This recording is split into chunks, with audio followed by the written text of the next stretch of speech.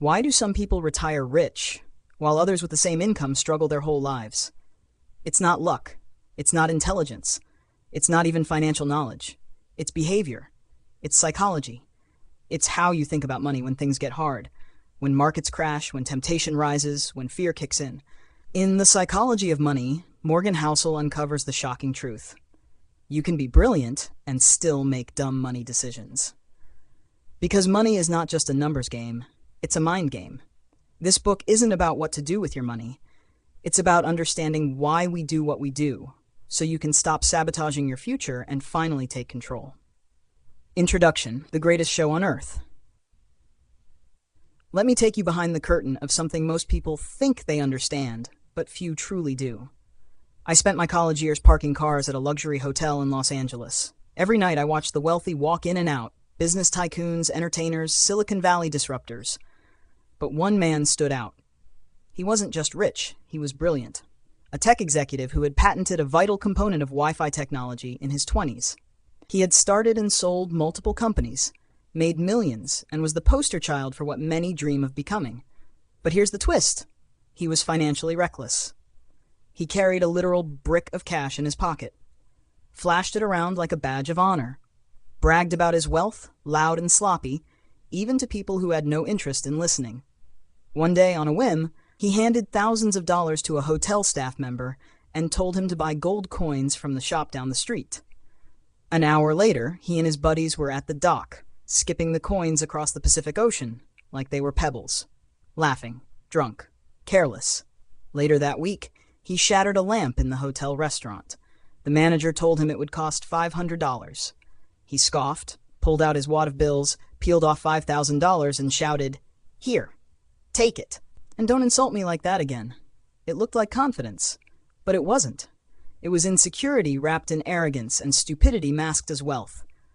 Years later, I found out he went broke. And this right here, is the heart of this book. Doing well with money isn't about being smart.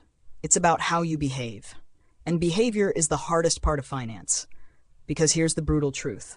A genius can ruin themselves financially by being impulsive, greedy, or insecure. And on the flip side, an ordinary person with patience, humility, and discipline can quietly build a fortune. Let me introduce you to Ronald James Reed. He wasn't a CEO. He wasn't an investor on Wall Street. He was a janitor from Vermont. Reed was the first in his family to graduate high school. He hitchhiked to school every day. He worked at a gas station for 25 years, then swept floors at JCPenney for another 17. He lived in the same small house for most of his life. His hobbies included chopping wood and fixing cars. When he passed away at 92, no one expected headlines. But then the world learned he was worth over $8 million. That's not a typo. He quietly left $2 million to his family and $6 million to his local library and hospital. People were stunned. How? The answer wasn't magic. He saved a little. He invested in blue-chip stocks. He waited for decades. That's it. Now contrast that with Richard Fuscone, a Harvard-educated Merrill Lynch executive, praised for his brilliance, listed in 40 Under 40, retired in his 40s to become a philanthropist. But during the 2008 financial crisis, he went bankrupt. His $90,000 a month mansion was foreclosed. His Palm Beach home was seized. "I currently have no income," he told a judge. He had all the tools, education, experience, connections, but he was crushed by overconfidence and leverage. So what separated these two men? It wasn't intelligence, it wasn't pedigree, it wasn't luck, it was behavior. Ronald Reed was patient, Richard Fuscone was greedy. And that's the lesson most people miss. In money, behavior, knowledge. Because unlike other fields, medicine, architecture, engineering, where expertise rules, money doesn't reward brilliance, it rewards discipline. No one expects a janitor to perform a heart transplant better than a Harvard surgeon. But in finance, that's exactly what happens. And it's why this book matters more now than ever. We live in a world obsessed with financial advice, stock tips, credit scores, budgeting apps, and market predictions. Yet most people still live paycheck to paycheck, still bury themselves in debt, still panic when markets drop, still chase get-rich-quick schemes. Why? Because money is not taught like it should be. We teach it like physics, formulas, graphs, calculators. But money is psychology, emotions, fears, dreams, identity. Knowing you should save doesn't mean you'll save. Knowing how markets work doesn't mean you won't sell in a panic. Knowing interest rates won't stop someone from maxing out a credit card when they feel inadequate or stressed. Two things affect everyone: health and money. But while healthcare has evolved through science, finance is still stuck in behavior. That's what this book is about. It's not a guide to investing formulas. It's not a blueprint to beating the market. It's a mirror.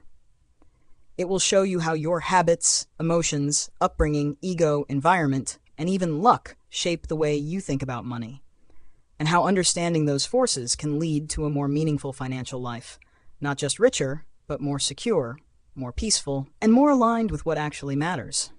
This isn't theory. This is real life. 20 short chapters, each one built on a powerful story. Each one designed to challenge what you think you know and inspire you to take control of your financial behavior before it takes control of you. Let's begin. Because whether you're 18 or 50, broke or building, this isn't just about money. It's about the psychology of everything that drives it. And it may just be the most important lesson you'll ever learn. Chapter 1. No One's Crazy, a story about why people do wild things with money. Let me take you back to a quiet evening in Los Angeles. A middle-aged man walks into a gas station. His hands are weathered, his jacket frayed, he earns just above minimum wage, works double shifts, and barely has enough left over to pay rent. But before he heads home, he buys a $10 scratch-off lottery ticket. Now pause. That single act might make you shake your head. You might think, he can't afford that. Why throw away $10 like that? But what if I told you? That man isn't crazy. In fact, what if I told you no one is? People do strange things with money. Emotional things, risky things, illogical things. And yet, behind every dollar spent, every investment, every debt, every scratch-off, there's a story. A reason that feels perfectly rational to the person doing it, even if it looks reckless to you. We don't see the same world. Money decisions are not made in spreadsheets. They're made in living rooms, at kitchen tables, in the middle of sleepless nights, and under the weight of childhood memories and grown-up fears. We're not playing the same game. We're not even on the same field. A young woman who grew up during the 2008 financial crash watched her parents lose their home. To her, the stock market isn't a vehicle for wealth. It's a snake pit. A man born into generational wealth sees risk as opportunity.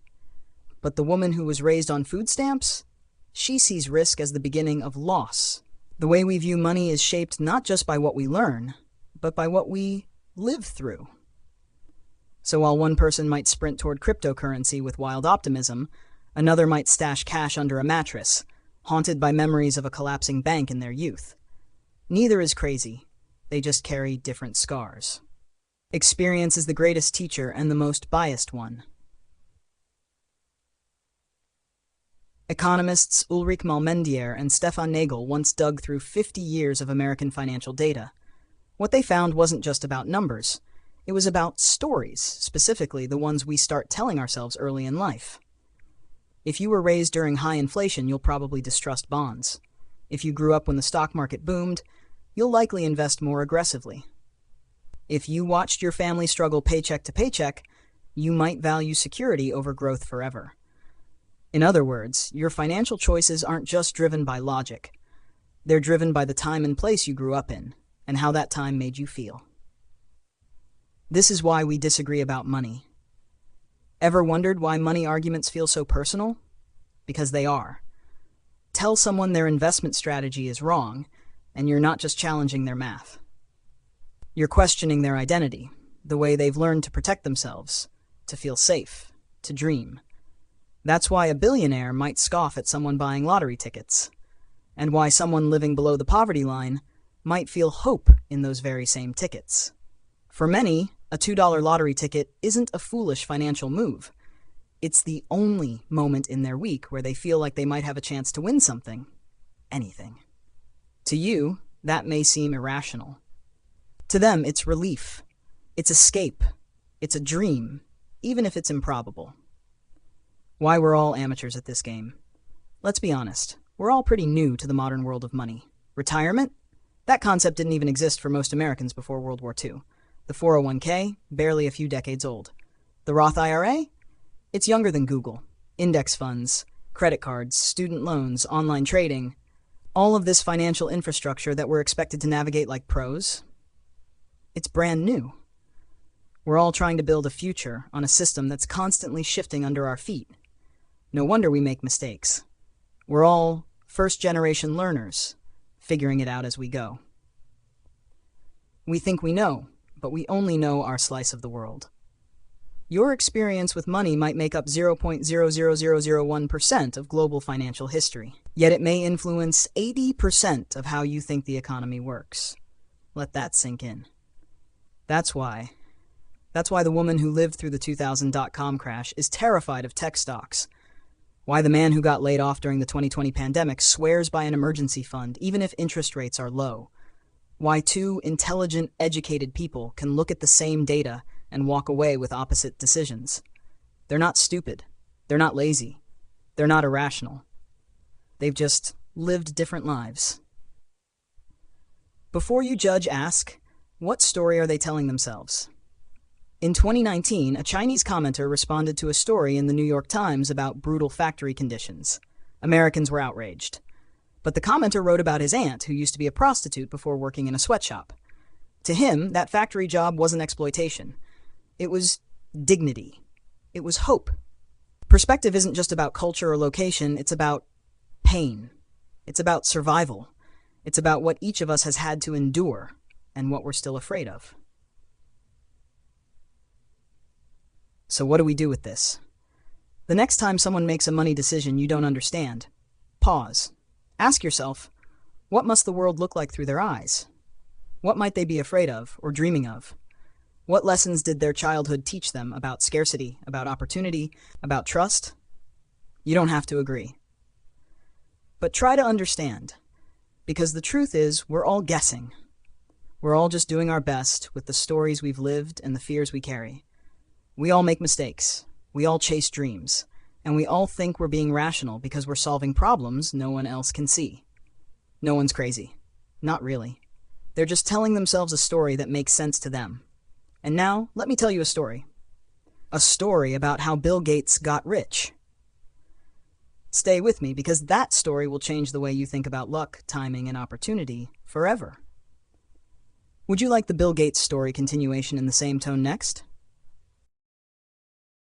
Chapter 2. Nothing is as good or as bad as it seems, a tale of two fates. 1. The hidden forces behind every success.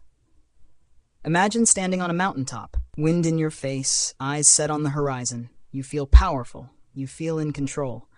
But what if I told you that no matter how sharp your vision is, there are winds you can't see, forces guiding your path beyond your control?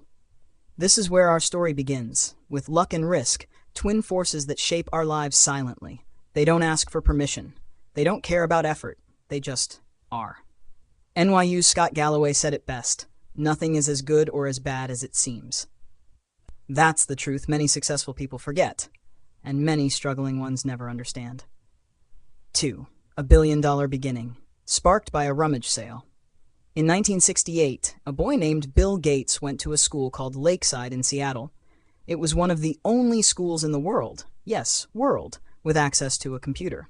Why? Because a retired WOWO2 pilot named Bill Dougal convinced the school's moms club to spend $3,000 from their annual rummage sale on a machine almost no one had even heard of. Do you feel that? That flicker of serendipity? Gates was just 13. Paul Allen, another curious kid, joined him. Together, they obsessed over this machine day and night, laying the foundations of what would become Microsoft. You can't ignore the sheer improbability of it. 303 million high schoolers worldwide. Only 300 went to Lakeside. One of them was Gates. That's 1 in a million odds. 1 in a million luck.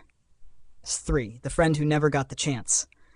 Now here's the part that grabs your throat and won't let go. Gates had another best friend, Kent Evans. Equally brilliant, equally ambitious. They even wrote programs together to fix the school's scheduling nightmare.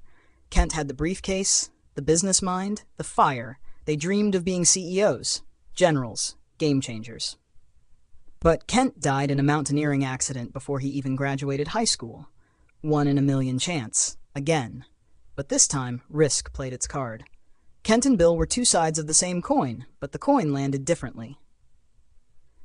A half 4. Why this should shake you. Do you see it now? Luck and risk are not opposites, they're siblings. They both whisper this truth. You're not fully in control, you never were. That's not a reason to panic. It's a reason to be humble.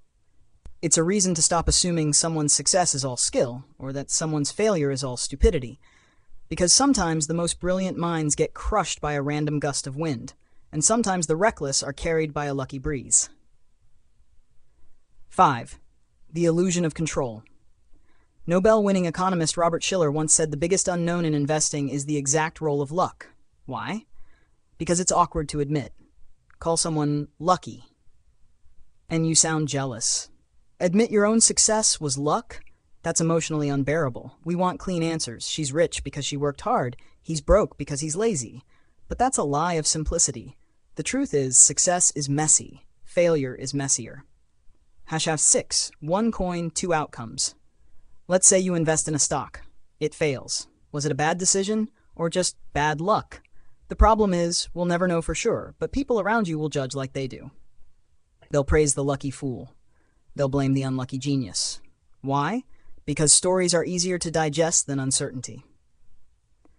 7. Boldness or recklessness. You won't know until it's over. Let's talk about Vanderbilt. He built railroads by breaking rules. Literally. You don't suppose you can run a railroad in accordance with the statutes of the state of New York, do you? He once said. Was that brilliance? Or criminal arrogance? If his empire had collapsed, we'd call him reckless. But it didn't. So we call him bold. Same actions, different outcomes. Just like Enron. Just like Geico. Just like you and me. 8. The invisible line between guts and foolishness. Benjamin Graham, the father of value investing, made a huge bet on Geico, a gamble that defied his own principles. It worked. He got rich. But even he asked, was it genius or just luck? The line is thin, often invisible, and only hindsight pretends to see it. Same for Zuckerberg turning down Yahoo's $1 offer. Genius? Sure. But what if Facebook flopped? Then we'd call him a fool. 9. The danger of drawing conclusions from extremes. Be careful who you admire, be careful who you scorn, because extreme stories, billionaires or bankrupts, are usually fueled by extreme levels of luck or risk, and those can't be copied. If you want real wisdom, look at broad patterns, not flashy headlines. Want a better life? Study what's common, not what's extreme. 10. Teach this to your children and yourself. When Gates gave a speech at his alma mater, he said, if there had been no Lakeside, there would have been no Microsoft. That's humility. That's respect for luck. And he understood the other side of it, Kent's side. In a letter to his son, the author wrote, realize that not all success is due to hard work, and not all poverty is due to laziness. Remember that when judging others, and remember it when judging yourself. 11. Why this lesson could save your financial life. When things are going well, you're not invincible. And when life punches you in the gut, don't give up. You may have just landed on the wrong side of risk. The trick, stay in the game. Don't let one loss wipe you out. Don't let one win make you blind. Because ultimately, nothing is as good or as bad as it seems. Chapter 3. Never enough. When rich people do crazy things. Let me tell you a story. Not just any story. This one has billionaires, ambition, greed, and the kind of quiet truth that can either save your future or destroy everything you've worked for. At a lavish party on Shelter Island, author Kurt Vonnegut turns to his friend Joseph Heller, the man behind Catch-22, and says, the host of this party, a hedge fund manager, made more money yesterday than you've made in your entire career. Heller smiles. His answer is short, disarming, and profound. Yes, but I have something he will never have. Enough. That one word, enough, feels like lightning in the brain. It forces us to confront something many people spend their whole lives avoiding. When does more stop adding value and start becoming dangerous? The hidden disease of never having enough. We live in a culture obsessed with more. More money, more followers, more influence. But more is a moving target. And without a clear line of enough, we risk crossing into a territory where logic fades and madness takes the wheel. Let's go beyond philosophy. Let's talk about two real people, both of them rich beyond imagination, who risked it all for just a little more. The rise and fall of Rajat Gupta, the boy who reached the top. Rajat Gupta started life in Kolkata, India, orphaned young, born into poverty. If life were a baseball game, most people start on first or second base. Gupta couldn't even see the stadium lights. And yet, he fought. He studied. He climbed. By his 40s, he became the CEO of McKinsey & Company, the world's most powerful consulting firm. By 2008, he was worth $100 million.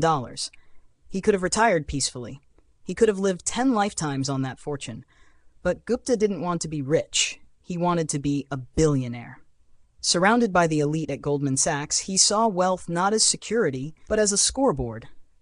Then came the moment that changed everything. In 2008, Warren Buffett was about to invest $5 billion into Goldman Sachs during the financial crisis.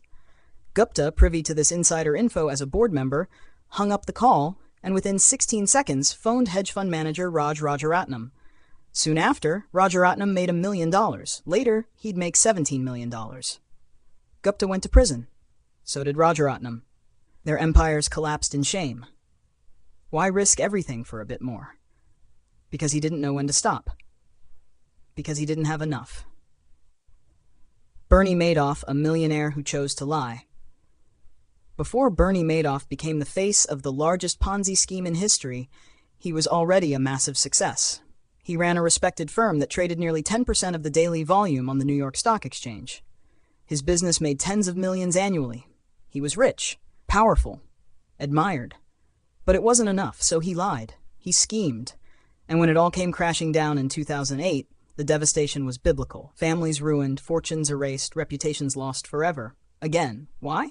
Because he let greed point his logic. He didn't know when to say stop. The madness of risking everything for more. Here's what you must understand. Gupta and Madoff weren't poor men trying to survive. They were rich men gambling their lives, names, and legacies for more that they didn't need. And this isn't just about criminals. It happens in legal boardrooms and behind clean desks too. Take long-term capital management, a hedge fund run by Nobel Prize-winning geniuses. They were already swimming in money, their own millions tied into their trades. But they got greedy. They took on massive risk. And in 1998, during one of the strongest economies in history, they lost everything.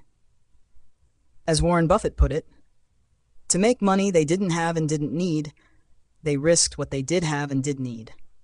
And that's foolish. Foolish and tragically common, the quiet power of contentment. Here's the gut punch. Most people reading this, maybe you, will at some point in life earn enough to live well, to travel, to own a home, to provide for your family, to save, and even to give back. But when you don't define your enough, you start playing a game you can't win. You start comparing. You start chasing. And eventually, you may risk everything for a prize that will never satisfy. The urgent lesson. In a world shouting more, the bravest word is enough. Because enough isn't about settling. It's about sanity. It's about freedom from the trap of endless comparison. It's about protecting your wealth, your values, your future, and your peace of mind. Let their stories be your warning. Let that one word be your shield against a life of empty chasing. Because if you don't know what enough looks like, you'll never see the edge until it's too late. Part 1. Illusion of More, Why the Goalpost Never Stops Moving, inspired by The Psychology of Money by Morgan Housel. Let me tell you a story. In the heart of Silicon Valley, a young entrepreneur, let's call him Ethan, sold his first startup at the age of 27. Overnight, he became a millionaire. Not just rich, headline-making rich. Friends celebrated him, strangers admired him, but Ethan wasn't satisfied. He upgraded his car, then his house, then his yacht. But the satisfaction he imagined, that deep, calming, I've made it moment, never came. Instead, he started comparing himself not to his friends from college, but to billionaires, to tech titans. Every time he moved one step ahead, the goalpost moved 2 steps further. The silent trap we all fall into. Here's the dangerous part. Our expectations rise with our results. And when that happens, no matter how much you earn, accomplish, or gain, it never feels like enough. Think about your own life. Have you ever told yourself, If I could just get that raise. If I could just move into that neighborhood. If I could just afford that car. And when you did, how long did the joy last? A week? A month? Then the itch returns. Because modern life and the endless scroll of social media shows us someone who always has more. And when the taste of more outpaces your sense of satisfaction, you enter a race that has no finish line. The dangerous illusion of the moving goalpost. Imagine this. You're running a race. You've trained for months. You sprint your heart out, and just as you're about to cross the finish line, it moves. Now you have to run again. Harder. Faster. And every time you near it, the line moves farther. This is what life becomes when you don't define enough.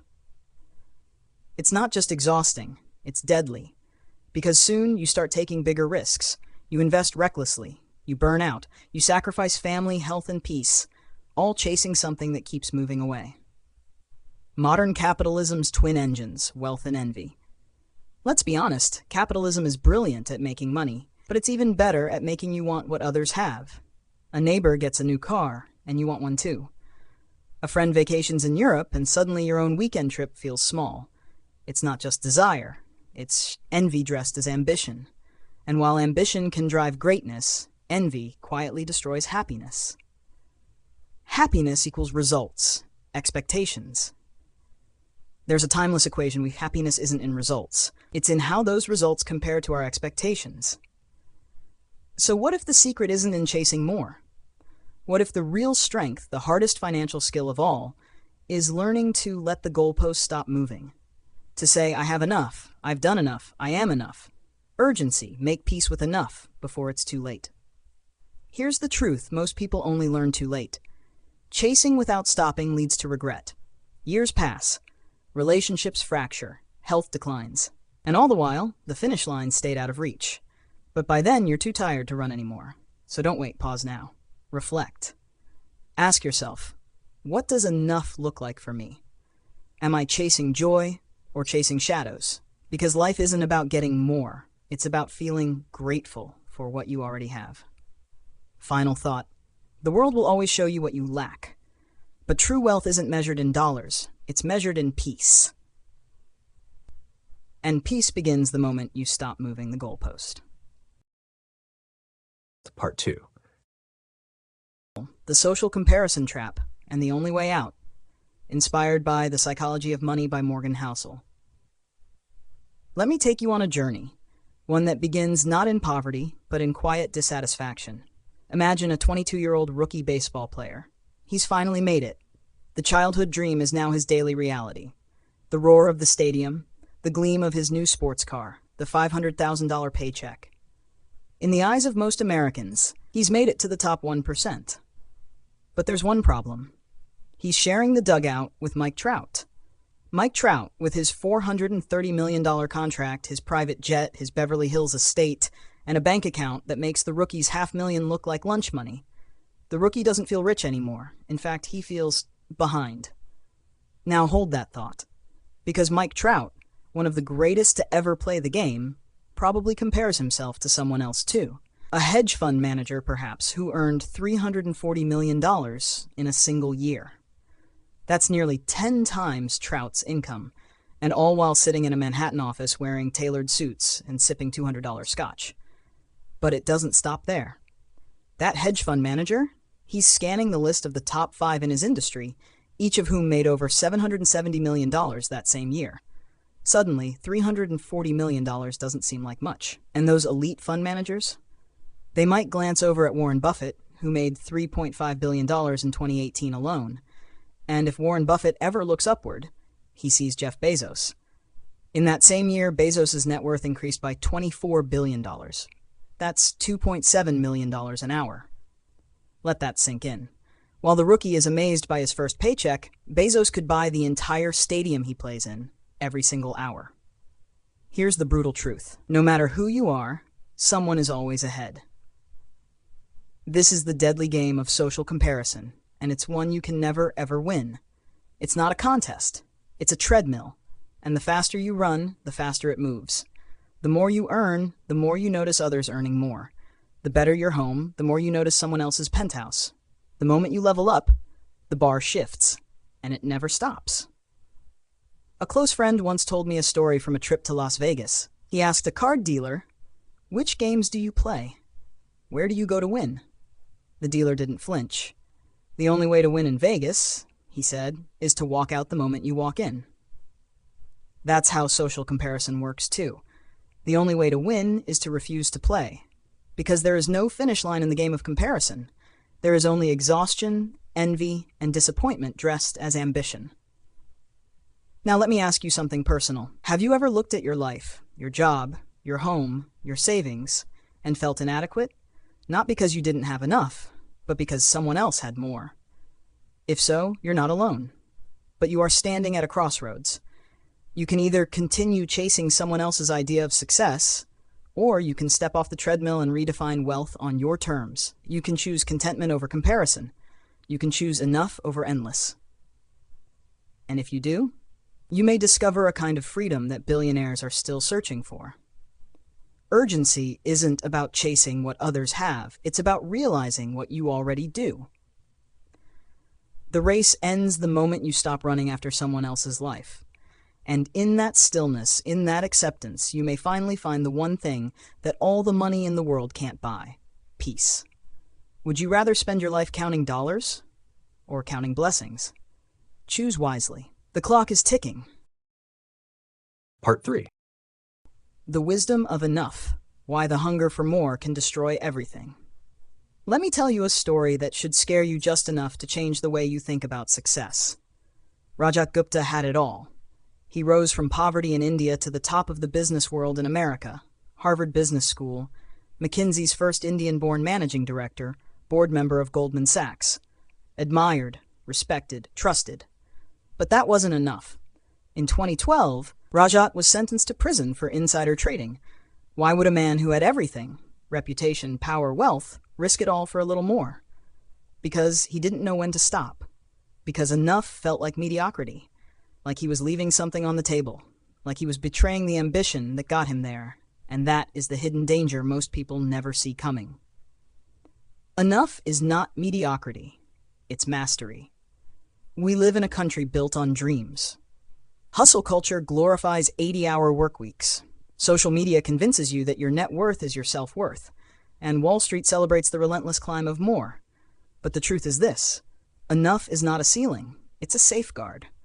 Because the moment your ambition becomes endless, so does your vulnerability. You over-leverage. You burn out. You chase shortcuts. You justify bad decisions. Ask yourself this: what's the real cost of chasing more? Because the tragedy isn't always in scandal and prison like Rajat or Bernie Madoff. Sometimes it's quieter. A missed birthday, a heart attack at 52, a marriage that slipped through your fingers while you were watching the stock ticker, a soul so focused on the next win, it forgot to feel the joy of the last one. More is a game with no finish line. Imagine eating the best meal of your life. Now imagine eating until you vomit. That's what happens when your hunger for success never ends. You trade satisfaction for sickness. You keep playing a game where the rules change just as you win. Because here's the cruel truth: the goalpost will always move. Today it's a 6-figure income. Tomorrow it's a 7-figure portfolio. Then it's a yacht. Then it's a private island. Then it's legacy, power, immortality. Until eventually you lose track of why you started. You win when you can walk away. Let me be clear. Ambition isn't bad, but ambition without brakes is a loaded gun with the safety off. Enough doesn't mean you stop dreaming. It means you stop gambling your peace for another dollar you don't need. It means you build a life where you're rich in freedom, not just in figures. So here's the urgent question: what is your enough? If you don't know, you're running a race with no finish line, and someday you'll collapse. A final word. You won't hear this in motivational speeches. It won't go viral on Instagram. But it's the truth you need. The most dangerous pursuit in life is the one that never ends. So pause. Look around. Measure your wealth not just by what you have, but by what you no longer crave. In a world screaming for more, choosing enough is the most radical, liberating act of all. And if you don't choose it now, the world will choose your breaking point for you. Because enough isn't weakness. It's wisdom, it's strength, it's freedom. Choose wisely. While you still can. Part 4. The line you must never cross. Let me tell you a story. Rajat Gupta had everything a person could dream of. A brilliant immigrant who rose from poverty in India to become the head of McKinsey & Company, one of the most prestigious consulting firms in the world. He sat on the boards of Goldman Sachs and Procter & Gamble. He was admired, respected, powerful, and then he risked it all. For what? A single phone call, a tip to a friend, a whisper that turned into an echo through federal wiretaps. And just like that, the man who once advised presidents and billionaires walked through the gates of a federal prison. After his release, Gupta told the New York Times something chilling. Don't get too attached to anything. Your reputation, your accomplishments. I think about it now. What does it matter? At first, it might sound like Zen wisdom, but dig deeper and you'll feel it. A man trying to make peace with a loss that haunts him. He wanted his reputation back. Who wouldn't? But it was gone, forever. Here's the uncomfortable truth. There are things in life that once broken may never be repaired, no matter how brilliant, wealthy, or well-connected you are. Reputation, freedom, the trust of those who love you, your peace of mind, your sense of self-worth, your time with family, your name. These are not investments. They are not chips you put on the table in hopes of a bigger pot. They are sacred. And some risks, no matter how golden they look, are simply never worth it. In a world obsessed with more money, more status, more followers, more everything, it takes extraordinary wisdom to know when to stop. To say, this is enough. To walk away not out of fear, but out of clarity.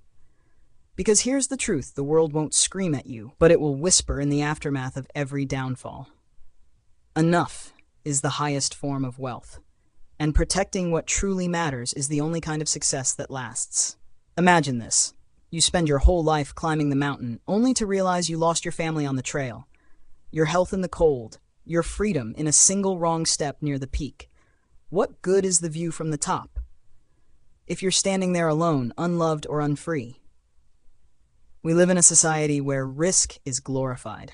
Entrepreneurs, gamblers, influencers, traders, all celebrated for betting big. But there's a difference between boldness and blindness, between courage and recklessness, between building a fortune and burying your future. The most powerful people in the world aren't the ones who risk everything to get ahead. They are the ones who know what they can never afford to lose. So ask yourself, what is truly invaluable in your life? What would break you if you lost it? And are you risking it even unknowingly? Because if you are, stop, right now. That line once crossed can become a cliff. The good news, you don't need to risk your peace to build enough. The next chapter will show you how. Not with reckless bets, but with wisdom, discipline, and the quiet, unshakable power of knowing you already have more than enough. And that is everything. Chapter 4. The Ice Age Secret to Building Lasting Wealth. What frozen continents teach us about growing your money, slowly, steadily, and powerfully. Imagine a time when New York was buried beneath a mile of ice. Not a movie, not a sci-fi daydream, but a real chapter in Earth's history. It wasn't caused by an asteroid or a volcanic inferno. It began with something almost laughably small, a slightly cooler summer. 1 year. One subtle change. One thin layer of snow that didn't melt. No one noticed. But then, that snow layer made it easier for the next winter's snowfall to stick. And the cycle began. Snow builds upon snow. Reflection cools the air. Colder air means more snow. More snow means less sunlight absorbed. And then, faster than anyone thought possible, entire continents were frozen. A whisper of cold became an avalanche of transformation. Now pause and ask yourself this. What if wealth worked the same way? What if your first $100 that quietly grew, uncelebrated and unnoticed, was the foundation for an unstoppable financial glacier? Let's zoom out. Earth's most powerful force, time plus compounding. For centuries, scientists argued over what could freeze an entire planet. Was it mountains, volcanoes, some dramatic cataclysm? It wasn't. It was time. And compounding. The Earth didn't need sudden disasters to freeze solid. It needed a consistent chain reaction. Snow that stayed. That's simple. Now think about investing. We obsess over hot stock tips, big wins, crypto surges. But the truth? Wealth rarely arrives like an earthquake. it arrives like an ice age. You don't need to hit it big. You need your snow, your small investments, your savings, your decisions to stick. That $50 you set aside this week, that automatic investment into an index fund, that budget you finally committed to, those are your cold summers. They don't feel thrilling today, but they lay the groundwork for something immense. The brain doesn't trust the slow burn. Here's the emotional trap. Humans hate waiting for results. We evolved to react to immediate danger and reward. But the most powerful forces in the world, from glaciers to fortunes, don't scream. They whisper. Then they roar. The danger isn't that you fail. It's that you quit too soon to see the miracle unfold. Imagine this. If you invested $5 a day, less than your coffee, and let it compound at a modest 10% annually, in 40 years, you'd have over $800,000. No big win. No miracle. Just snow that stuck. The urgency you can't ignore. Here's the fear factor. The earlier you start, the more time you give compounding to work. Wait too long, and it's like melting your snowpack every summer. You reset the cycle. You don't get many fresh starts. Start now, and the snow builds. Wait, and you lose the momentum.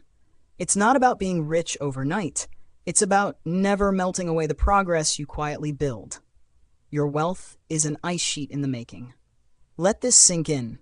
Earth's ice ages didn't begin with catastrophe.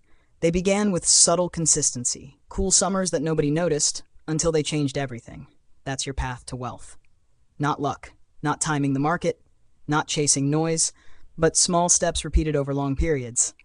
Money is just the visible result of invisible habits. And compounding?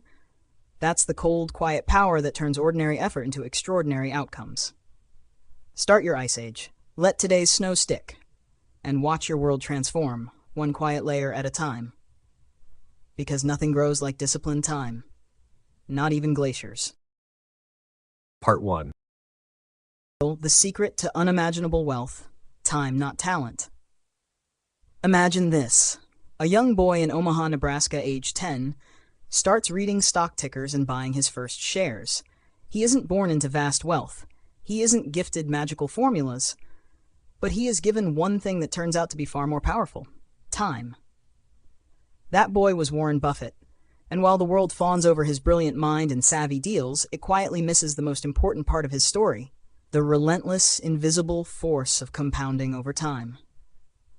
It's not a sexy headline, doesn't make for a thrilling Netflix biopic, but it's the truth. Now let me show you something terrifying and inspiring all at once. Today, Warren Buffett's net worth is approximately $84.5 billion. Astounding, right? But here's what no one tells you. $84.2 billion of that came after his 50th birthday. And $81.5 billion was earned after he turned 65. Let that sink in. Most people begin to slow down around 50. Buffett was just warming up. He didn't sprint. He didn't get lucky in a game of roulette. He played the slow, boring, brutal game of long-term investing. And he played it for longer than anyone else had the patience to. Hash the Buffett paradox. Let's do a thought experiment. What if Warren Buffett had been normal? What if he didn't start investing at age 10? What if he started at 30, like many of us do, after finding his career path, paying off student loans, and finally catching his breath?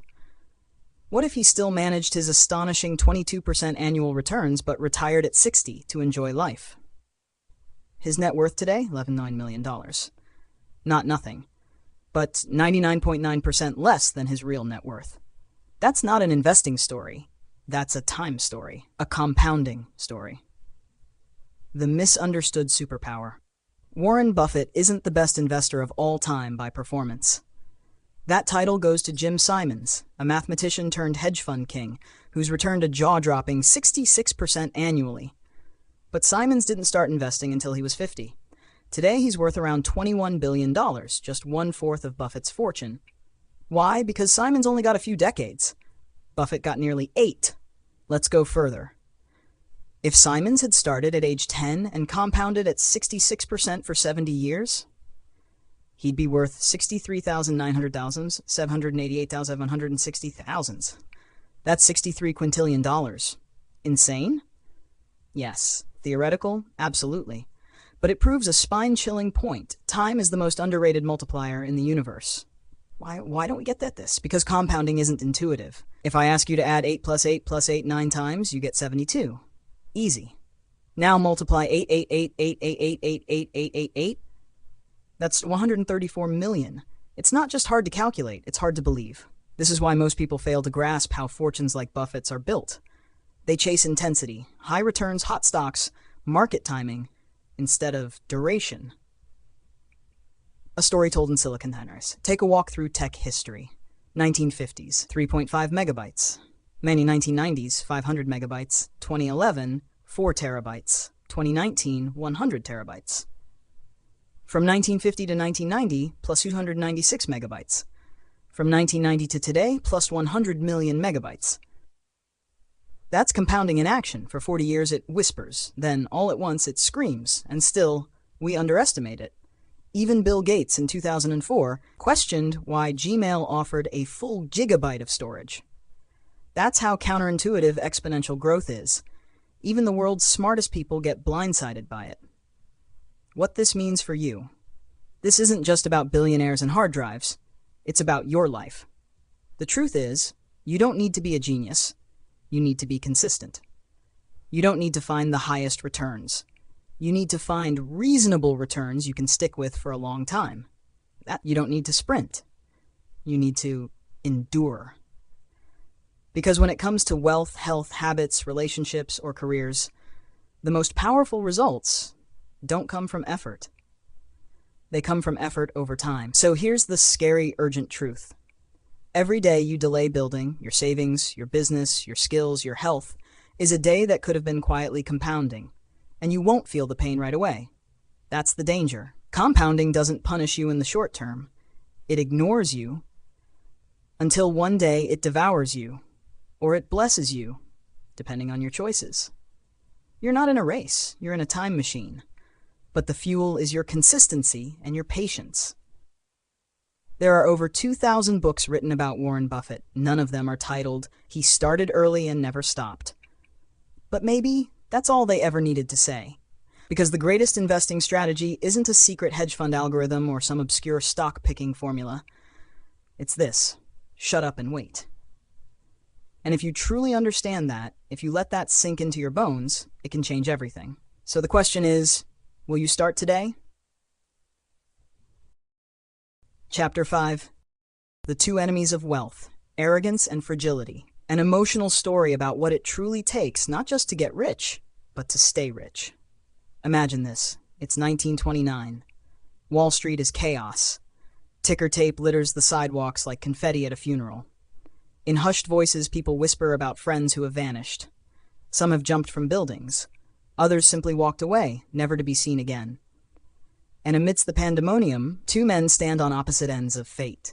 One is Jesse Livermore, a man whose brain danced with markets like Fred Astaire with a spotlight. The other, Abraham Germansky, a real estate tycoon with dreams as tall as the buildings he built. Both rich, both powerful, both seemingly untouchable. But here's the twist. Only one walked away from that storm with his fortune intact. And even he didn't keep it for long. The seduction of winning Jesse Livermore was a market genius. He didn't just play the stock market, he hunted it. And in October 1929, when the world crumbled, he struck gold. While millions watched their life savings vanish, Jesse made what today would be over $3 billion in a single day. His family, bracing for ruin, wept when he walked through the door. But Jesse, he smiled. They weren't ruined. They were richer than ever. It was the high point of his life, and the beginning of his downfall, because getting rich made Jesse feel invincible. The money whispered sweet lies in his ear.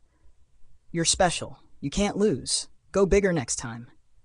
So he did, until he lost it all. And by 1933, Jesse Livermore, the man who once danced on the ashes of a collapsed market, was broke, missing, and eventually gone, the quiet collapse. Then there was Abraham Germansky. He wasn't flashy like Jesse. He built his fortune brick by brick, selling and leasing buildings across New York. But he made the same mistake everyone else did in the Roaring '20s. He confused a rising market with personal genius. And when the market crashed, so did he. One morning, he walked toward the New York Stock Exchange, silently shredding ticker tape like someone erasing a life he could no longer recognize. That was the last time anyone saw him.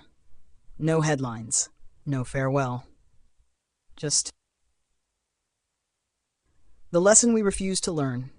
Here's what most books and gurus won't tell you.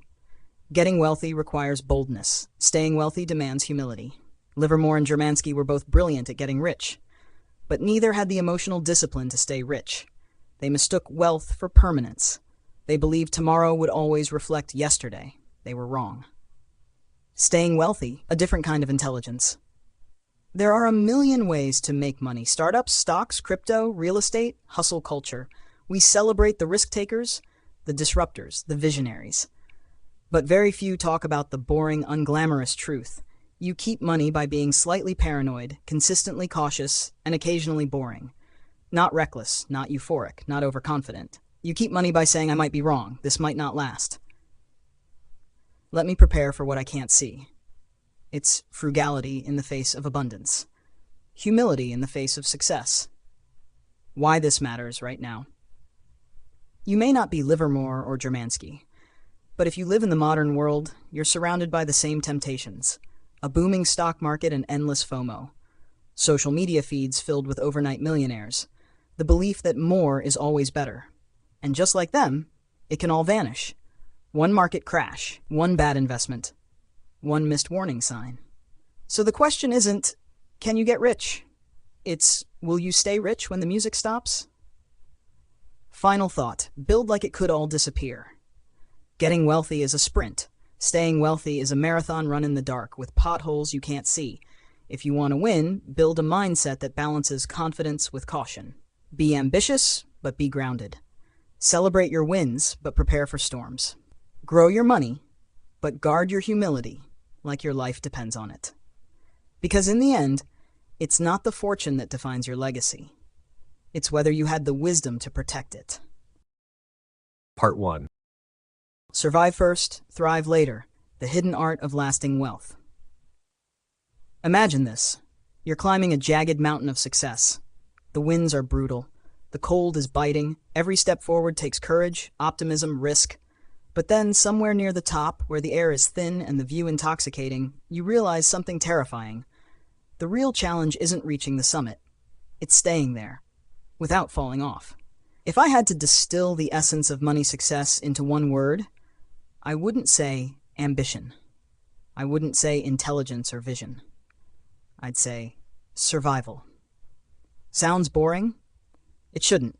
Because in a world where 40% of companies that once soared to the stock exchange eventually crash and burn, where even the wealthiest families fall from grace within decades, survival is the most underrated superpower you can possess, the graveyard of greatness. Let me tell you about a quiet truth no one likes to discuss. Every 10 years, 20% of the richest Americans vanish from the Forbes 400. Not because they died, not because they generously passed their fortune on, but because they lost it. Some bet too big. Some got caught in scandals. Some believed their own hype. Some forgot how cruel capitalism can be.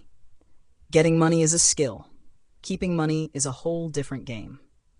Getting rich takes courage, boldness, risk. Staying rich, that takes humility, fear, and paranoia. Yes, paranoia. The kind that keeps you awake at night wondering what could go wrong. The kind that whispers, don't get comfortable, you're never bulletproof. The billionaire who feared the fall.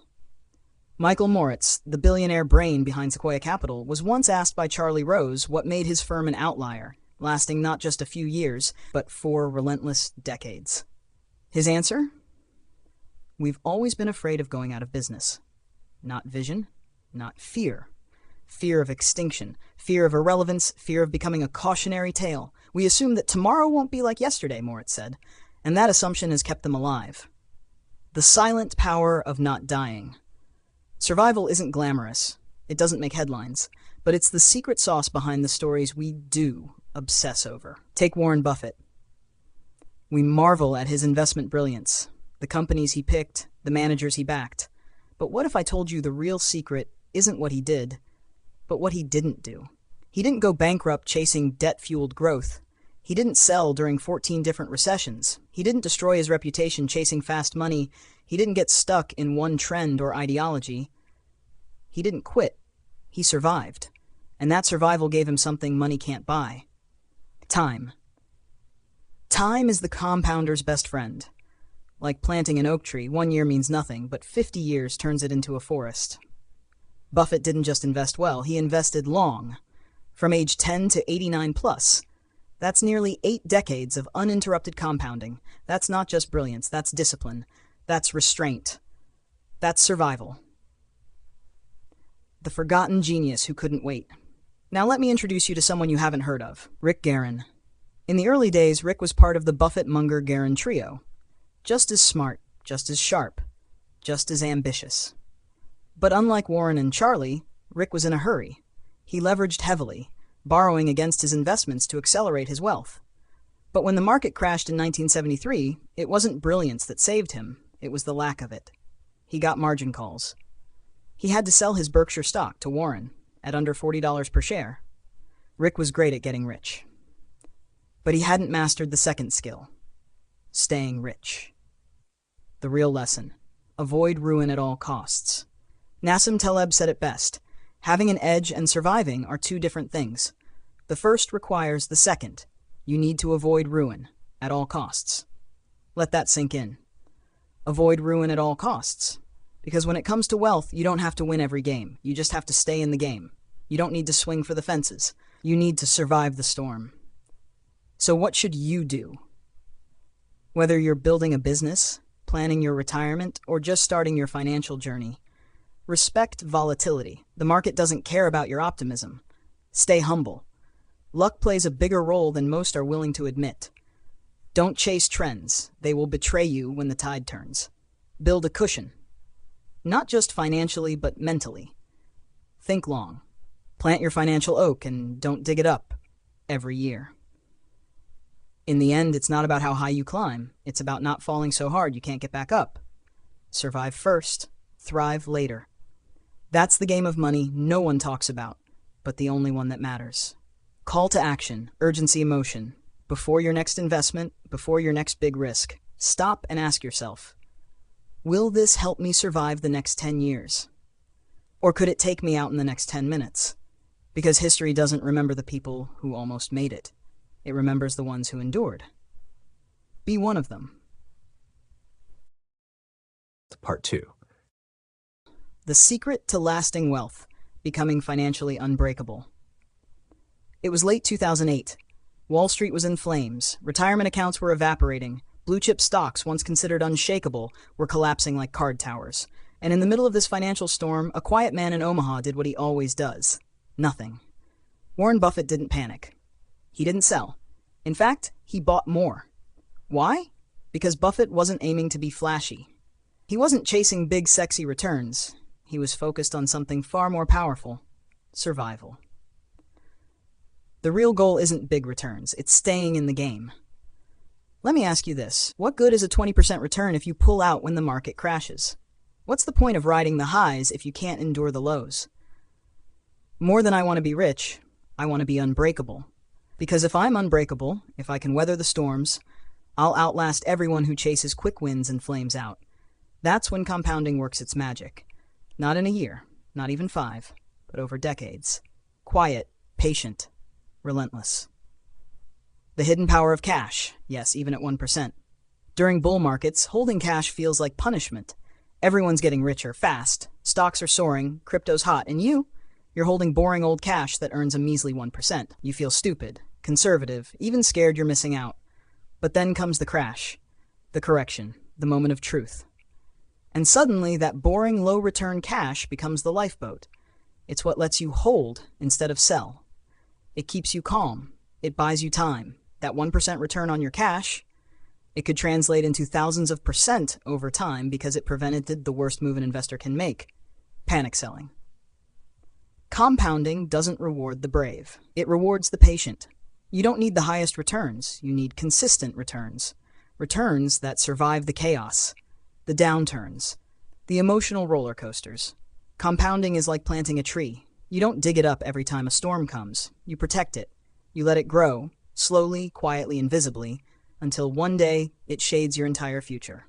A word of urgency right now. Someone out there is taking a massive risk to get ahead fast. They'll look brilliant for a moment, maybe even richer than you next year. But will they last? That's the question that separates the truly wealthy from the temporarily lucky. So build your finances like you'd build a fortress, not a rocket. Rockets explode, fortresses stand. Be financially unbreakable, because if you can survive, you will thrive. And if you can thrive for long enough, you'll win. Part 3. Let me tell you a story, not about a stock or a market crash, but about the single most dangerous illusion in personal finance, the belief that your plan will go as planned. In the fall of 2000, a 35-year-old couple sat across the desk from their financial advisor. They had a spreadsheet, a 30-year retirement projection, a dream of a beach house in Florida. They'd modeled a 7% annual return. It was airtight, until it wasn't. 1 year later, the dot-com bubble popped. Then came 9/11. Then a recession. They weren't just off plan, they were off track, off balance, and out of breath. That's the thing. Every plan looks perfect in Excel. Life doesn't care. You plan, God laughs. Think about it. In 2001, nobody planned for 2 planes to erase the skyline and ignite 2 decades of war. In 2008, no one saw a housing bubble destroying 10 million homes and nearly 9 million jobs. By 2020, a virus nobody could pronounce brought the planet to a standstill. And yet, in between all that chaos, markets hit record highs. Fortunes were made and lost. The world didn't stop spinning, it just spun in directions no one predicted. This is the ultimate paradox of planning.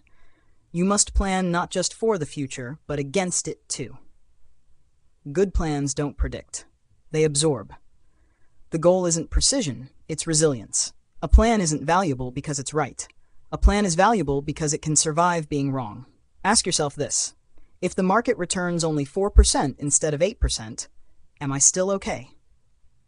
If my income drops for a year, do I have the cushion to breathe? If nothing goes right, do I still survive? That breathing room, that's your margin of safety. It's not just a spreadsheet line, it's peace of mind in a world that loves chaos. Margin of safety, your secret weapon. Most bets don't fail because they were dumb.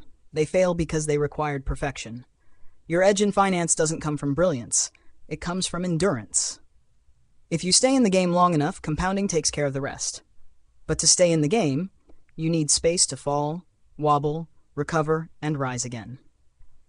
And that's what a true plan builds in. Room for mistakes, space for emotion, time for healing, and protection from the storms you can't yet see. Urgency. You need to rethink your plan. Now, if your plan relies on everything going right, on 8% returns, on perfect health, on uninterrupted income, it's not a plan.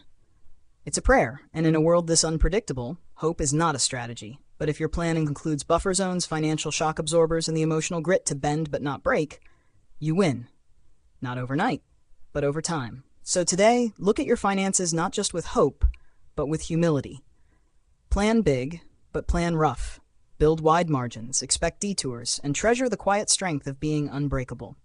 Because when the next curveball comes, and it will come, you won't just survive, you'll stay in the game long enough to win. Your plan doesn't need to be perfect. It needs to be durable. Financial success isn't built on precision, it's built on preparation. Plan for the plan to fail, and you might just build something that lasts. Part 4. The barbell mindset, how to be boldly optimistic and deeply paranoid at the same time. Imagine this. You're walking a tightrope high above a city skyline. Below you, chaos, cars honking, people yelling, wind gusting. Above you, a clear blue sky. The view is breathtaking. The future looks bright. But one misstep, and it's over. This is what navigating life, money, and success really feels like. And it's exactly why you must be what I call barbelled, equal parts dreamer, and doomsday prepper. Because here's the truth no one wants to say out loud. The path to success is littered with landmines. The optimist in you sees the horizon. Let's be honest. If you don't believe in tomorrow, you won't take a single meaningful step today. Optimism isn't blind hope. It's a data-backed belief that over time, things tend to improve. Technology advances. Standards of living rise. Opportunities multiply. But here's the part that no motivational poster tells you. The paranoia keeps you alive. Optimism alone is dangerous. If you only see the upside, you'll walk right into the fire. You need short-term paranoia to protect your long-term potential. The stock market gained tens of thousands of percentage points over 170 years, but in that same time, America experienced 9 wars, 4 presidential assassinations, 33 recessions, a flu pandemic that killed more Americans than any war, 12 stock crashes where people lost a third of their wealth or more. At any given moment, it felt like the world was ending, and yet we kept climbing. That's the paradox of life. Progress is often camouflaged as destruction. Growth looks like breakdown. Think of the human brain. At age 2, a toddler has more synapses than at any other point in life, but by age 20, they've lost half of them. Sounds terrifying, right? But that's how intelligence forms. The brain prunes what's unnecessary so the useful can thrive. Progress requires destruction. Economies, careers, relationships, they follow the same brutal logic. If you looked inside your child's brain and saw daily loss, you'd panic. But that's nature's way. That's evolution. Balance the barbell. To survive and thrive, you need to carry 2 mental weights at once. On one side, a hopeful heart that believes in long-term growth. On the other, a defensive mind that prepares for chaos tomorrow. This balance is uncomfortable. It takes effort, but it's the only way to make it. Jesse Livermore learned too late. He made millions by age 30, one of the greatest stock traders of all time, and then he lost it all. Why? Because he believed good times would stay. He got complacent. He lost his paranoia. He said no price is too high for a speculator to pay to learn that which will keep him from getting the swelled head. Arrogance, he said, is an expensive disease. He paid with everything. The takeaway. The future is bright, but it's also ruthless. To reach it, you must plan like disaster is around the corner while believing that greatness is on the horizon. That's the barbell mindset. The winners of the next decade won't be the loudest or the luckiest. They'll be the ones who stayed standing while others got swept away. So ask yourself, are you optimistic enough to dream, but paranoid enough to survive? Because survival isn't just about grit. It's about mental balance. The ability to hope while never letting your guard down. And in the end, that may be the most powerful investment you'll ever make. Chapter 6. Tails. You win. The astonishing power of being wrong most of the time. Imagine being wrong 99% of the time. Failing project after project, getting it mostly wrong, almost always. Now imagine that, despite all of that, you still walk away with generational wealth, legendary status, and your name etched into the pages of history. Sounds impossible? Let me tell you a story.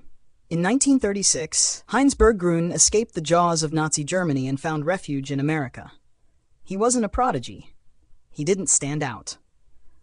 Just another quiet student wandering the halls of UC Berkeley, studying literature, unsure of what tomorrow would bring. Fast forward a few decades. By the 1990s, that same unremarkable man had become one of the greatest art collectors the world had ever seen. In 2000, he sold part of his private art collection, Picasso's, Braque's, Klee's, and Matisse's, to the German government for over €100 million. But here's the kicker. The true value of his collection? North of $1 billion. Yes, billion, with a B. So what happened? Was he a genius? Was he lucky? Was it divine timing? The answer might surprise you. He played the odds. According to Horizon Research, great investors bought vast quantities of art. A subset turned out to be great investments. Portfolio returns converged on the best elements. That's all that happens. Let that sink in. He didn't need to be right every time.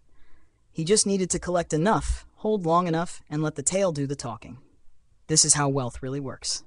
In finance, in entrepreneurship, in life, the long tail dominates. One blockbuster product, one viral video, one home run investment, one Picasso in a pile of prints. It's not just possible to be wrong most of the time. It's normal. But when we don't expect that, we overreact to failure. We panic. We give up too early. We forget that success often hides behind a mountain of failed attempts. This is your wake-up call. If you're in your 20s, 30s, or 40s living in America, the stakes have never been higher.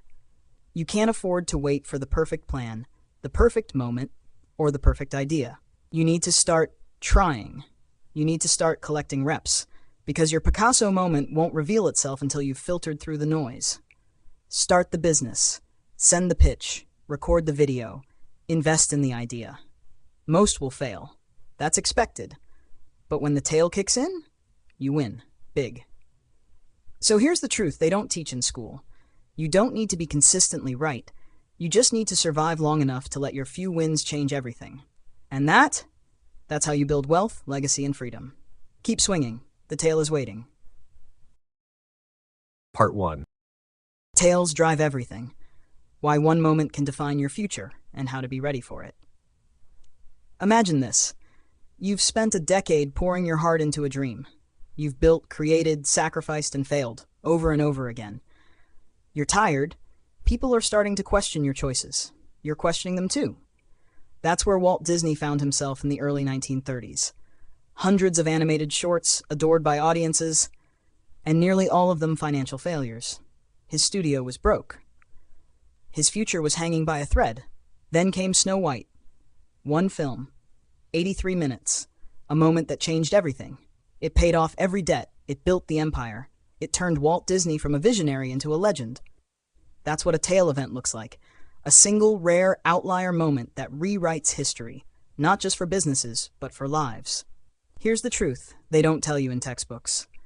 Most of the time you'll feel like you're losing, like you're stuck, like your work isn't working. But success, the kind that defines you, isn't linear. It's exponential. It doesn't trickle in evenly over time. It comes in spikes, in tail events. In venture capital, 65% of investments lose money. Just 0.5% deliver 50x returns. That 0.5% doesn't just make up for the rest. It makes the whole game worth playing. And you might think, well, I don't invest in startups. I invest in safe, public companies. Think again. From 1980 to today, 40% of public companies in the Russell 3000 index lost 70% or more of their value and never recovered. But the entire 73-fold increase of that index, it came from just 7% of companies. 7%. That's Microsoft, Walmart, Apple, Amazon. And within those titans, the real value came from even narrower wins, tail products like the iPhone, Prime, and AWS. Each one a billion-dollar swing built on a graveyard of failed ideas. Want to be extraordinary? Then you need to understand this. Most of what you try won't work. Most of what you build won't last. Most days will feel average, but when that rare opportunity hits, when everyone around you panics or doubts, SASP, how you act in that moment will determine everything. It's not about being perfect, it's about being present and patient. The real power of compounding. Let me introduce you to 3 people. Sue invests $1 every month from 1900 to 2019, no matter what. Jim invests only when the economy isn't in recession. Tom hesitates. He pulls out when a recession hits and waits 6 months after it ends to reinvest. After more than a century of investing, Sue ends with $435,551. Jim, $257,386. Tom, $234,476. Sue didn't chase the perfect stock or time the market. She just kept her cool. She showed up. She stayed in. She let the tail do its work. The genius of staying average, when others go crazy. Napoleon once said a military genius is the man who can do the average thing when all those around him are going crazy. The same is true in investing. And in life. Your biggest wins will come not from brilliance, but from composure. Most people panic during tail moments. The 2008 crash, the COVID plunge, the tech bust. They sell, they hide, they wait. But if you stay calm, if you act average during chaos, you capture the upside. Because everything great, everything legendary, everything worth building is built during those rare defining moments. Here's the urgent part. Your Snow White moment is coming. It may look like a crisis, it may feel like failure, it will almost certainly arrive when you least expect it. And the only thing that will matter then? Will you have the courage to stay in the game when the world is screaming at you to quit? Success doesn't come from getting everything right. It comes from getting one thing incredibly right and not blowing it when it counts. So invest, build, and when the chaos hits, be ready, stay steady. That's when the magic happens. Part 2. Tails drive everything. Why your failures might be leading you to fortune. We're taught to chase perfection. to avoid mistakes, to be right always. But in business, in investing, in life, perfection is a myth.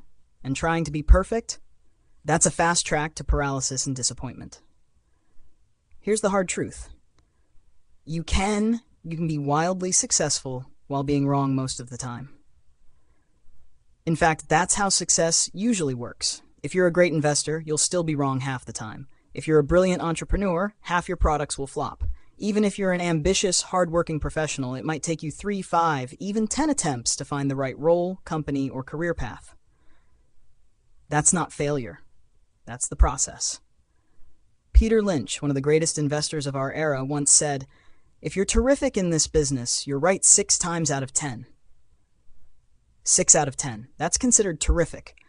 This isn't like flying a plane, where one mistake can mean catastrophe.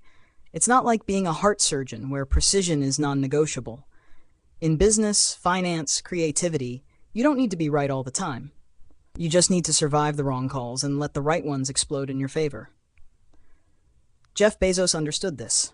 When Amazon's Fire Phone tanked, costing millions, he didn't apologize. He shrugged. "If you think that's a big failure," he said, "we're working on much bigger failures right now." Why? Because one big win, like AWS, can cover 1,000 misfires. That's how the game is played.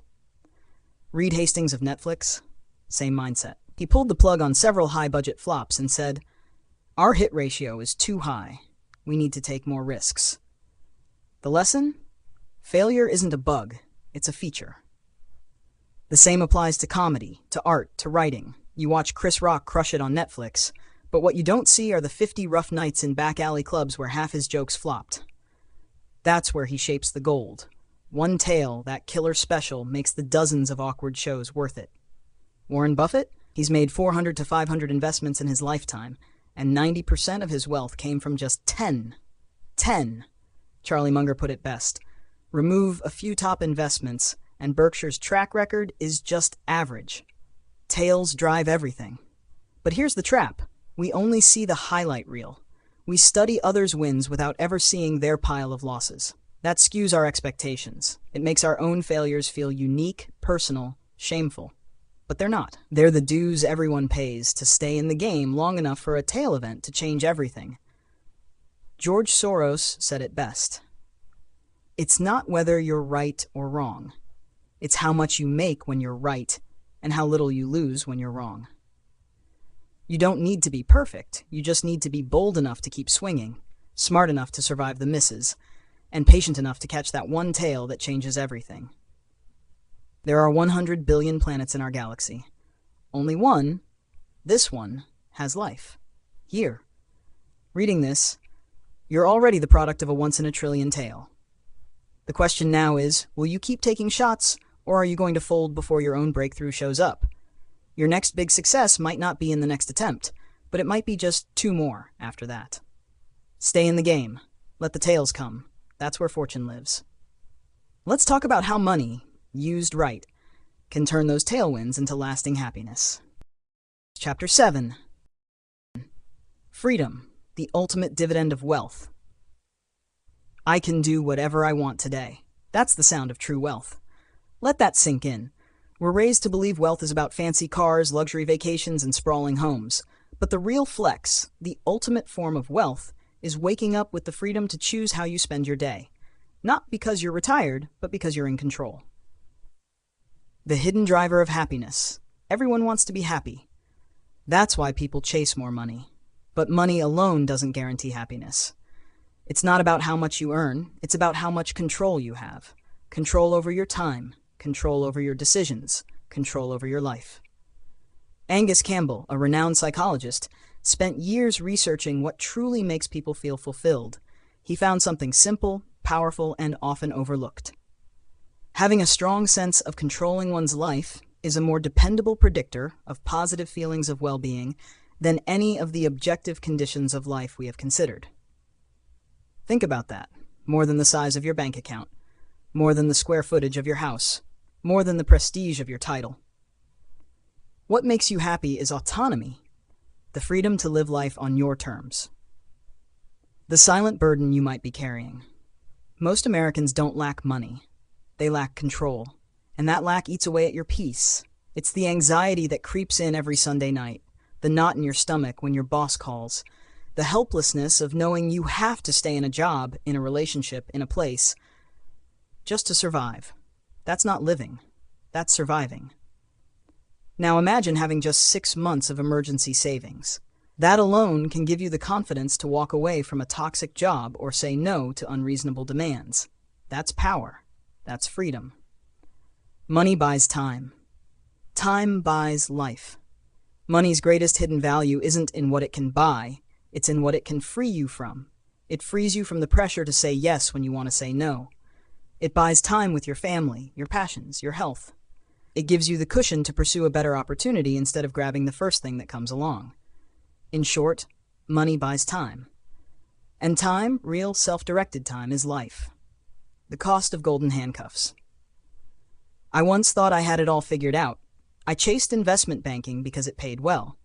I landed an internship at a top firm in LA, and on paper I was winning. But within days I was working 100-hour weeks. Going home before midnight was a luxury. Saturdays weren't optional. My time wasn't mine. And though the work was intellectually exciting, the lack of control turned it into a nightmare.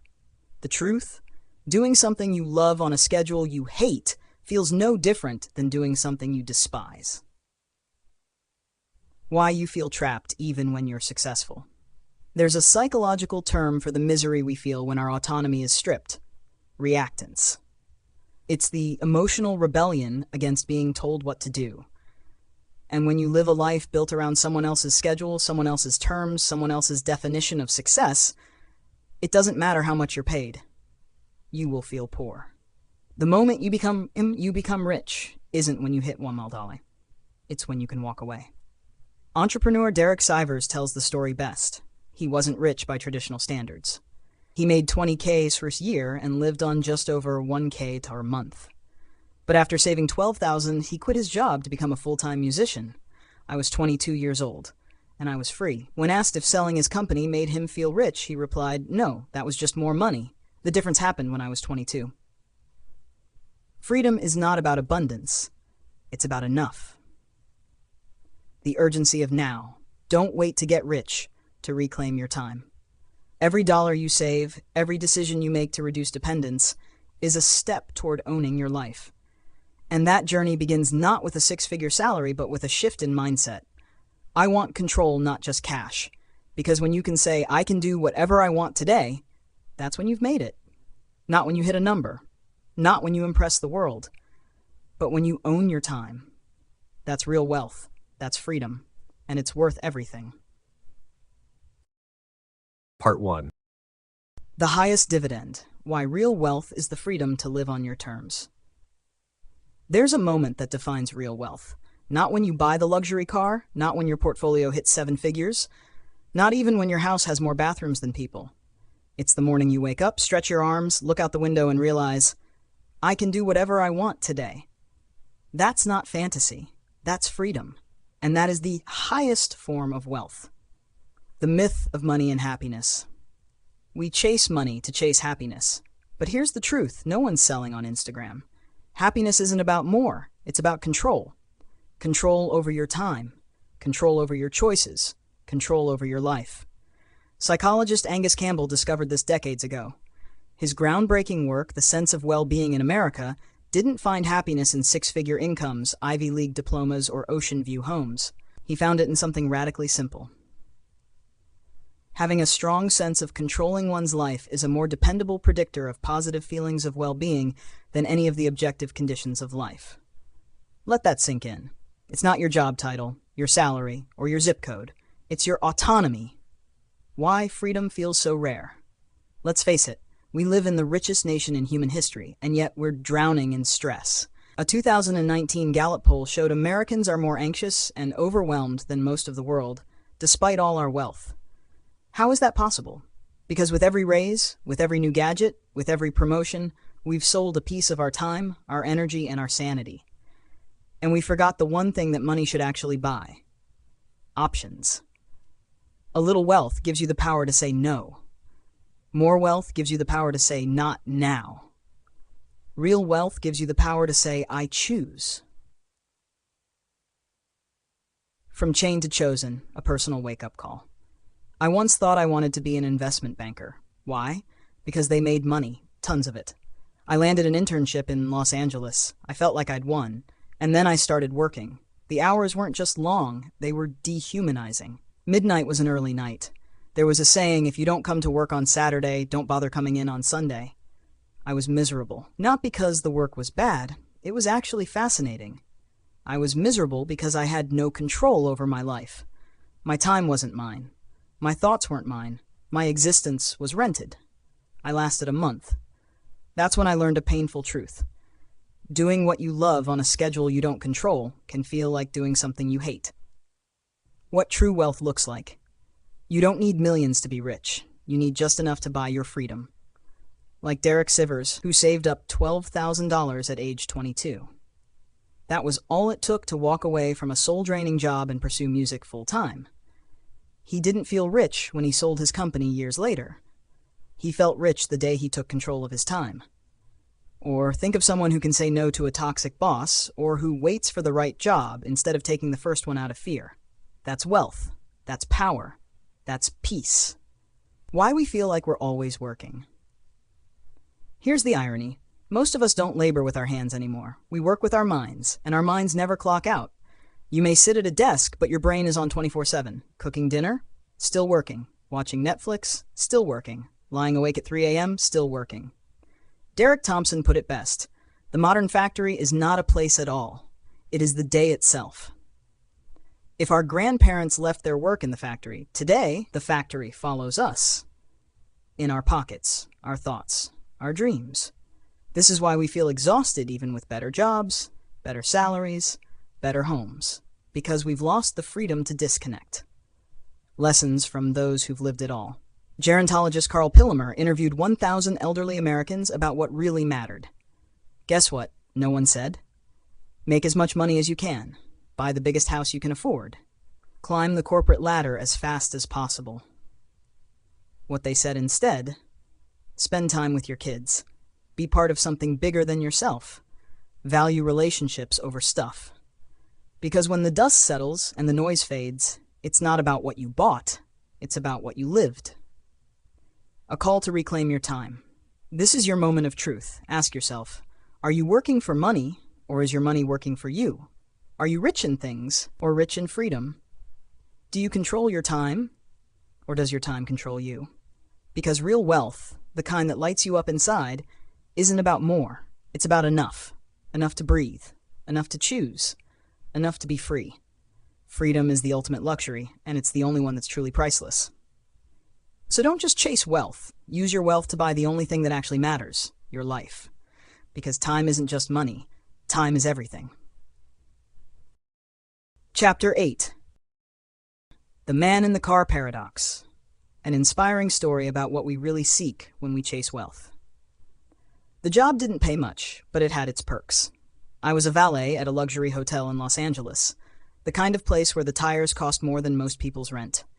Every day, I held the keys to dreams. Ferraris that purred like jungle cats, Lamborghinis with doors that sliced upward like wings, Bentleys that whispered royalty.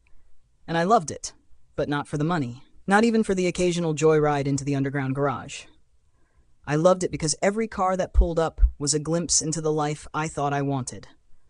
A life of opulence, of respect, of admiration. You see, back then, I didn't just want to own a Ferrari.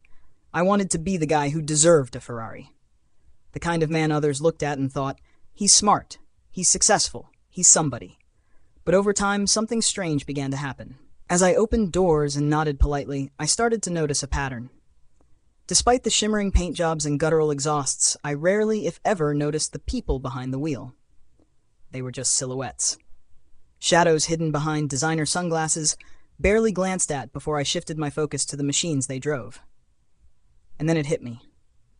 Hard. When I looked at the cars, I wasn't admiring them. I was imagining me in that seat.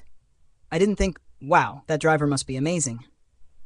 I thought, if I had that car, people would think I was amazing. Let that sink in. We chase wealth because we believe it will earn us admiration, but most people don't admire you for your wealth. They imagine themselves in your shoes. It's not about you at all. That's the paradox. We buy the car, the house, the watch, thinking the world will see us differently, that finally we'll get the respect we deserve. But admiration doesn't stick to leather seats and custom paint. It floats past them like smoke. When my son was born, I wrote him a letter. A quiet warning. You might think you want the fancy things, the sports car, the house with the gate, the Rolex that catches the sun just right. But what you really want is to be respected. Admired, valued, and expensive things, they almost never bring that, not from the people who matter. And I meant it. Respect can't be bought. It can't be leased. It's not parked in your driveway or stitched into your suit. It's earned, through character, not currency, through humility when you could show off, through kindness when you could ignore, through authenticity in a world full of performance. Now, don't get me wrong, I still like fast cars, but I like people more. And I've learned that what most of us really want is to be seen, to be appreciated, to be loved, not because we drive a Ferrari, but because we made someone else's life a little better. Because we listened, because we showed up, because we mattered. So before you chase the next thing with a price tag, ask yourself, do I want the thing, or do I want what I think the thing will bring me? It's a subtle difference, but it could change the entire direction of your life. And trust me, the best version of you won't be found behind the wheel. It'll be found in how you make others feel when they're standing beside you. We're not done with Ferraris yet. There's more to this paradox, and another story waiting in the next chapter. Moral: don't confuse admiration for your possessions with admiration for your person. One is temporary, the other timeless. Chapter 9. The Invisible Millionaire: Why Real Wealth is What You Don't See. I once stood in a marble driveway, the kind that echoed with money. It was Los Angeles, 2005. I was a valet at an upscale hotel. Each night, I parked Ferraris, Lamborghinis, Bentleys, rolling monuments to success.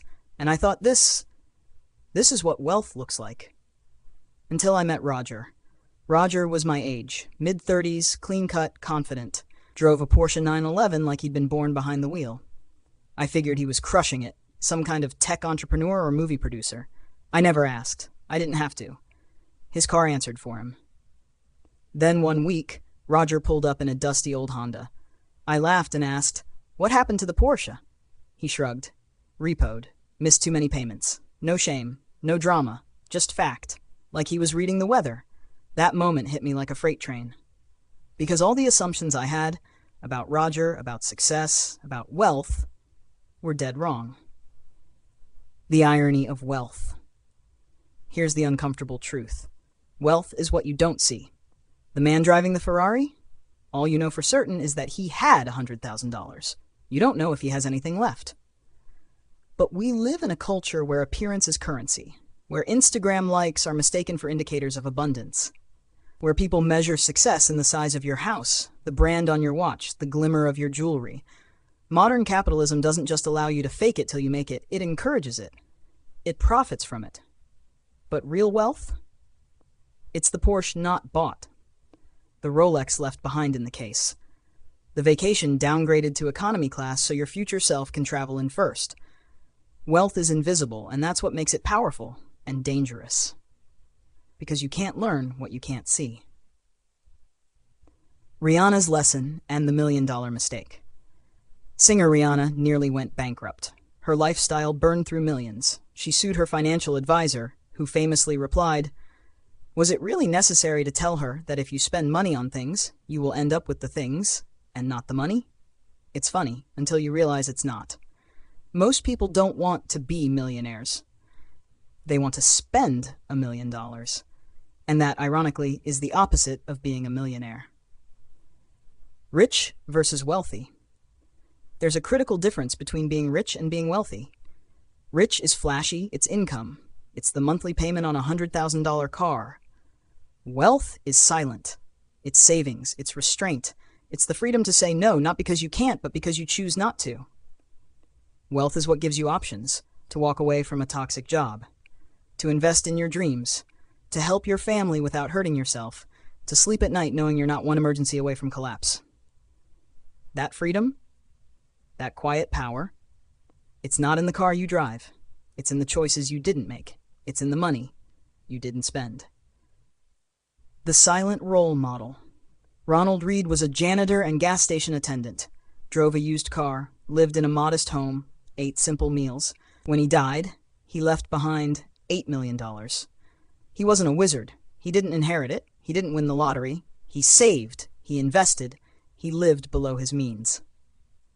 Nobody admired Ronald Read while he was alive because no one could see his wealth, which makes him the ultimate financial role model. The problem with hidden success. Imagine trying to become a great writer without ever reading great writing. That's what it's like trying to build wealth in a society obsessed with showing off richness. Our heroes are those who spend, not those who save. We've created a culture where restraint is invisible and extravagance is worshipped, so we imitate what we see. We chase the illusion and miss the truth. If wealth is what you don't spend, what good is it?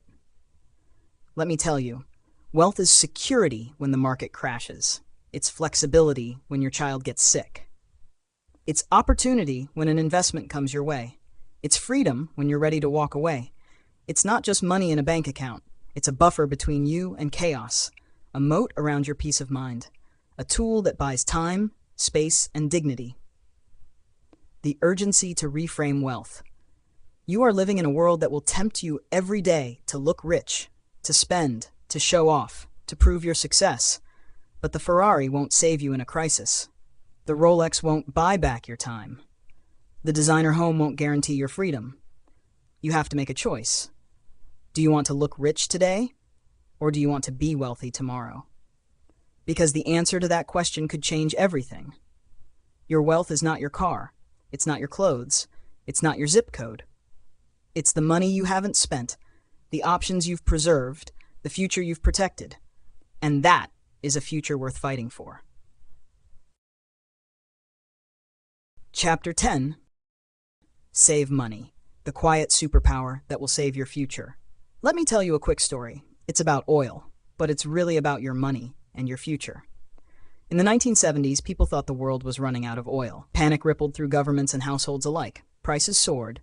Predictions were grim. But the end never came. Not because we found oceans of oil beneath the earth, but because we got smarter. We got efficient. Cars used less. Factories wasted less. Homes conserved more. And suddenly, the crisis faded. We didn't survive by finding more. We survived by needing less. Now imagine your life as that 1970s world. You're earning, you're spending. And someday soon, maybe sooner than you think, you're going to face your own personal energy crisis. A layoff, a medical bill, a missed opportunity, a dream deferred because you couldn't afford to say yes. You will not survive it by earning more. You'll survive by needing less. That's why saving money isn't just smart, it's urgent. It's your armor against the unpredictable, a silent force building behind you, ready to catch you when life doesn't. The most powerful wealth building tool? It's not what you think. Most people believe the key to wealth is a high income or hot investments. They're wrong. The real magic is your savings rate, the simple gap between what you earn and what you keep. Because unlike investment returns, which are volatile and mostly out of your control, your savings are fully within your grasp. You don't need a market rally. You need restraint, humility, discipline. People grind their souls for a 0.1% investment gain while ignoring the 30% of their paycheck that vanishes into lifestyle fluff. But here's the kicker. You don't need to earn more. You need to want less. And that's a lot harder in a world screaming at you to prove your worth with things. A bigger car, a better kitchen, a vacation that looks good on Instagram. But remember this. Wealth isn't what you see. It's what you don't spend. Why most people save nothing, and why that's so dangerous. You fall into one of three categories. 1, you save consistently. 2, you think you can't save. 3, you think you don't need to. This is for number 2 and number 3. And if you're in either group, you're not just playing with money, you're gambling with your freedom. Because saving money is not about affording things. It's about affording options. It's about being able to walk away from a toxic job. It's about the freedom to care for a sick parent. It's about saying yes when opportunity knocks, or no when exploitation comes calling. Savings without a spending goal? That's not aimless. That's wisdom. Because life doesn't schedule emergencies.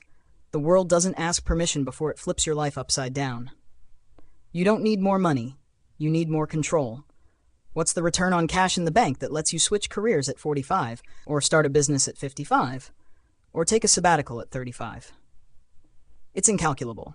Because the ROI isn't measured in percentages. It's measured in peace, power, and possibility. In a world that's become hyper-connected, where the competition isn't just your coworker but someone a continent away, flexibility is the new intelligence. Smart? Sure. But in today's economy, that's the bare minimum. You want an edge? Be flexible. Be unburdened. Be someone who can afford to wait for the right moment, the right job, the right life. And the path to that freedom? Saving money. A final thought. The battle between ego and security. You don't need more income to save. You need less ego. Most overspending isn't for function. It's for show. It's signaling. It's peacocking. It's insecurity wrapped in leather seats and brand logos. But savings? That's quiet, invisible, humble, and that's why it's so powerful. If you define savings as the gap between your ego and your income, you'll finally understand why so many high earners are broke and why so many quiet people are free. So don't just save for retirement. Save for surprises. Save for freedom. Save because you can. And do it now. Not next month. Not when the raise comes. Not after the next vacation. Now. Every dollar you save today buys you a little more time, a little more choice, a little more control in a world that's trying hard to take it from you. Chapter 11. Reasonable, rational.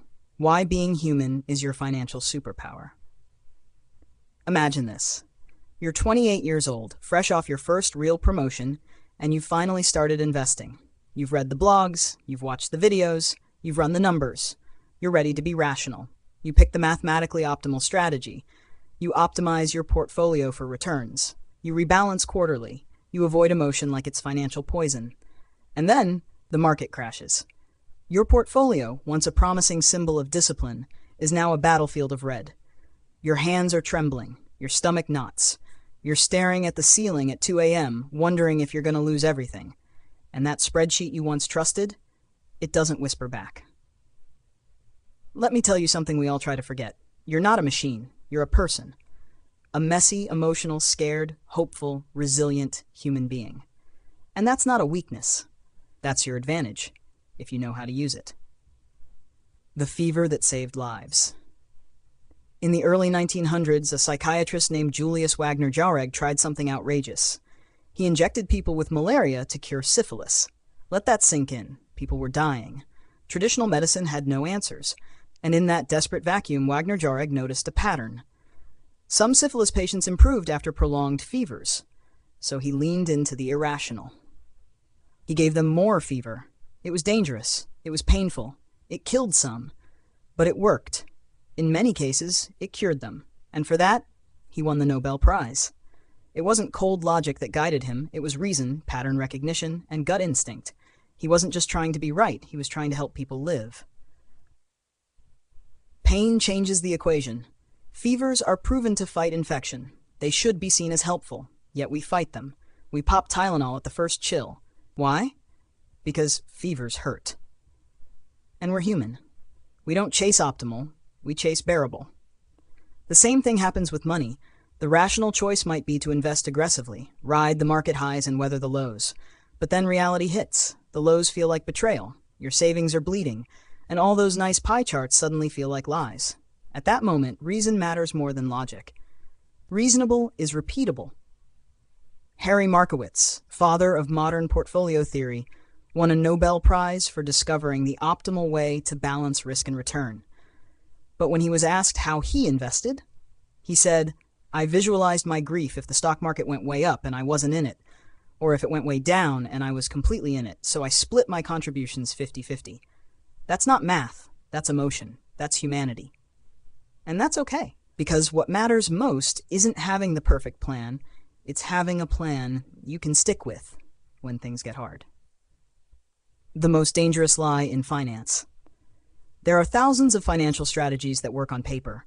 Leveraged retirement accounts, ultra-precise asset allocation, highly diversified algorithm-tuned portfolios. But none of them matter if you abandon ship the moment the storm hits. Rational strategies don't work if they ignore emotion. Reasonable strategies are resilient. They bend, but they don't break. And staying in the game is the greatest advantage you can ever have. Love what you own. This will sound strange in a world obsessed with cold objectivity. You should love your investments. Not blindly, not irrationally, but emotionally. Why? Because love builds loyalty. Loyalty builds consistency, and consistency builds wealth. If you're passionate about a company or a fund, if it aligns with your values, your story, your identity, you're more likely to stick with it during the inevitable dips. It's not about squeezing every penny of return. It's about enduring the storms without bailing out. Rational is for robots. Reasonable is for survivors. Let me be clear. Rational doesn't always work in the real world, because the real world isn't a lab. It's your child crying during a recession, your partner panicking over a 401k, your heart pounding when you see red numbers. In those moments, logic might fail you. But reason? Reason is your anchor. Reason says, I know what the math says, but I also know myself. Reason says, this may not be optimal, but I'll sleep tonight. Reason says, I'll stick with this because I believe in it. This is your edge. The best investors aren't cold. They're committed, not to perfection, not to spreadsheets, but to systems that reflect who they are. Flawed, emotional, beautifully human. So the next time someone tells you your strategy isn't rational enough, smile and say, I'm not trying to be rational. I'm trying to be reasonable. That's why I'll still be here when the storm passes, and you will be. Because reasonable, rational, always. Chapter 12. The Trap of Surprise, when the past becomes your enemy. In the spring of 2008, a man named Alan had just retired after 35 years in corporate America.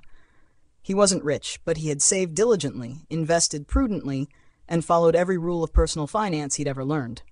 He wasn't trying to beat the market, just protect what he had. He read every financial paper, tracked charts going back to the 70s, and could quote Warren Buffett better than he could remember his own wedding vows. He thought he was ready. Then came the crash. Lehman Brothers collapsed, banks froze, the market plunged. Alan lost 40% of his portfolio in 6 months. And here's what stunned him the most. Nothing he studied had prepared him for the fear. The history books had mentioned market crashes, but they didn't tell him what it feels like to watch your life's work evaporate while the world shrugs and tells you, stay the course. It was a gut punch, a betrayal of logic, and it revealed one of the greatest lies in finance, that if you know the past, you can predict the future. Stanford professor Scott Sagan once said something every investor should tattoo on their brain. Things that have never happened before happen all the time.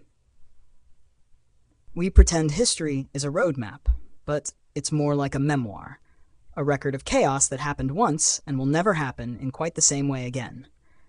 And yet, over and over, people walk into the future holding history like a shield, only to discover it's made of glass. This is the paradox we face. We need history. It's our compass, our context, our caution tape. But when we start treating historians like prophets, assuming the past predicts the next turn of the economic wheel, we walk straight into a storm with our eyes wide shut. Why? Because investing isn't physics, it's psychology. And people, unlike particles, have emotions. Fear, greed, euphoria, despair.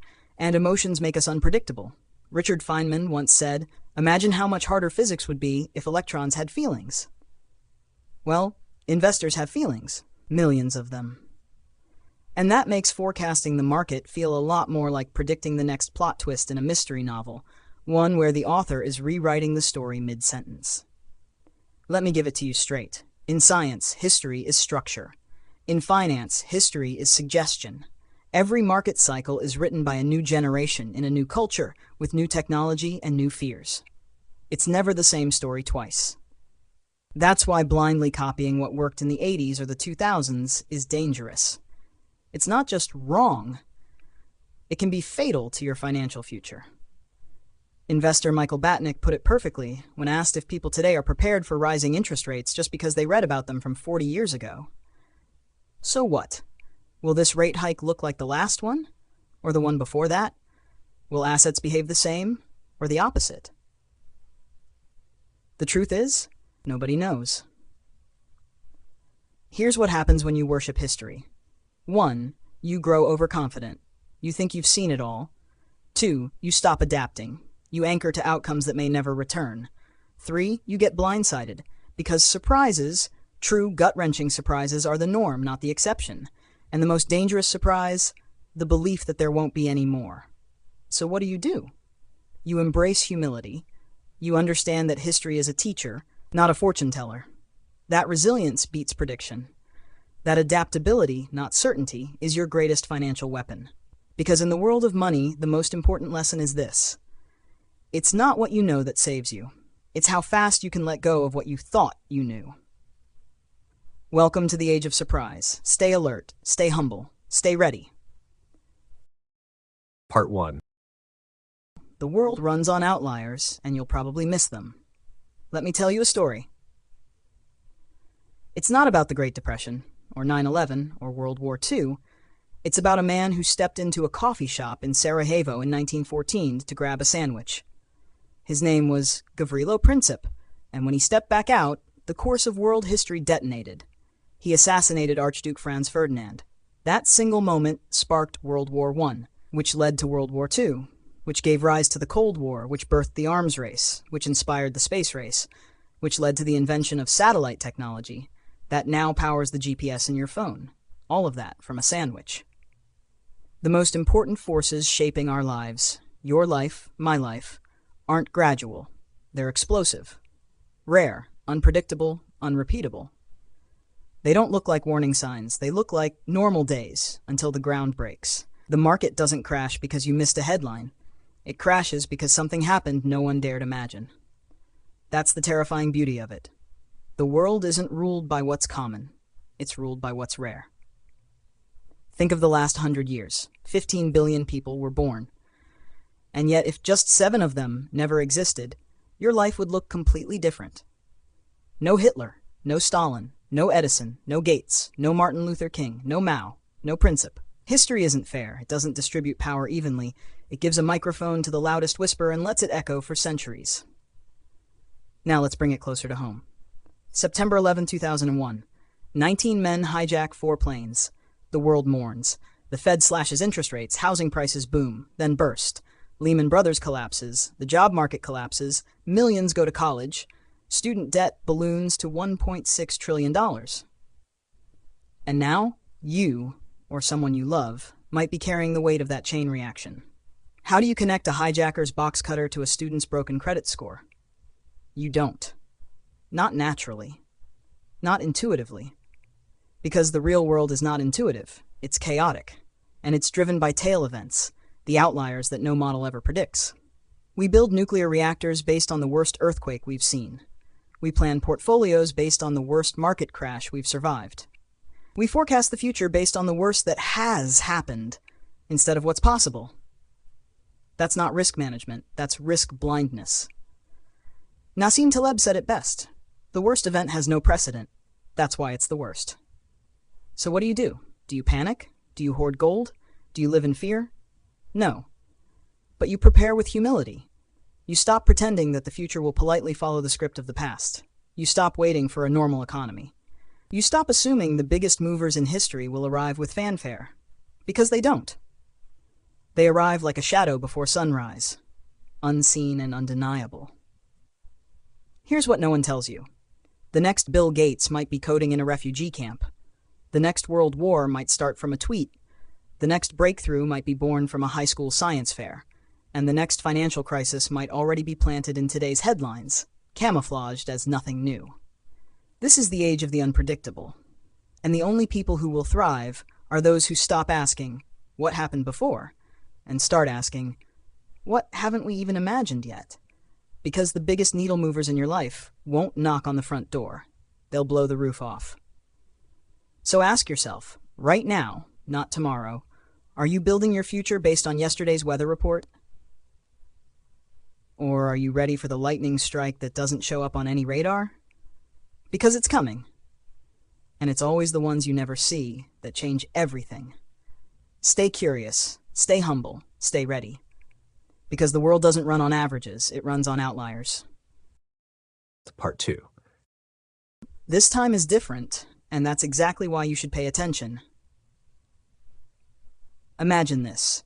You're standing on the edge of a cliff, looking back at the winding road that got you here. You're grateful for the map that helped you arrive.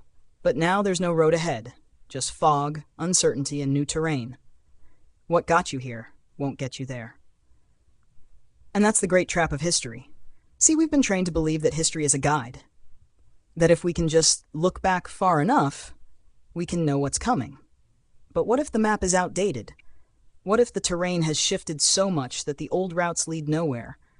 This isn't theory. It's reality. The silent revolution. Your 401k is only middle-aged.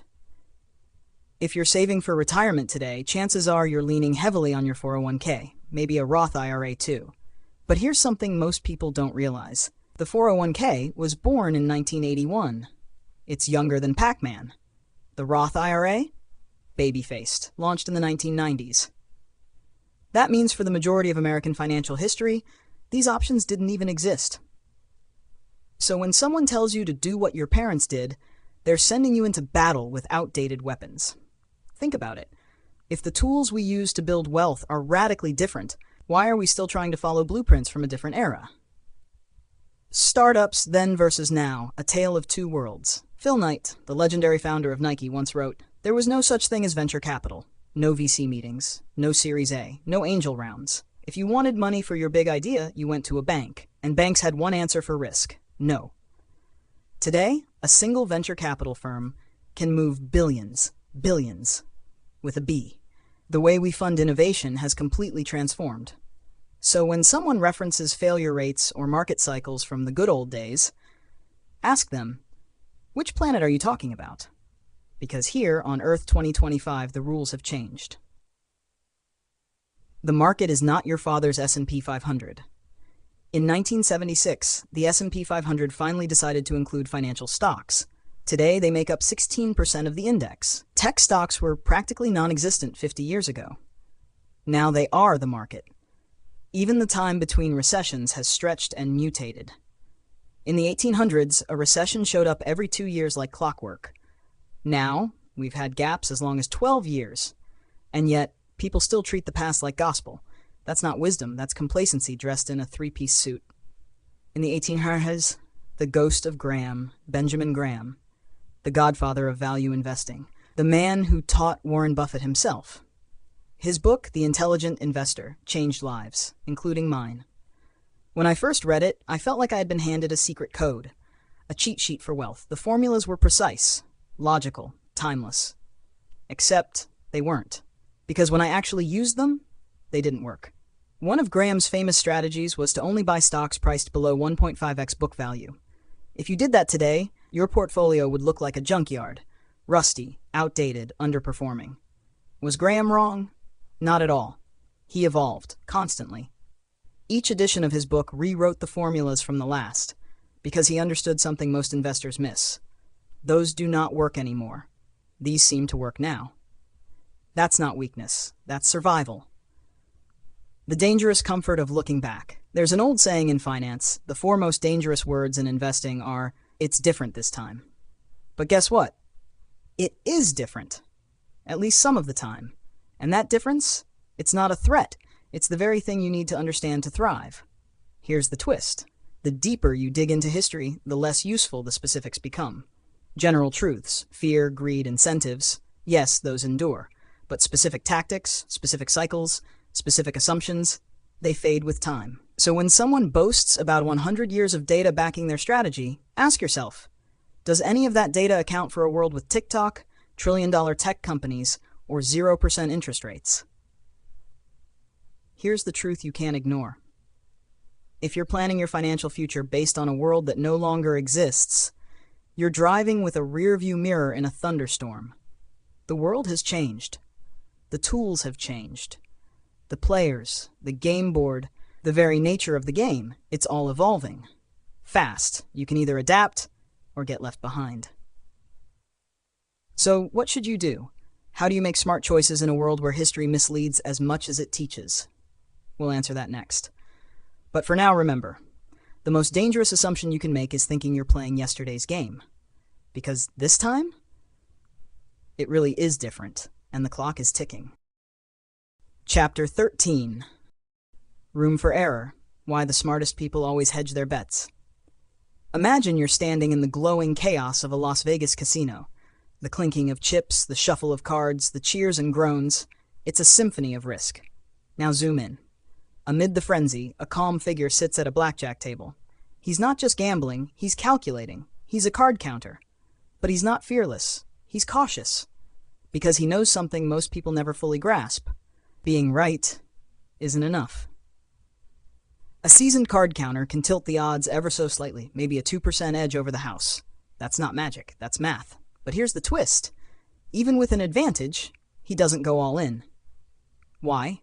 Because being right in theory doesn't mean winning this hand. He knows luck doesn't care about your logic. The wrong card, the wrong moment, the wrong run of chance, and your chips are gone. Game over. Not because your strategy was bad, but because you didn't leave room for error. Life is not a spreadsheet. Now take that casino wisdom and apply it to your own life. Your money, your future, your dreams. Maybe you've invested smartly. Maybe your job feels secure. Maybe your business is finally working. And then the economy stumbles. A layoff, a health scare, a market crash. You did everything right, but still got knocked off your feet. That's because success isn't just about making the right decision.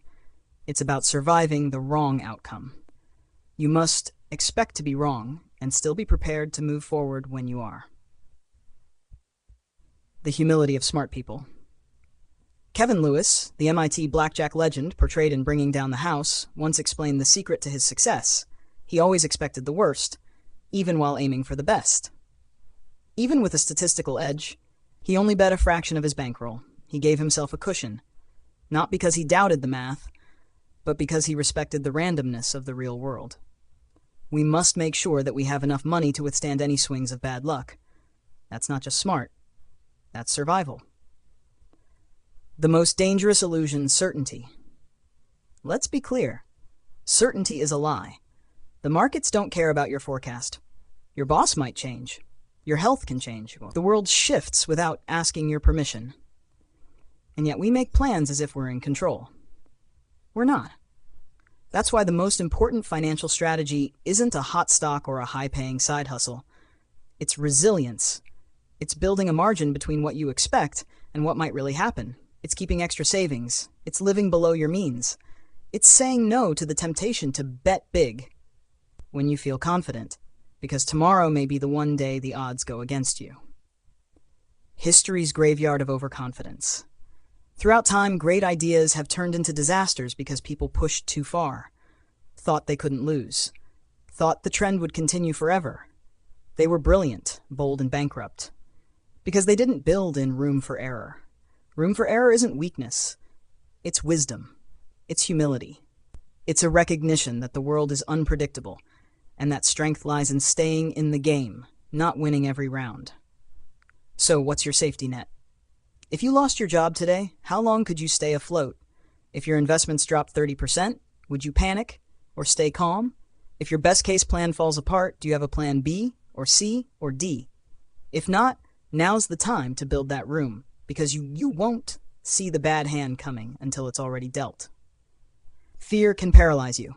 Overconfidence can destroy you. But room for error? It keeps you alive. It gives you options. It gives you power.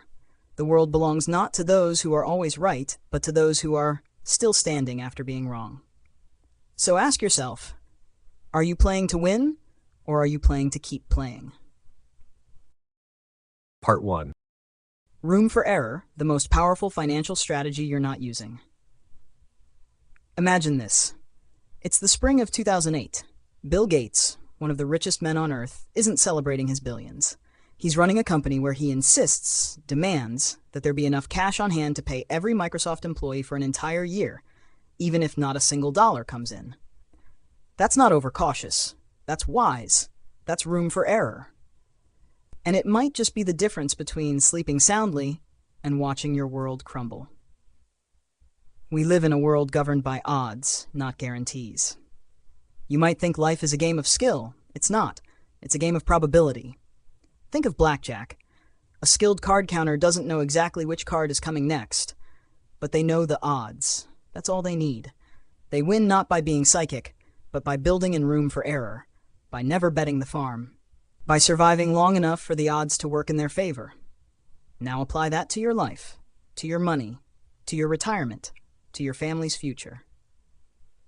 Benjamin Graham, the father of value investing, once said, "The purpose of the margin of safety is to render the forecast unnecessary." Let that sink in. He wasn't talking about playing it safe. He was talking about playing to win. Because when you build in a cushion, when you expect the unexpected, you don't need to guess the future. You just need to survive it. Here's the emotional truth. Most people are quietly terrified of not knowing what's coming next. They want a straight-line answer. When will I retire? What will the market return? How much is enough? But the real answer? No one knows. And pretending you do is dangerous. We build retirement plans based on historical averages. But what if your golden years land right after the next crash? What if your health fails? What if your kid needs surgery? What if a job loss wipes out your income for a year? What if your assumptions are wrong? The solution is not fear. It's preparation. It's margin, a gap, a buffer, a safety net that turns chaos into mere inconvenience. Let me tell you a story. During the great financial crisis of 2008, Warren Buffett didn't panic.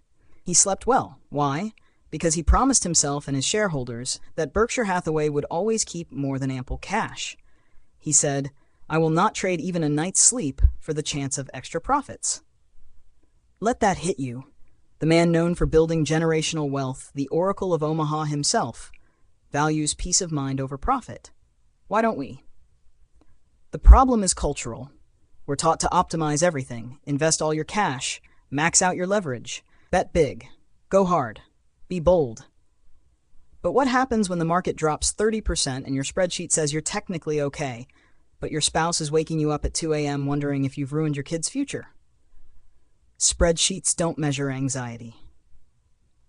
And let's be real, if you're emotionally broken, if you're physically exhausted, if you lose trust in your decisions, you're out of the game. That's game over. And there are no extra lives. So what does room for error look like?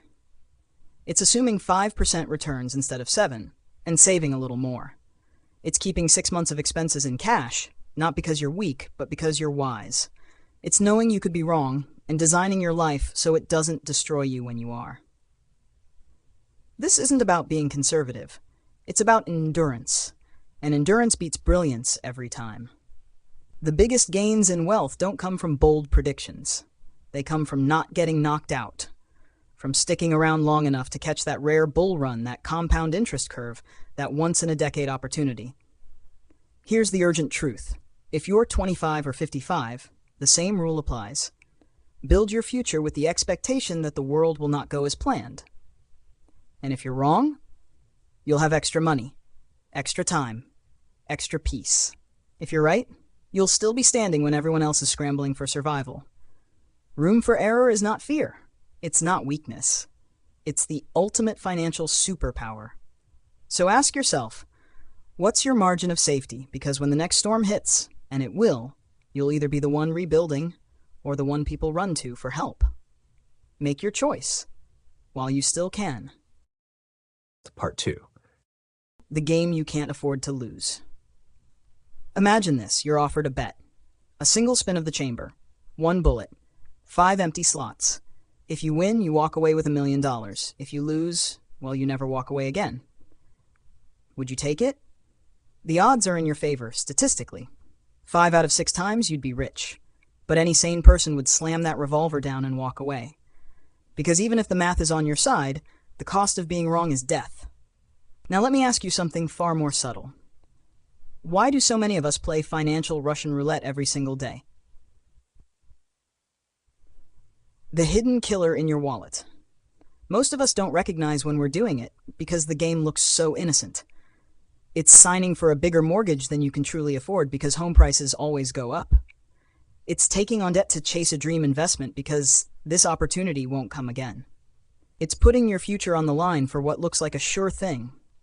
And statistically, it usually works. But that one time it doesn't?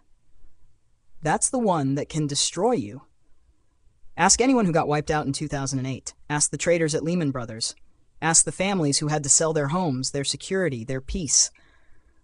Leverage doesn't just increase your upside, it multiplies your exposure to catastrophe. It turns a routine downturn into personal ruin. And ruin is not something you can bounce back from easily. Because ruin doesn't just take your money, it takes your ability to recover. It takes your chance to play again. The seduction of smart optimism. We live in a world that rewards optimism. Bet on yourself. Take the leap. Fortune favors the bold. And it's true. Calculated risk is essential to growth. You don't get ahead by playing it safe all the time. But there's a difference between being bold and being blind. Nassim Taleb said it best. You can be risk-loving and yet completely averse to ruin. It's not contradictory. It's wise. Because success is a game of endurance, not bravado. You don't win by hitting one home run. You win by staying in the game long enough to hit 100 singles. The survival strategy of the wealthy. Let me tell you a secret the smartest investors, entrepreneurs, and builders live by. They protect against the downside even when it seems unlikely. They use what Taleb calls the barbell strategy. On one side, they take asymmetric risks. Small downsides, huge potential upsides. On the other side, they are paranoid about loss. They hold cash. They own boring assets. They keep their burn rate low. This isn't fear. This is discipline. This is the mindset of people who don't just want to win. They want to keep winning. The infinite return of staying alive. Here's the ultimate truth. The most valuable asset you will ever own is the ability to keep playing the game. Because once you're out, once you're wiped out, once you're ruined, it doesn't matter how smart you were or how great the odds were. The most powerful wealth-building move you can make isn't chasing the next big return. It's survival. And survival means building in room for error. It means never betting the house. It means walking away from any deal, no matter how good it looks, if the downside is something you cannot afford. Because the ability to do what you want, when you want, for as long as you want, that's not just wealth. That's freedom. And freedom, my friend, is worth more than any $1,000,000 bet. Don't play games you can't afford to lose. Stay in the game. That's how you win. Part 3. Let me tell you a story, not just about money, but about survival, control, and how the tiniest oversight can turn into a catastrophe. It's late 1942. In the frozen wastelands outside the battered ruins of Stalingrad, 104 German tanks stood ready. Well-oiled machines, state-of-the-art engineering, months of planning behind them. But when the call to action came, when those tanks were needed most, only 19 of them worked. Not because they'd been hit, not because of sabotage, not even because of harsh weather. Field mice had chewed through the wiring. That's right. The most powerful military in the world at that time was sidelined by rodents. No strategist had planned for it. No tank designer had built defenses against it. It wasn't in the manuals. It wasn't in the risk reports. It wasn't even in the realm of possibility until it happened. And that's the point. You don't get to choose the crises life throws your way. They're rarely dramatic, like a recession, a war, or a market crash. More often, they're quiet, creeping, nasty surprises born from things you never thought to worry about until they're tearing your life apart. Your company gets hacked, your startup loses its lease, your roof collapses, your savings disappear because a medical bill arrives out of nowhere. Your job, your sole source of income, vanishes overnight. None of this is theoretical. These things happen, and they happen more often than anyone wants to admit. Now here's what should scare you. Most people, especially in the wealthiest country on earth, are one paycheck away from chaos. No backup, no redundancy, no margin of safety.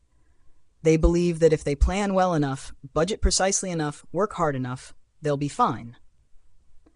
But the problem with perfect plans is that they assume a perfect world. And the world, it's not just imperfect, it's ruthless. Now let me ask you something hard. Where are the field mice in your life? Not literally, but metaphorically. What small, forgotten risk is silently chewing through your wiring? What part of your life is built on a single point of failure? If your paycheck stopped tomorrow, how long could you last? If your car broke down, could you fix it? If a family member needed emergency care, could you help? This isn't about pessimism. It's about preparedness. Warren Buffett once said, He needed a successor genetically programmed to avoid ruin, including the kinds of ruin never seen before. Let that sink in. Because the most successful investors, leaders, and builders, the ones who stay rich, not just get rich, don't bet on avoiding risk. They build lives where failure is survivable, where the worst-case scenario doesn't mean the end. Look, I get it. Saving money feels boring. It's not exciting like investing in the next big thing or launching a business. But here's what people miss. Saving isn't just about the future. It's about protecting the present. It's about saying, even if everything goes wrong, if the market tanks, if I lose my job, if my plan falls apart, I won't, because I have room for error.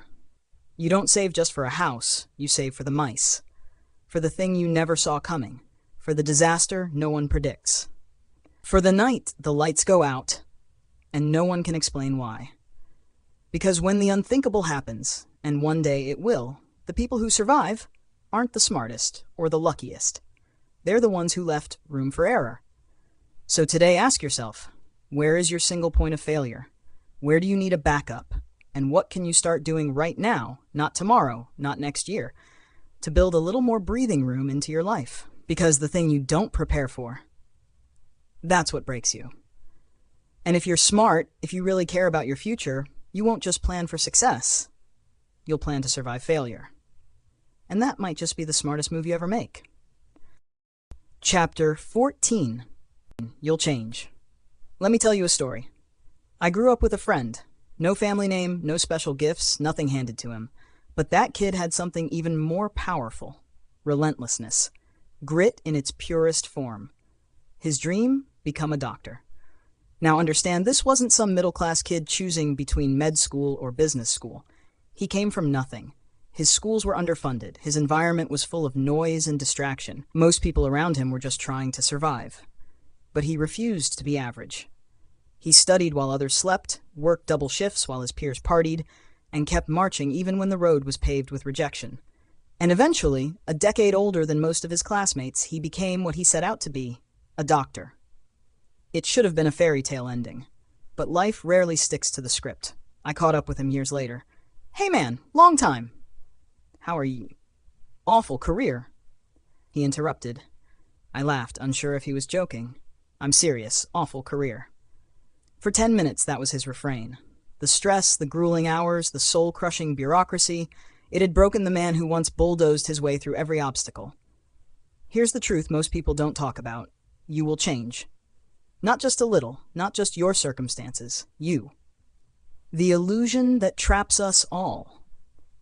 Psychologists call it the end of history illusion. The belief that while we know how much we've changed in the past, we somehow think we've reached our final form now. That today, we've become who we'll always be. But you haven't, and you won't. That's why the career you chase at 20 might suffocate you at 40. That's why the financial plan you made before kids might collapse once diapers and daycare hit. That's why dreams that once kept you up at night might one day feel like cages you desperately want to escape from. And it's not failure. It's not weakness. It's evolution. The danger of a life set in stone. Let's get real. Most 5-year-olds want to drive tractors. Then they grow up and want to be lawyers. Then they become lawyers and realize they never see their kids.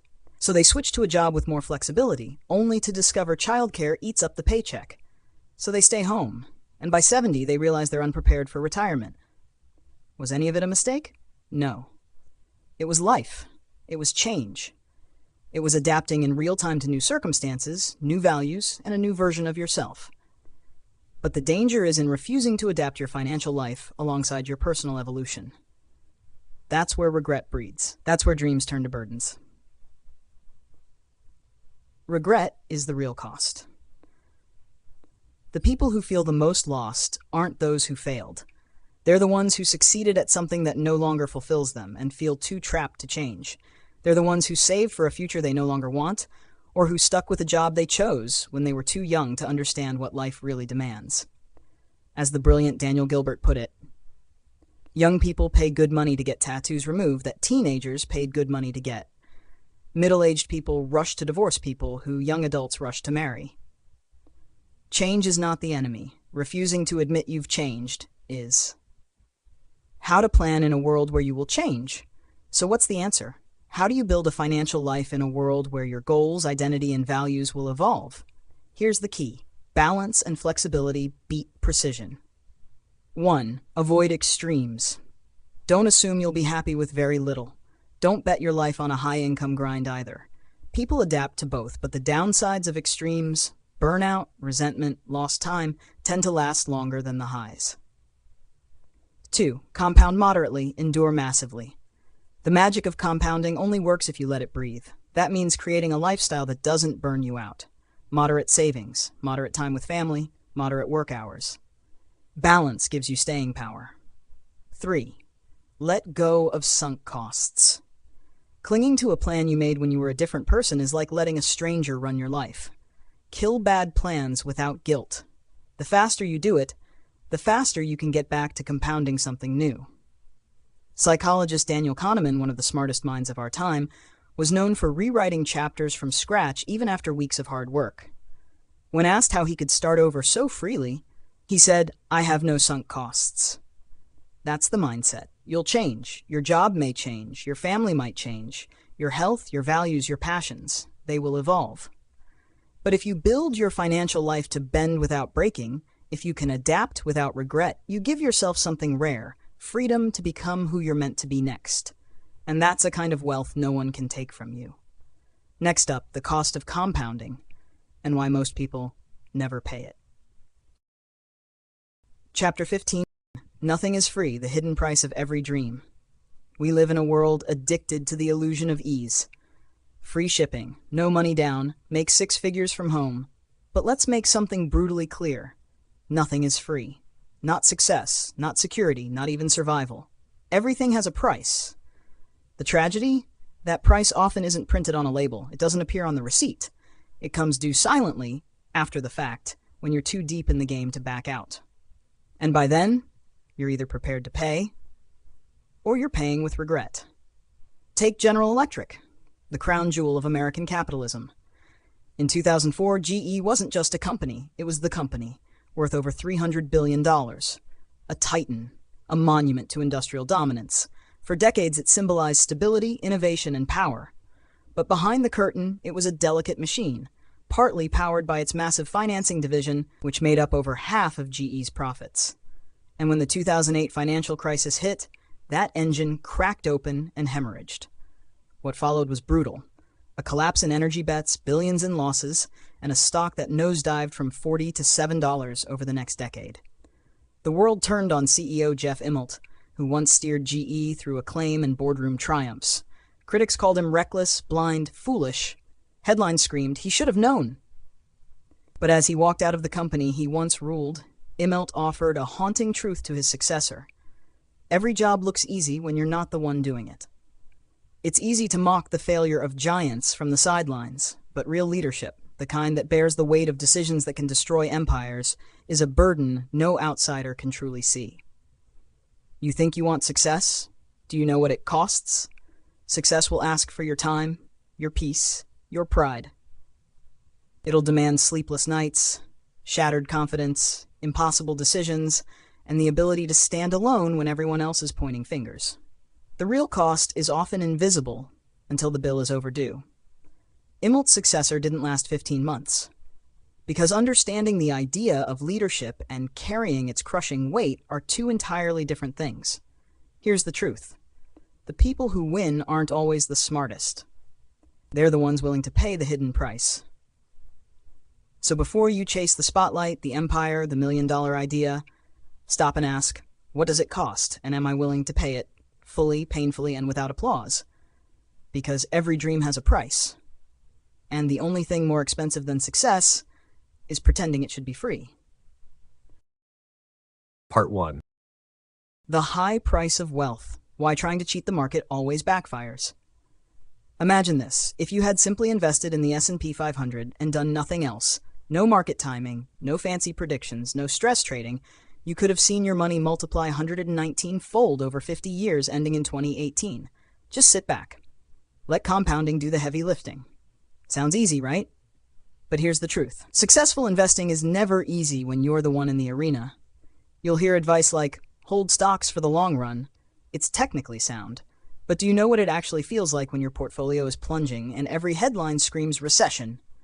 It feels like fear, doubt, uncertainty, regret. The emotional cost of real returns. Here's the brutal truth most never admit. The cost of great returns isn't measured in dollars. It's paid in anxiety. It's paid in sleepless nights. It's paid in enduring the chaos while holding on for the ride. Everyone wants the 11% annual return, but nobody wants the emotional roller coaster that comes with earning it. Imagine buying a $30,000 car. You can either 1. Pay full price, 2. Settle for a cheaper one, 3. Steal it. We know number 3 is idiotic because the consequences aren't worth the reward. But investing? People try to steal returns all the time. They want that same 11% annual gain without the gut-punching drawdowns, the panic-filled headlines, or the pain of patience. They try to time the market. Jump in, jump out. Avoid volatility. Outsmart recessions. It's like trying to steal a Ferrari and expecting to live free and clear. The price is the point. Let's make this real. Netflix delivered over 35,000% returns from 2002 to 2018. But it traded below its all-time high on 94% of trading days. Monster Beverage returned an insane 319,000% over 23 years. But it was underwater 95% of the time. That's the market's trade-off. You can have incredible wealth if you're willing to bleed a little. The price of admission? Watching your investment plunge, sometimes for years, and still having the guts to stay seated. The delusion of shortcutting the system. Morningstar tracked 112 tactical mutual funds, those supposedly smart enough to dodge market declines. During 2010 to 2011, when markets were chaotic, only 9 outperformed a simple 60/40 index fund. Most were worse despite trying harder. Why? Because volatility is not avoidable. It's the cost of greatness. Even individual investors fall for the illusion. They jump in and out of funds, reacting to fear. The average investor earns less than the very fund they invest in, just because they don't stay put. That's not smart investing. That's paying double because you refuse to pay once. The illusion of safety is the most dangerous lie. Even giants fall. GE under Jack Welch was worshipped for its flawless earnings reports. Like a magician, Welch always beat Wall Street's estimates, but it was an illusion. A house built on borrowed time and borrowed numbers. Eventually, the facade cracked. GE shareholders paid the deferred bill, with interest. Decades of manipulation collapsed into mammoth losses.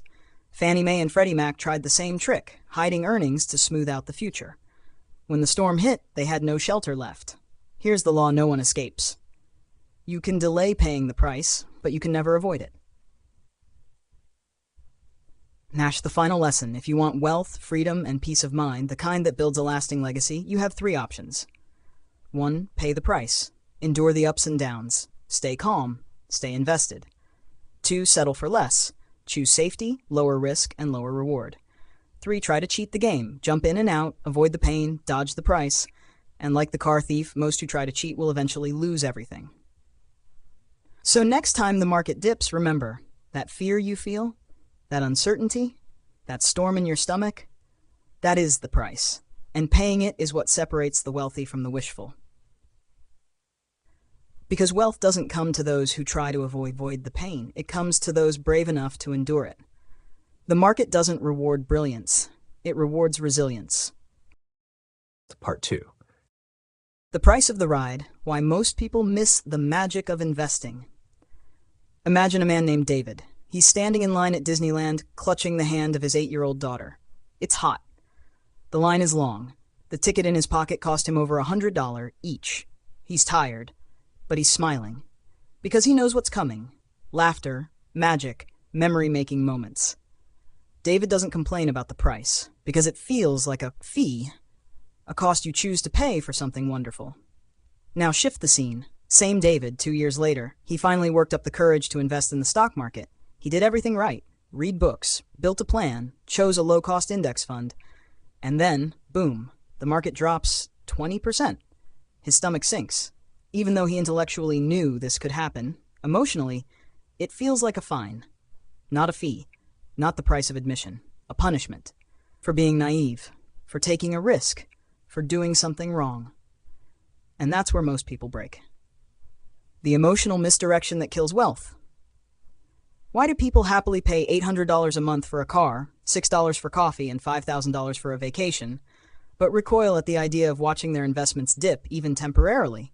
Because the price of investing success is invisible until it hits you. There's no receipt, no itemized bill, just uncertainty, fear, and that sinking feeling in your gut. But here's the truth that can change everything.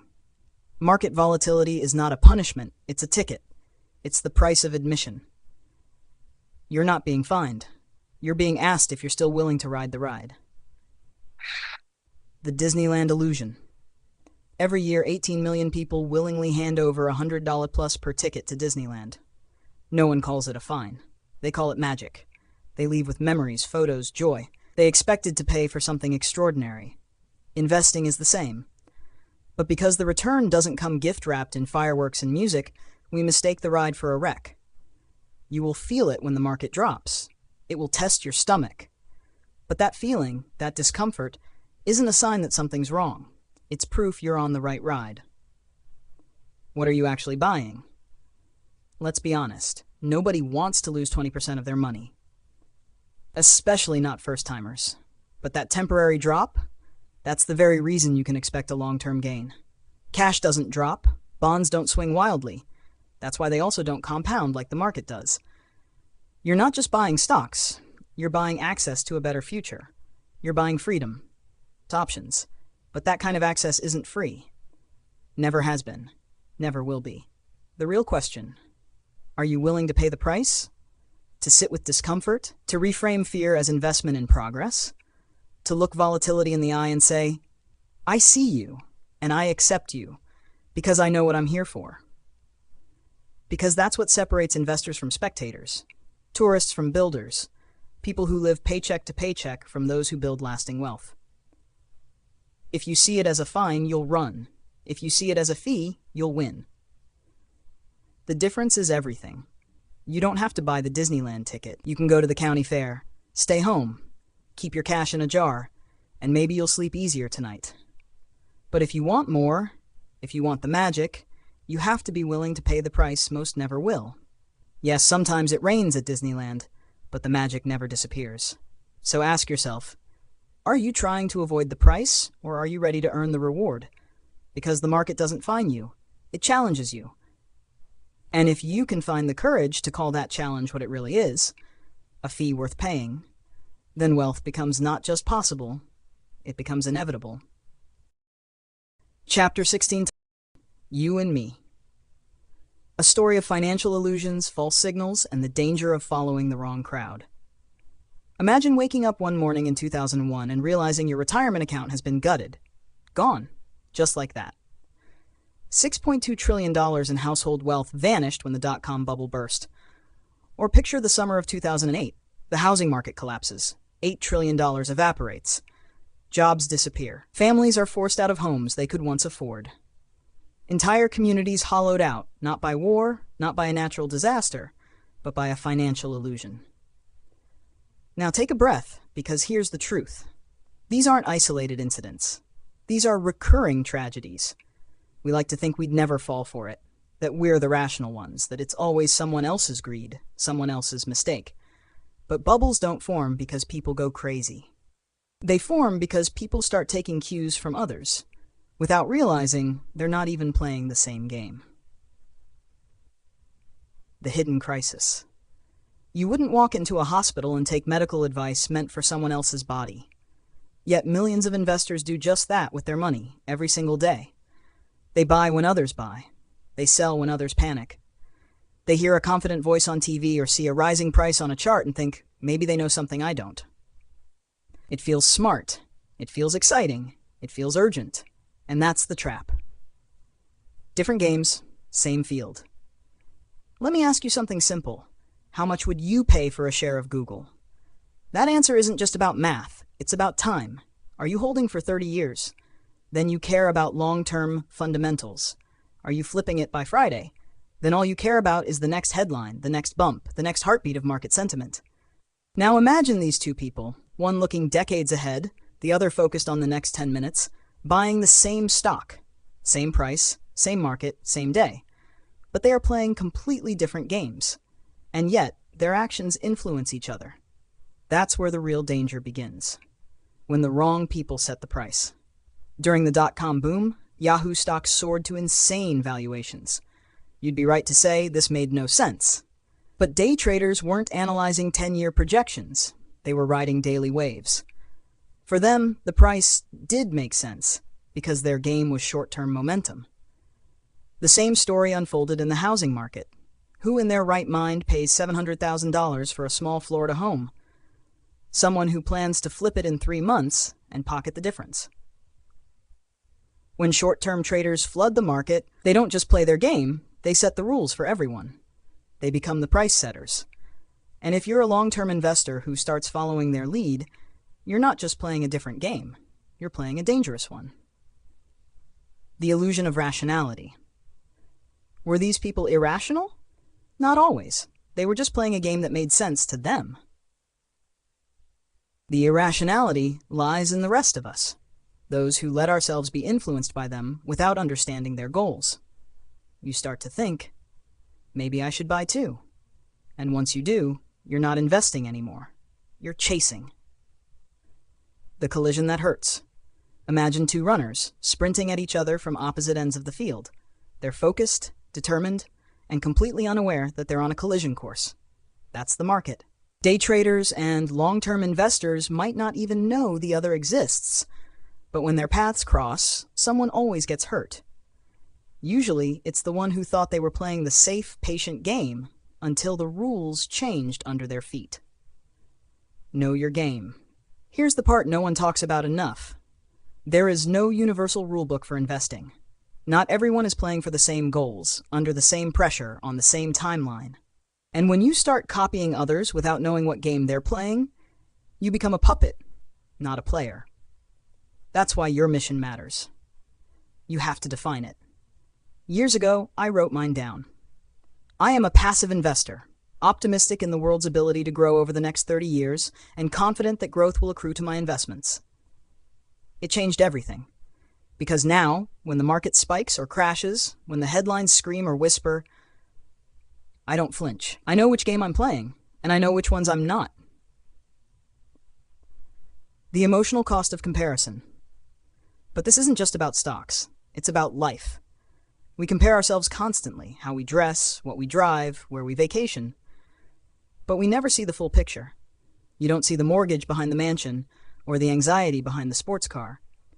You're borrowing someone else's expectations, then punishing yourself for not measuring up to their results, without knowing the price they paid to get there. And it leaves you empty. The final warning bubbles don't just wreck economies. They wreck lives, because people follow others into financial chaos without stopping to ask, are we even playing the same game?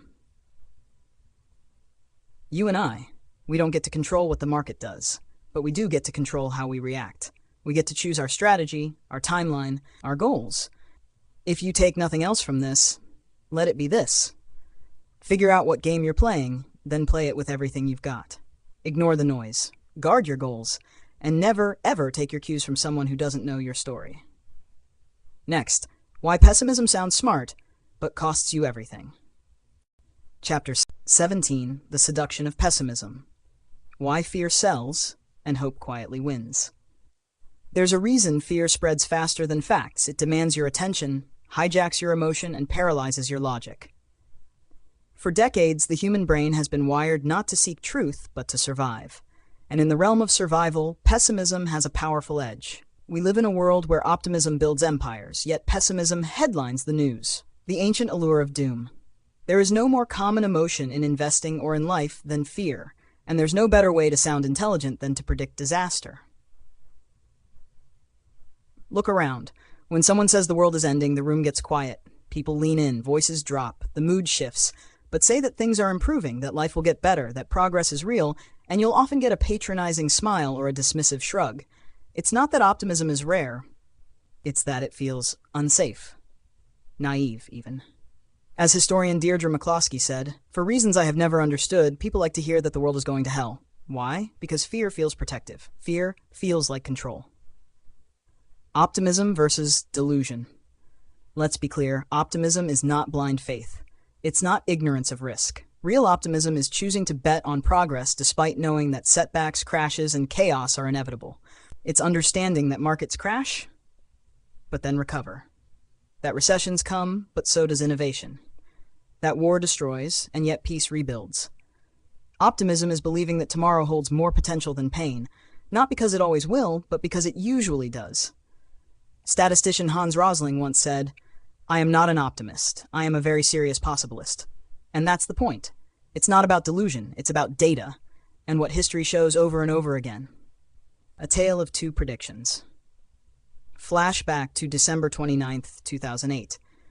The financial world was burning, fear was everywhere, unemployment rising, markets collapsing, and on the front page of the Wall Street Journal, a wild forecast from a Russian academic predicting that the United States would break into 6 nations, with parts reverting to Chinese, Mexican, Russian, and Canadian control. No, this wasn't a fringe blog. It was one of the world's most respected publications. And people believed it, because when you're scared, doomsday sounds logical. Now imagine if, during the famine-stricken, war-torn days of post-U2 Japan, someone had published this. In a generation, Japan will become one of the richest, healthiest, most technologically advanced countries on Earth. Life expectancy will double. Its economy will explode. Its stock market will soar. America will beg to learn from its companies. They'd be laughed out of the room. But that's exactly what happened. Why we believe the worst. The truth is, pessimism sounds smart, urgent, thoughtful, while optimism sounds like wishful thinking. Say the market will crash, you'll get on CNBC. Say things are improving, you'll be accused of selling something. And that's why pessimism sells. Tell someone a stock will rise tenfold, and they'll scoff. Tell them it's about to collapse, and they'll cancel their meetings to hear you out. Fear demands our attention. Hope asks for patience. And attention is currency, especially in a world flooded with noise. The cost of constant fear. This bias toward pessimism isn't just intellectual, it's expensive. Every time you fall for a doomsday prediction, you miss out on pounding. Every time you panic sell, you interrupt long-term growth. Every time you avoid risk out of fear, you pay the silent price of missed opportunity. In the last century, despite wars, pandemics, crashes, and crises, the U.S. stock market rose 17,000-fold, dividends included. But no newsletter is going to sell subscriptions by telling you everything is probably going to be okay. The bravery of believing in better, true optimism is courageous. It's saying, I know things can go wrong, but I'm choosing to participate in the solution anyway. Optimism is a bet on human behavior. That people wake up, work hard, solve problems, and build better futures. Not every time, not flawlessly, but consistently enough to matter. Pessimism will always be louder, but that doesn't make it wiser. As economist Matt Ridley wrote, if you say catastrophe is imminent, you may expect a Genius Award or the Nobel Peace Prize. If you say the world is getting better, you're naive. But if you want to understand the world, follow the facts, not the fear. Final thought. The most reasonable bet, pessimism plays to your fear. Optimism invites you to think long-term. And in the end, while pessimism may be seductive, it's optimism that pays. It's optimism that builds wealth, careers, companies, and nations. So ask yourself this. Do you want to be the smartest person in the room, predicting the end? Or the quiet one outside the room, building the future everyone else was too scared to believe in? Choose your bet. The future listens. Part 1. Let's begin with this unsettling truth. No one is crazy. But when it comes to money, when it comes to fear, risk, loss, and regret, we are all deeply human. And that, right there, is the point. Why pessimism sells and why it can sabotage your future. Think about this. You've never seen a breaking news alert that says, everything's fine, keep investing. But markets crash, recession looms, inflation skyrockets. Those headlines dominate. Why? Because pessimism has a powerful seduction. And it's not your fault. It's in your biology. Nobel laureate Daniel Kahneman said it best. Losses loom larger than gains. It's not just a saying, it's a survival mechanism. Your ancestors weren't anxious about opportunity. They were wired to run from threats. That's how they lived long enough to pass on their genes. And today, you've inherited that wiring. The brain screams, protect, retreat, survive. Every time your 401k dips or a financial storm brews on the horizon, even when it's just a temporary storm. The danger of logical fear. Here's the trap. Pessimism doesn't just feel more urgent, it sounds more rational. It wears a suit. It quotes data. It sounds like it's looking out for you. And that's why people fall for it. Fear says, what if the market crashes again? What if you lose everything? What if it's too late to start? But optimism? Optimism sounds naive, childish, reckless. Until you realize this undeniable fact. The US stock market has grown more than 100-fold over the last century, not because everything was perfect, but because optimism, even in chaos, was usually right. The urgency of perspective. You are living in one of the most resource-rich, innovation-driven eras in human history. But if you listen only to the voice of fear, you'll miss it.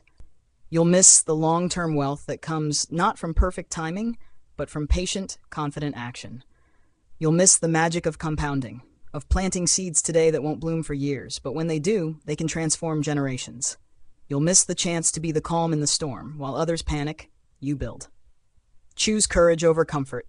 Yes, risk is real. Loss is real. Recessions happen, bubbles burst, but so do recoveries. So do booms. So does growth. And in the long run, history hasn't been kind to those who let fear dictate their financial destiny. So the question is not, what if everything goes wrong? The real question is, what will you miss if you don't act? Because while pessimism sounds smart, optimism is where the money is made. Not blind optimism, not fantasy, but informed belief in a future that rewards patience, resilience, and courage. And the clock is ticking. Your future self is waiting. Will you let fear run your money, or will you take the reins and run your future? Decide now, before someone else does it for you. Part 2. The economy doesn't knock. It breaks down the door. There's a reason money commands our constant attention. It's everywhere. It touches everything. When something goes wrong with money, when the economy falters, it doesn't just happen to someone else. It happens to everyone, including you. That's what makes financial events uniquely terrifying. A hurricane crashing into Florida is a tragedy, but unless you live there, it's a headline, not a personal threat. But a recession? That doesn't just knock on your door. It crashes through it. Your job, your savings, your rent, your groceries, every corner of your life feels the tremor. Even if you've never bought a single share of stock, the market has a way of finding you. Over half of American households do own stocks, but even those that don't are hit by the tidal wave of media coverage every time the market takes a dip. You've seen the red headlines. You've felt the shift in mood. A 1% gain is background noise. A 1% drop, that's front-page panic. And when the market falls, we don't just observe, we analyze, we panic, we assign blame. Is the Fed losing control? Is this political incompetence? Is this the start of something worse? We don't do this with optimism. A rising market is assumed. A falling market is a story, and stories demand attention. This isn't new. Before the Great Depression, only 2.5% of Americans owned stock. Yet, when the market crashed in 1929, the entire nation froze in disbelief. It didn't matter if you were a banker in Manhattan or a mechanic in rural Ohio. You felt the ground shift beneath you. Historian Eric Rockway captured this moment of collective paralysis, writing, "This fall in value immediately afflicted only a few Americans. But so closely had the others watched the market and regarded it as an index of their fates that they suddenly stopped much of their economic activity." Or, as economist Joseph Schumpeter chillingly summarized, people felt that the ground under their feet was giving way. You don't have to care about the stock market for it to care about you. There are only two forces in life that will affect you whether you want them to or not: your health and your money. And while health tends to be personal, money is systemic. It's a shared ecosystem. When one part breaks, we all feel the pressure. One person's panic can ripple through the entire economy and your life. This is why financial awareness isn't a luxury, it's a necessity. Because in a world where a single headline can change the trajectory of your life, ignorance isn't bliss, it's exposure. So pay attention. Not because you want to be scared, but because not paying attention is far more dangerous. Part 3. Imagine waking up to headlines screaming that the world is running out of oil. Prices are soaring, panic is setting in. Experts warn that demand will outpace supply by a staggering margin. And for a moment, the future looks dark, chaotic even. That was the world in 2008. Environmentalist Lester Brown warned that by 2030, China alone would need 98 million barrels of oil per day. The global supply at the time? Just 85 million. If you followed that straight line, the outcome was inevitable. Catastrophe. And yet, that disaster never came. Why? Because markets don't stand still. Humans don't stand still. There is a fundamental law in economics and life. The extremes don't last. Whether things are going extraordinarily well or terribly wrong, reality has a way of correcting itself. Not always in ways we can see in the moment, but always through the tireless push and pull of supply, demand, and innovation. When oil hit $138 a barrel, the world didn't collapse. It adapted. What was once too expensive to drill suddenly became worth its weight in gold. Innovation surged. Fracking and horizontal drilling unlocked reserves previously thought unreachable. In just over a decade, U.S. oil production more than doubled. Global supply surpassed 100 million barrels per day. The crisis that once seemed inevitable was not only avoided, it was obliterated by human ingenuity. This is more than a story about oil. It's a wake-up call about how we think and fear the future.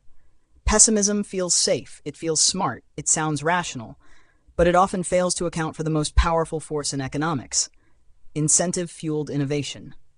Fear thrives when we assume the future is linear, when we believe today's problems will grow unchecked, unstoppable. But the truth is, problems don't just grow, they provoke. They provoke ideas, they provoke breakthroughs, they provoke change. The real danger isn't in the crisis. The danger is in believing that nothing will change. So the next time you hear a dire prediction, ask yourself, is this forecasting the future or just projecting the present? History shows us that necessity is more than the mother of invention. It's the spark of resilience, the fuel of progress, and the reason why humanity continues to defy even its most convincing doomsday prophets. Don't bet against adaptation, don't bet against progress, and most of all, don't bet against people. Part 4. The invisible ascent, why we miss the power of progress. Progress whispers, but setbacks? They scream. It's a cruel imbalance of perception. Progress unfolds so slowly, it slips past unnoticed. Setbacks, on the other hand, are loud, fast, and unforgettable. Explosions make headlines, compounding goes unseen. There are 1,000 overnight tragedies, but overnight miracles? Almost none. Take January 5th, 1889. The Detroit Free Press confidently declared that man would never fly. The weight, the science, it was all wrong, they said. Nature has reached her limit, the article warned. To believe otherwise was to flirt with fantasy. 6 months later, a teenager named Orville Wright dropped out of high school to join his brother Wilbur in a dusty workshop. They weren't aerospace engineers. They weren't funded by government grants. They were just two obsessed brothers with a dream and a bicycle shop. Within a few years, they shattered the very laws of possibility the world had taken for granted. And yet, no one noticed. For years after their first flight, the world remained blind to the miracle taking shape. Witnesses in Dayton, Ohio shrugged off what they saw. Must have been a trick, they thought, like watching someone bend a spoon with their mind. Surely not real. Not until 1908, 4.5 years later, did the media begin to take them seriously. Not until then did the world wake up and realize the sky was no longer the limit. It was only the beginning. But even after that, society couldn't grasp what they had done. It wasn't seen as a vehicle of commerce, connection, or peace, but merely a tool of war, or a novelty for the rich. In 1909, the Washington Post scoffed, "There will never be such a thing as commercial aerial freighters." 5 months later, the first cargo plane took off. Here's the deeper truth. Optimism is slow and silent. Pessimism is fast and loud. We are wired to respond to speed and sound, which means we're wired to miss what matters most. We panic over bankruptcies, stock crashes, and job losses. We obsess over plane crashes, fascinated by destruction in real time. But we overlook the miracle of flight itself. The miracle that was once impossible. The miracle we now complain about when the Wi-Fi doesn't work at 30,000 feet. This is true in medicine. Heart disease deaths in America have plummeted by over 70% since 1965. That's like saving the entire population of Atlanta every single year. But no one notices. Why? Because it didn't happen in a moment. It happened over decades. Quietly, uncelebrated. Compare that to something like a terrorist attack, a hurricane, a mass shooting. They dominate headlines, ignite fear, and stir emotion because they happen suddenly. But the steady victories of humanity? They're buried, ignored, taken for granted. Business works the same way. It took years for the world to understand the potential of companies like Amazon or Apple. But one bad quarter, one missed earnings call, and billions can vanish overnight. Stock markets, they can quietly triple over a decade and get a passing mention. But let them fall 40% in 6 months, and Congress is demanding answers. Your career? You can spend a lifetime building a reputation and lose it all in a single email. This is why pessimism feels smarter. It's quicker to process. It feels urgent. But optimism, it requires patience. It asks you to see the big picture, to trust in slow, silent growth when everything in your biology is screaming, run. And yet, if you want to succeed, truly succeed, you must reverse that instinct.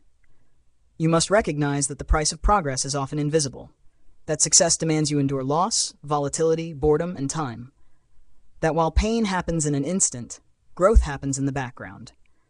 Every investor, every entrepreneur, every dreamer must understand. The rewards go to those who can hold the long view in a short-term world. Because when you learn to listen for the whisper of progress amidst the noise of chaos, that's when you truly begin to win. Part 5. In 2004, the New York Times sat down with one of the most brilliant minds the world has ever known, Stephen Hawking. By then, Hawking had lived over 4 decades with an unforgiving motor neuron disease that had robbed him of speech, movement, and the ability to live without a wheelchair. But it hadn't taken his spirit. Speaking through his computerized voice, he shared how thrilled he was that his books about black holes, time, and the cosmos were being embraced by everyday people, not just scientists. "Are you always this cheerful?" the interviewer asked. Hawking's reply? "My expectations were reduced to 0 when I was 21. Everything since then has been a bonus." Think about that. Here was a man who had every reason to surrender to despair, and instead he chose gratitude, chose joy, chose optimism. Not the naive kind that ignores reality, but the powerful kind that survives it. There's a hidden truth in what he said. When your expectations are low, every good thing feels like a miracle. But when you expect greatness all the time, even the best moments can feel ordinary. That's why pessimism can feel so safe. It shields us. It says prepare for the worst, so you never feel blindsided. And when life turns out better than feared, there's a strange kind of relief. But here's the trap. Pessimism might protect you from disappointment, but it robs you of momentum. It stops you from dreaming big, from starting bold, from believing in what's possible. And that's far more dangerous, because progress, the kind that transforms lives, requires hope. And hope is risky. But it's also the only thing that has ever moved the world forward. So if you're standing at a crossroads, faced with uncertainty, fear, or doubt, remember Hawking, a man who had lost nearly everything, but still believed the future could be beautiful. Expect less, appreciate more. Fear less, risk more. Because when you stop seeing life as owed to you, everything becomes a gift. Now let me tell you a short story. A story about stories, and how the ones we choose to believe shape the lives we choose to live. Chapter 18. When you will believe anything. Imagine an alien, not a green, bug-eyed creature, but a highly intelligent observer sent to Earth to monitor human progress. His mission, track the economic vitality of our species. He floats above Times Square on New Year's Eve, 2007. Below him, the streets pulse with energy. Flashing billboards, fireworks, news cameras, tens of thousands of cheerful faces counting down to midnight. Everything screams confidence, prosperity, momentum. 2 years later, New Year's Eve, 2009, he returns. The scene looks eerily similar. Same lights, same parties, same excitement. He zooms in, Office buildings are still humming with activity. Trucks move steadily along highways. Universities are still handing out diplomas. Labs still patenting ideas. In fact, he notices some clear improvements. Smartphones now in every hand. Social media transforming communication. Medicine advancing. Solar energy booming. The world looks like it's moving forward. So he concludes, Earth's economy must be stronger now than it was in 2007. Then he looks at the numbers. Suddenly the picture shatters. U.S. households are $16 trillion poorer. 10 million more Americans are unemployed. The stock market has been cut in half. Consumer confidence has collapsed.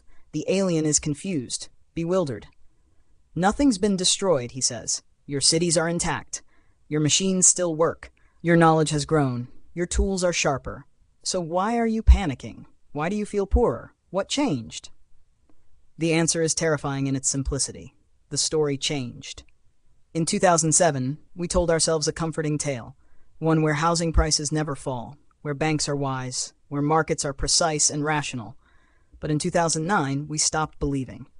And that shift in belief, not technology, not war, not disease, triggered a financial earthquake that wiped out trillions. It brought the economy to its knees. That's how fragile prosperity can be. That's how powerful stories are. Because while factories, highways, and patents measure our capacity, the narratives we believe determine whether we use that capacity or suppress it out of fear.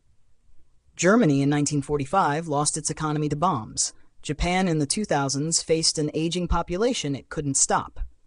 But America in 2009? We had everything, except belief. And when belief collapses, reality follows. Here's what that means for you. Fear spreads faster than facts. Excitement builds wealth, but only when it's rooted in confidence. And urgency is essential, because every day someone is writing the story of your financial future. If you don't write it, someone else will. And it may not end in your favor. So remember, the most dangerous economic risk isn't a market crash. It's a broken narrative. And the most powerful investment isn't just money, it's the belief in your own future, even when the world doubts it.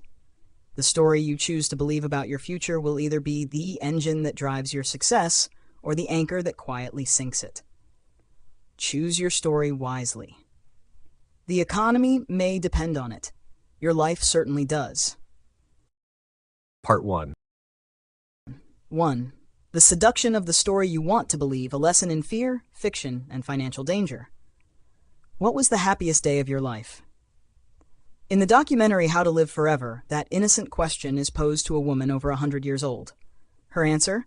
Armistice Day, she said, referring to the 1918 ceasefire that ended World War I. Why? The filmmaker asked. Because we knew, she replied, eyes shining, there would be no more wars ever again. 21 years later, the world plunged into another war that killed 75 million people. This is the danger of wanting something to be true so badly that you ignore the reality staring you in the face. We all do this. We call them appealing fictions. Stories we tell ourselves because the truth is either too painful, too complex, or too uncertain. And nowhere are these fictions more dangerous than in the world of money. When you're desperate, you'll believe anything. Ali Hajaji's son was dying. The villagers in Yemen told him the cure was to press a burning stick into his child's chest. It sounds insane until you're that parent. Ali told the New York Times, when you have no money and your son is sick, you'll believe anything. Let that sink in. This isn't just about Yemen or medicine or ancient rituals. It's about you. It's about what you believe when your financial future feels like it's on fire. Because when the stakes are high and your control is low, you don't just try anything. You believe anything. The plague, the stock market, same human brain. In 1722, Daniel Defoe chronicled how Londoners responded to the Great Plague. Almanacs frighted them terribly. Streets were plastered with doctors' bills advertising infallible pills and sovereign cordials. People were dying. There was no cure. So they clung to any story that promised one, even when it was a lie. Fast forward to today. You're not dying from the plague. But you might be terrified of dying broke. So what do? We watch pundits on TV selling predictions they couldn't back up with data if their lives depended on it. We follow YouTubers with zero credentials. We We put our life savings in a meme coin or a stock tip someone swore would make us millionaires. Why? Because it's not just about money, it's about hope. If there's a 1% chance that a prediction could change your life, emotion will beat logic every time. When hope becomes a hazard, if you want to believe a stock will 10x, that it's the next Amazon, it becomes part of your identity. You join a tribe. You ignore the odds, and you stop asking the hard questions, because facing reality might kill your dream. Let's be clear, 85% of active mutual funds underperformed their benchmarks over a decade. Yet nearly $5 trillion remains invested in them. Why? Because people believe the next fund manager might be the next Warren Buffett. That belief isn't rooted in data. It's rooted in desire. Or take Bernie Madoff. His returns were impossibly consistent. His operations were shrouded in secrecy.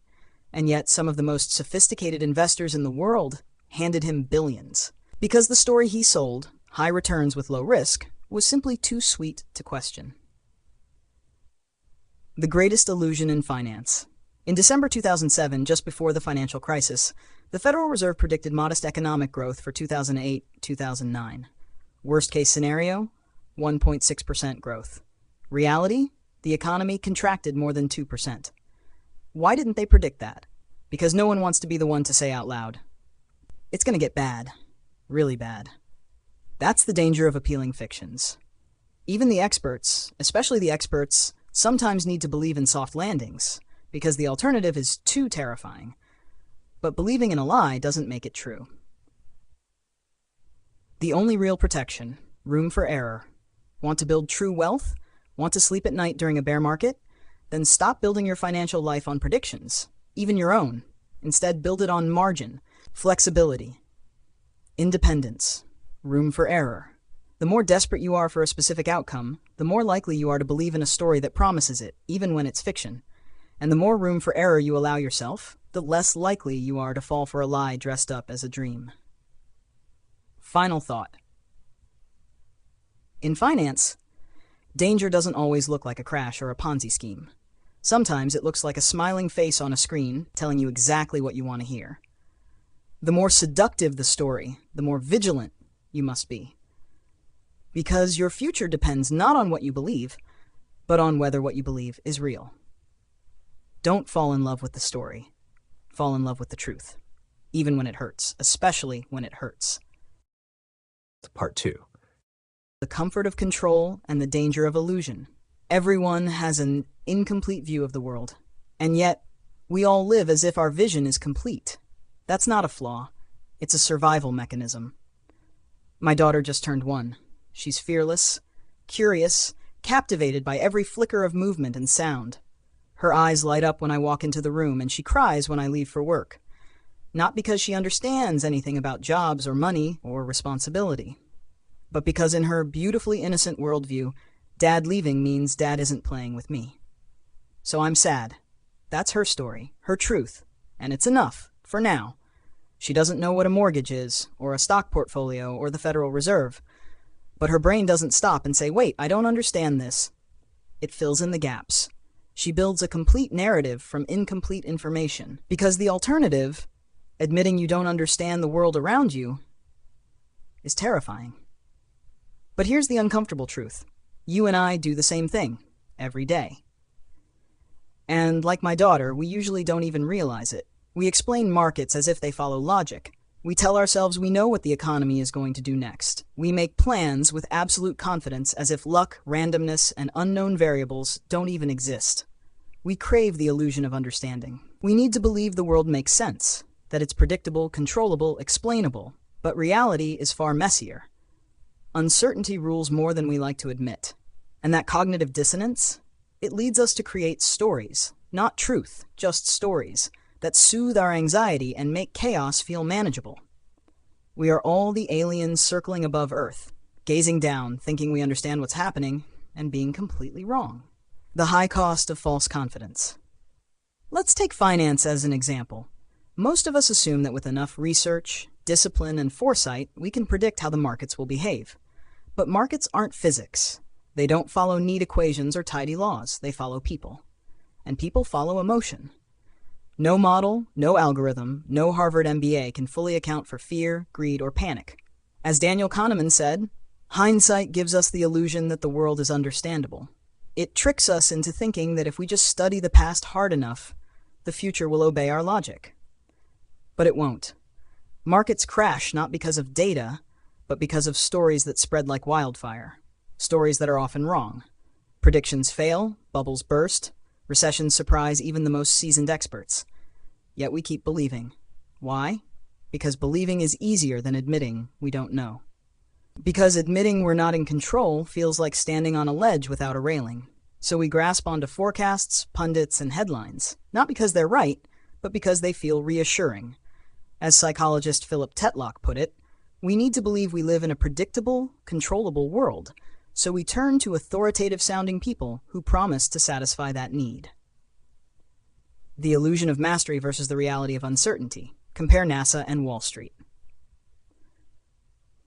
NASA can launch a spacecraft 3 billion miles and miss its target by less than a minute after nearly a decade. That's because astrophysics is a field of precision. Finance is not. It's a field of probability, emotion, and surprise. But we want it to be like NASA. We want Wall Street to predict the future with near-perfect accuracy because that feels safe. We want to believe we can win the game if we just know the rules. But business, investing, and life itself, they're not chess. They're poker. And even the best poker players lose hands. The danger lies not in uncertainty, but in pretending it doesn't exist. What happens when the stories we tell ourselves are wrong? Here's the hard part. The more confident you are in a story that isn't true, the more damage it can cause. You might buy at the top of a bubble because someone else did and you believe their reasons. You might quit your job, launch a startup, and ignore the market shifts happening outside your bubble of awareness, convinced that success depends solely on what you do, even when reality says otherwise. Kahneman laid it out clearly. We overfocus on our plans and ignore others' actions. We overestimate skill and underestimate luck. We focus on what we know and forget what we don't know. Every entrepreneur, investor, and dreamer falls into this trap. And like my daughter, we don't stop to think we might be wrong, because the story feels too good, too neat, too complete. So what's the solution? It's not to stop telling stories. It's to stay humble. To remind ourselves that what we know is always a tiny slice of a much bigger picture. To recognize that confidence without awareness of blind spots is a recipe for disaster. In a world overflowing with noise, information, and false certainty, the most powerful mindset you can adopt is one of curious humility. Don't believe everything you think. Question the stories that feel a little too perfect. And remember that the greatest wisdom isn't in knowing everything, it's in knowing how much you don't. Because the moment you accept how little control you have is the moment you begin to truly take control. And that, quietly, humbly, bravely, is how real power begins. Urgency takeaway. In an uncertain world, clinging to false certainty is not just risky, it's dangerous. The stories we tell ourselves can lead us off cliffs we didn't even know existed. You don't have to predict the future to be wise, but you do have to accept that you can't. Start today. Question your narratives. Seek understanding, not control, because your future depends on what you do after you admit what you don't know. Chapter 19.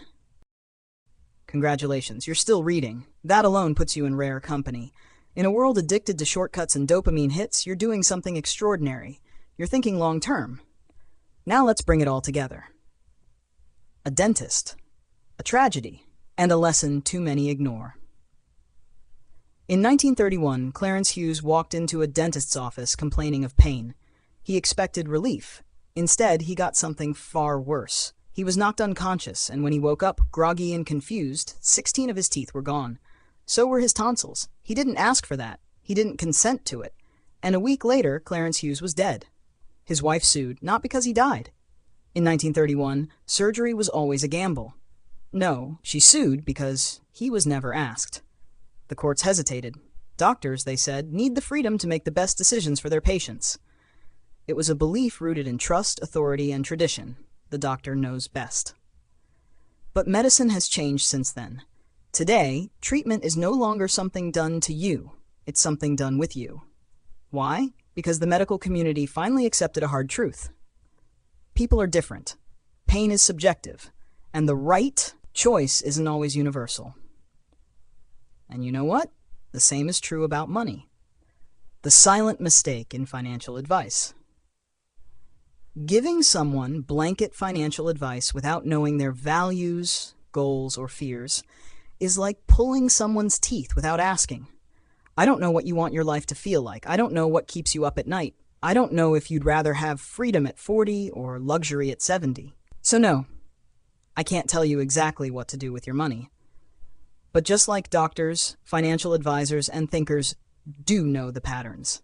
We know what tends to work. We know what usually ends in regret. We've studied the autopsies of financial failure, and from that hard-earned knowledge, we can offer something powerful. Not prescriptions, but principles. So here are a few ideas worth carrying with you. Not rules, not commandments, but tested truths that can guide your financial life like a compass through a fog. Just 1. Respect the power of time. Every dollar you save today is a soldier working for your future. The earlier you deploy them, the larger your army becomes. Delay is expensive. Start small, but start now. Urgency, you don't have to wait to be rich to start acting wisely. You just have to begin. 2. Define what enough looks like. The world will always try to convince you that happiness is one upgrade away. Bigger home, newer car, better lifestyle. But the pursuit of more is a treadmill that never stops.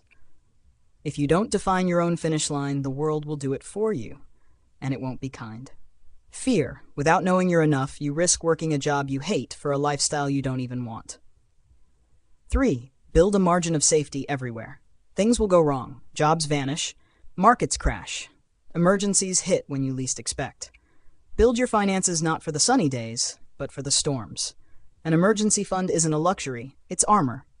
Excitement. When you have cash reserves, you stop living in fear and start making decisions from strength. 4. Be a long-term optimist, short-term realist. History rewards patience, but patience gets tested, hard. The stock market, your career, even your relationships will go through brutal winters. Expect it. And when it happens, don't flinch. Urgency. How you behave in chaos will matter more than what you did in calm. 5. Avoid extremes, in money and in life. The people who go all in on any financial trend, crypto, real estate, day trading, frugality, often end up burned. Balance is boring, yes, but it's also resilient. Fear. Extremes make headlines, but they rarely make legacies. 6. Wealth is what you don't see. No one brags about their emergency fund. No one sees your maxed out 401k. But real wealth is silent. It's the car you didn't buy, the vacation you delayed, the lifestyle you chose not to upgrade. It's freedom. And freedom doesn't post on Instagram. Excitement. Every time you choose financial discipline, you buy a little more control over your future. Let's end with this. The best financial strategy is the one that lets you sleep at night and wake up excited for tomorrow. It's personal, it's emotional, and it's yours. I can't make the choices for you, but I can leave you with this. The most dangerous financial move is not losing money, it's living a life dictated by someone else's definition of success. Clarence Hughes died because a decision was made for him. Don't let the same thing happen to your financial life. Be informed, be intentional, be the one holding the pen to your own story. Because it's not just about money, it's about the life you get to live because of it. Part 1. Let me tell you a story. It's about a man named Daniel. Daniel grew up in a modest neighborhood outside of Chicago. His parents worked hard, loved harder, and never made more than $50,000 a year between them. But they never missed a meal. Not once. That was their wealth. Daniel, like most of us, got caught up in the illusion of more. More money, more status, more stuff. His first big paycheck from a tech job didn't go into savings. It went into a lease for a BMW he couldn't afford, a watch he didn't need, and dinners he couldn't remember. On the outside, he was winning. Inside, he was drowning. In debt, anxiety, and a quiet fear, he'd built his identity on sand.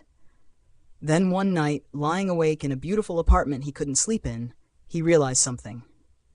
He'd been playing someone else's game. We live in a world obsessed with appearance, a culture that confuses net worth with self-worth. where the loudest voice in the room gets the attention and the biggest spender gets the respect. But here's the truth that very few will tell you. The real flex isn't how much you spend, it's how little you need.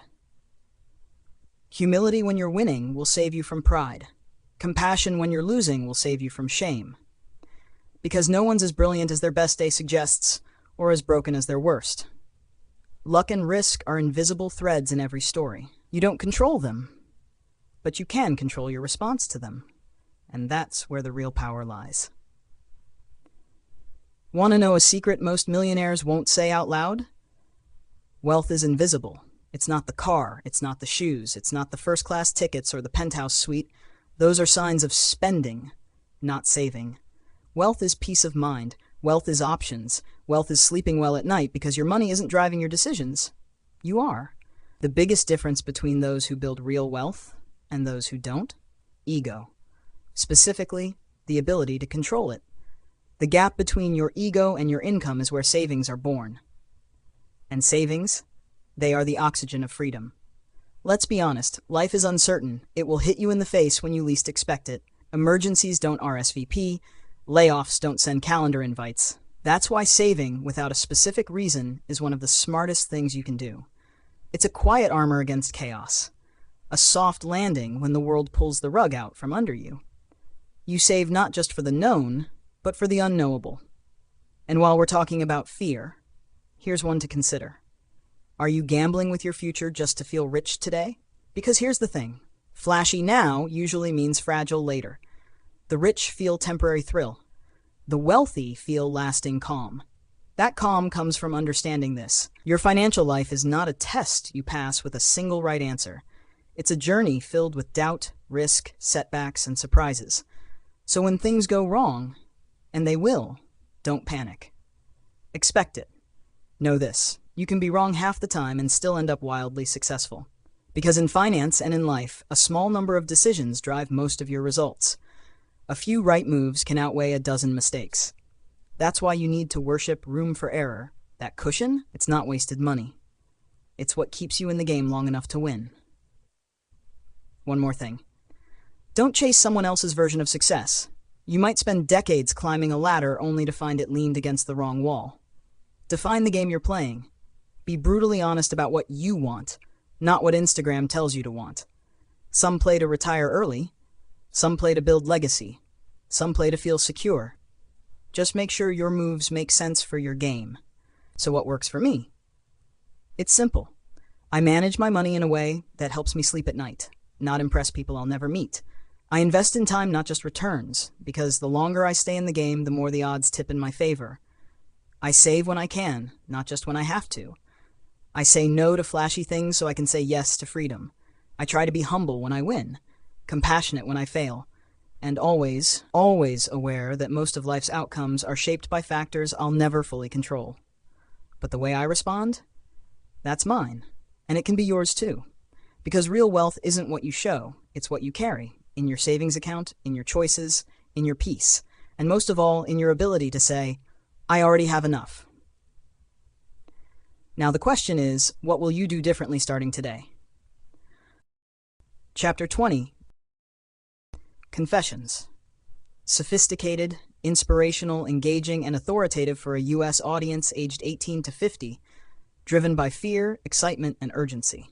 Imagine sitting across the table from a billionaire investor.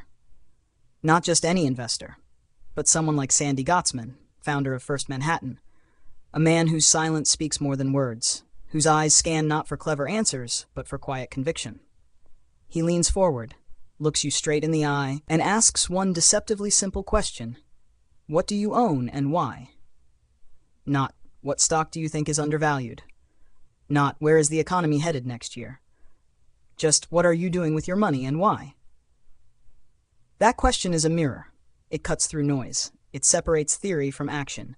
Because what people say they believe often isn't what they live. Half of all U.S. mutual fund managers, people paid to manage your money, don't invest a single cent of their own wealth into the very funds they manage. Not a dime. That's not a small oversight. It's a flashing red siren of misalignment. If they don't trust the ship they're steering, why should you be on board? But this disconnect between words and actions isn't limited to finance. Dr. Ken Murray, a respected physician and USC professor, revealed a chilling truth in his essay, How Doctors Die. It turns out doctors, those who know medicine best, often choose vastly different end-of-life care for themselves than what they recommend to their patients.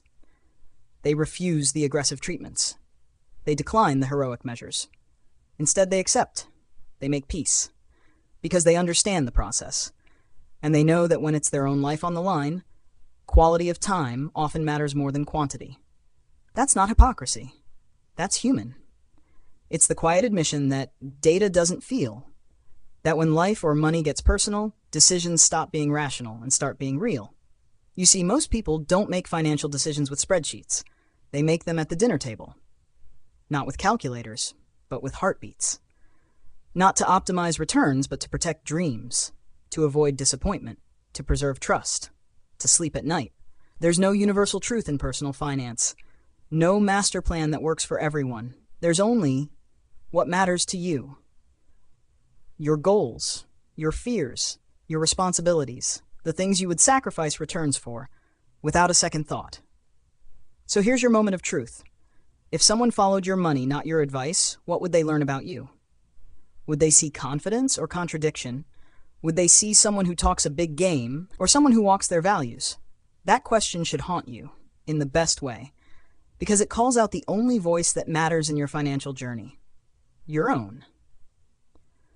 The world is full of talking heads, predictions, gurus, and models.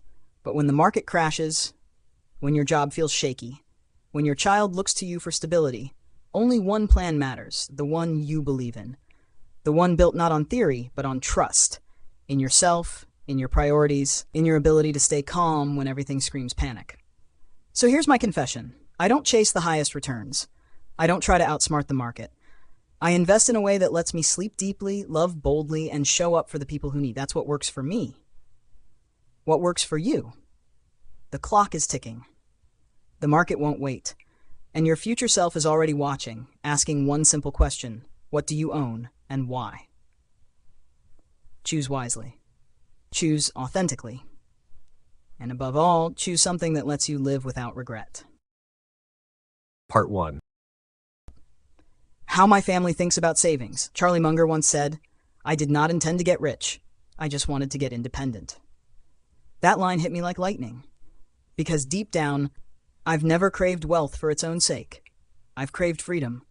Forget the jets, the yachts, the illusion of success on Instagram. True financial success, the kind that lets you breathe, isn't about showing off. It's about waking up every morning and saying, I can do what I want today, and I don't owe that freedom to anyone but myself. That's the bar my family lives by. Not rich. Independent. The legacy that changed everything. My parents taught me this without ever saying a word. My dad became a doctor at 40, with 3 kids and an avalanche of responsibilities already on his back. He spent years working brutal ER night shifts, flipping his body clock like a pancake, all to create space for a better life. But here's what left the mark on me. After 2 decades, he just stopped, walked away. No drama. No desperate scrabble to replace the income. Just quiet confidence. Independence earned, not inherited. I remember thinking, that's real wealth, not the paycheck. The power to walk away when the work no longer serves you. That moment became my financial North Star. Why we live below our means, even as our income rose. My wife and I started our lives with modest jobs in a modest apartment with hand-me-down furniture and a cheap car that squeaked in the rain. But it was enough.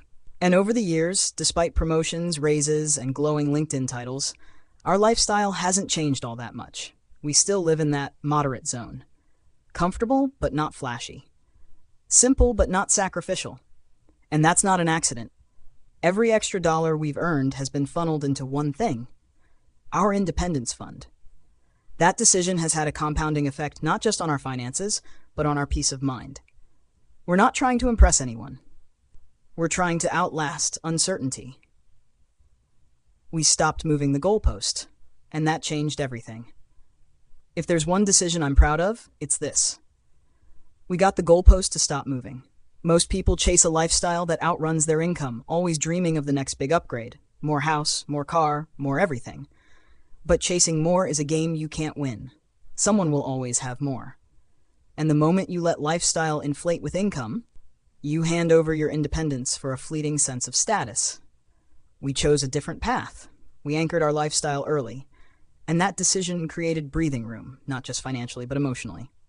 Why we made the worst financial decision of our lives. We own our home outright. No mortgage, no debt. It's arguably the dumbest financial move we ever made, and the best money decision of our lives. Why? Because it gave us the one thing that no spreadsheet can quantify: emotional independence. No payments, no risk of foreclosure, no calls from the bank. We sleep better, we breathe easier, and we're not interested in maximizing returns at the cost of our sanity. This isn't about being right on paper. It's about being free in real life. We keep 20% in cash. Why? Because life happens. Financial advisors would raise their eyebrows at this one. But again, we're not optimizing for best practices. We're optimizing for resilience. We keep a hefty chunk in cash because we know the truth most people learn too late. Life doesn't wait until you're ready to hit you with a massive expense. A medical emergency, a job loss, a family crisis. We've seen them all up close, and cash is what keeps those events from turning into financial earthquakes. We're not saving for a boat. We're saving for a world where curveballs are the rule, not the exception. And here's the kicker. By avoiding the need to sell investments during tough times, we let our compounding machine run uninterrupted. As Munger said, the first rule of compounding is to never interrupt it unnecessarily. In a world addicted to more, choose less on purpose. None of this is glamorous. It's not the kind of story you'll hear on a podcast about 10x returns, or read in a TikTok thread promising overnight riches. But it works. It works because we know exactly what we're aiming for. Independence, not indulgence. Peace, not prestige. Security, not status. And if you're reading this, wondering what your own savings are really buying you, ask yourself, if I stopped working tomorrow, could I breathe? Because real wealth isn't loud, it's quiet. It's the ability to walk away, to say no, to put your family first, not just in theory, but in practice. And you don't need millions to get there.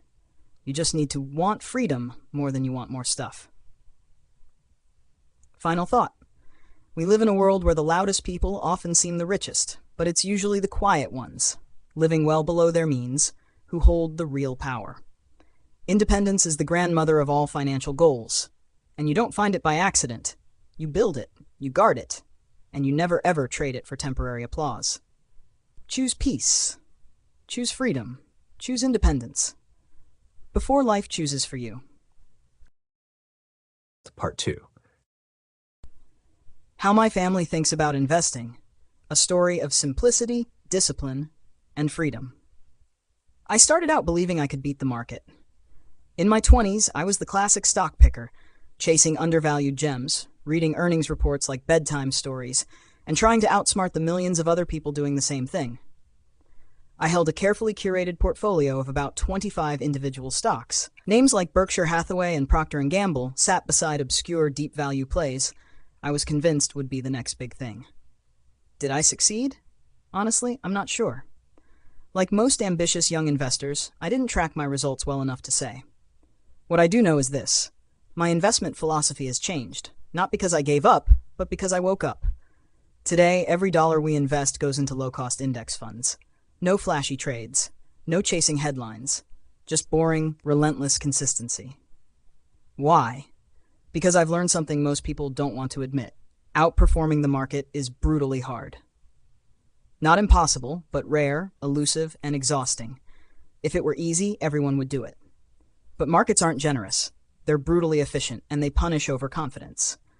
Let me be clear. I don't look down on active investing. Some people have the talent, the temperament, and the time to do it well. I admire those people.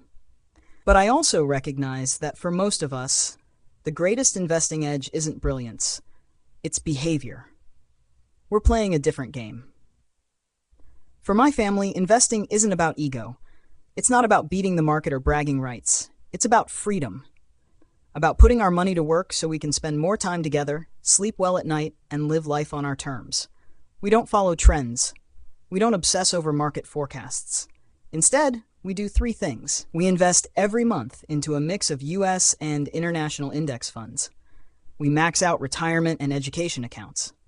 We live simply, so we don't have to chase risky returns to meet our goals. That's it. No secrets, no shortcuts.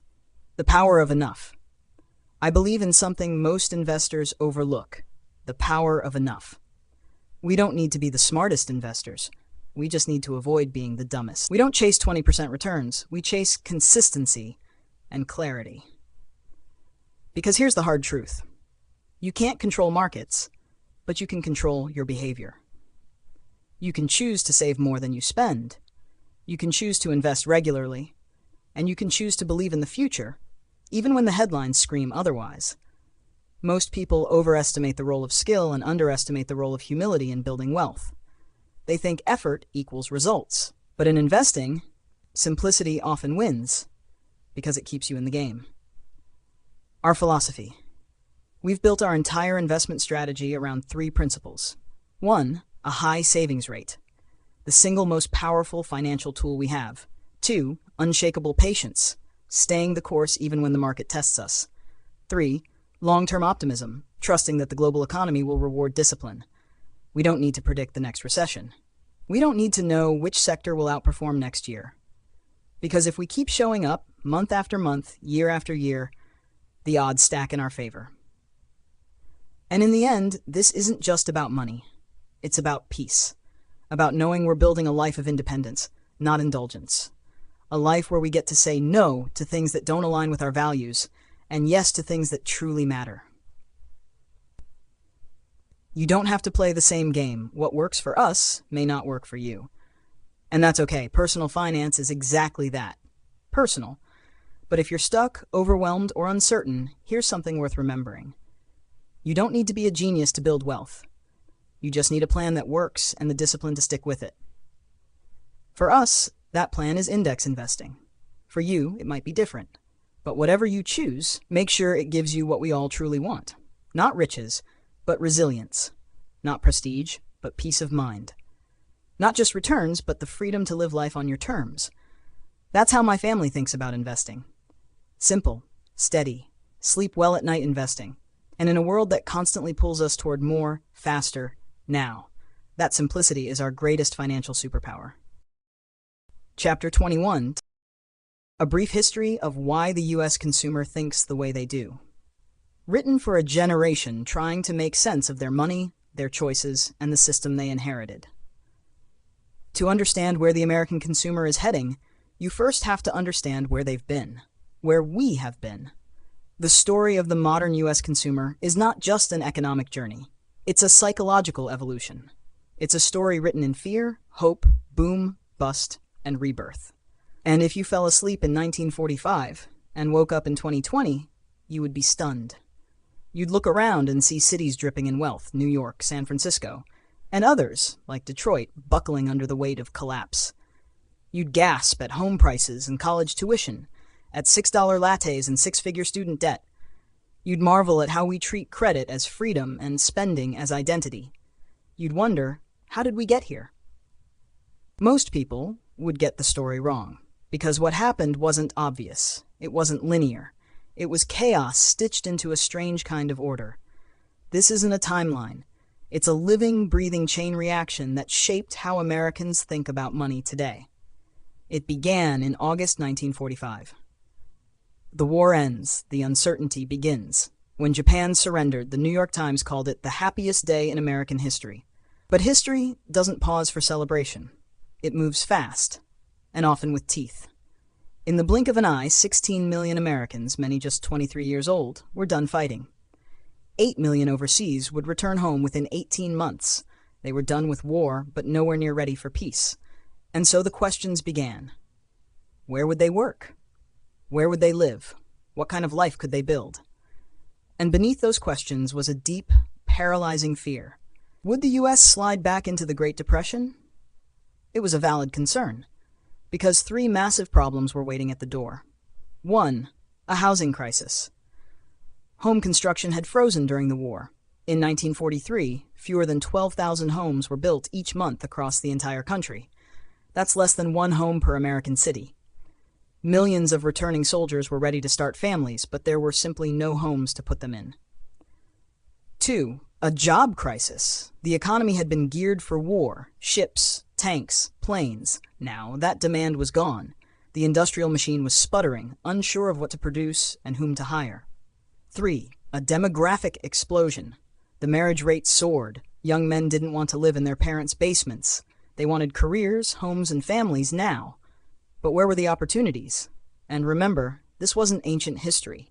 The Great Depression had ended just 5 years earlier. The trauma was still raw. Scarcity still haunted every paycheck. Savings still felt like survival. So when economists warned Truman in 1946 that another depression could arrive within 4 years, it wasn't political. It was existential. Exports? Europe and Japan were in ruins. Stimulus? America was already drowning in war debt. The risk was real. The spiral seemed inevitable. So we did something about it. And that something changed everything. What followed was a masterclass in boldness, innovation, and belief. Government, business, and culture aligned to build an entirely new version of the American dream. We built homes, millions of them. Suburbs exploded into existence. Levittown became a blueprint for affordable, mass-produced housing. We made education accessible. The GI Bill gave returning soldiers a path to college. Suddenly, a middle-class life was tied to a degree, and the seeds of our current student debt crisis were quietly planted. We built infrastructure, expanded industries, and injected confidence into the economy. Confidence is underrated. It's what turns spending into investing, what turns fear into faith. We created a consumer economy, an economy built on desire, not just need, on credit, not just cash, on ownership, not just survival. And it worked. The U.S. avoided another depression. In fact, we launched into one of the most explosive economic growth periods in human history. Incomes rose, home ownership soared, retirement accounts were born. The idea of the good life became the normal life. But there was a cost, a psychological one. The mind of the American consumer was rewritten. Suddenly, we weren't just surviving, we were consuming. We learned that spending could feel like progress, that debt could feel like opportunity, that stuff could feel like success. These weren't reckless decisions. They were inherited assumptions, passed down through generations who had earned the right to live better. But history is cyclical, and what feels like freedom in one era can feel like a trap in another. The modern consumer lives with that inheritance. Today, Americans are more financially anxious than ever before. But that anxiety didn't come from nowhere. It came from decades of boom and bust cycles, easy credit followed by crushing debt, soaring costs in housing, healthcare, and education, costs rooted in 1945 optimism but burdened by 2025 realities, a system designed to reward spending and punish restraint. You can't understand how people spend money today until you realize they were raised in a culture where consumption was patriotic and frugality was a relic, where your self-worth became increasingly tied to your net worth, and where fear of falling behind drives many of our financial decisions. Where do we go from here? If the last 80 years were defined by consumption, the next 20 might be defined by correction. A rebalancing, a reckoning, maybe even a revolution. And that's why this history matters. Because the more clearly we see how we got here, the more clearly we can choose where to go next. The modern consumer is waking up to the illusion of infinite growth, to the weight of inherited expectations, to the possibility of a different kind of success, one rooted not in what you own, but in what you understand. And that shift, it's already underway. So ask yourself, what kind of consumer are you becoming? Because the story of American money isn't finished. It's still being written by people just like you. Part 1. Low interest rates and the intentional birth of the American consumer. It wasn't just victory that shaped post-war America, it was what we chose to do with that victory. When World War II ended, the United States stood atop the world, militarily dominant, economically unrivaled, and culturally ascendant. But beneath that confident exterior was a fragile truth. The American economy, freshly unshackled from wartime industry, needed a new engine. The war was over, but peace came with a price. Millions of soldiers returned home to find a country with too few homes, too few cars, and too few jobs. The threat wasn't just inflation. It was stagnation. The kind that could have shattered the dreams of a generation and dragged America into a post-war recession. So the U.S. government made a historic and radical decision. Keep interest rates artificially low. Not just for a year. Not just until inflation cooled. For 7 years straight, rates barely moved. 3-month Treasury yields sat below 2% until the mid-1950s. It was monetary life support, and it worked. Originally, this move was designed to make it cheaper to finance a war that cost, in today's dollars, over $6 trillion. But it had an unexpected side effect, one that would rewrite the American identity. It made borrowing irresistible. Suddenly, the American dream wasn't just about liberty and opportunity. It was about ownership. Owning a car. Owning a house, owning a television, a washing machine, a lifestyle. And the government didn't just allow this shift, they engineered it. The GI Bill handed returning soldiers something more valuable than a parade, access to nearly free mortgages. No down payment, no interest in the first year. Monthly payments lower than rent. And it wasn't just homes. With Depression-era credit restrictions loosened, a new American invention was born, the consumer credit economy. The first credit card debuted in 1950. Store credit, installment plans, personal loans, payday advances, all exploded. And every penny of interest, tax-deductible. It was a seismic change. The thrift and sacrifice of the war years gave way to something new. Spend, because it's your patriotic duty. Historian Sheldon Garin put it simply. After 1945, America diverged from patterns of savings promotion. Politicians, businessmen, and labor leaders all encouraged Americans to spend to foster economic growth. Fear of another depression turned into the excitement of a booming middle class. Policymakers didn't just tolerate consumerism, they manufactured it. The American consumer wasn't born by accident. It was intentionally created, molded through policy, nurtured by low interest rates, and rewarded through mass consumption. The results were staggering. In the 1950s, household debt grew 1.5 times faster than it did even during the credit craze of the 2000s. That's not an economic footnote, it's a revolution. And here's the urgency. This shift still defines us. Every swipe of a credit card, every low down payment mortgage, every buy now, pay later transaction is rooted in this post-war transformation. We are living in the world they built, one where economic growth depends not just on productivity, but on perpetual spending.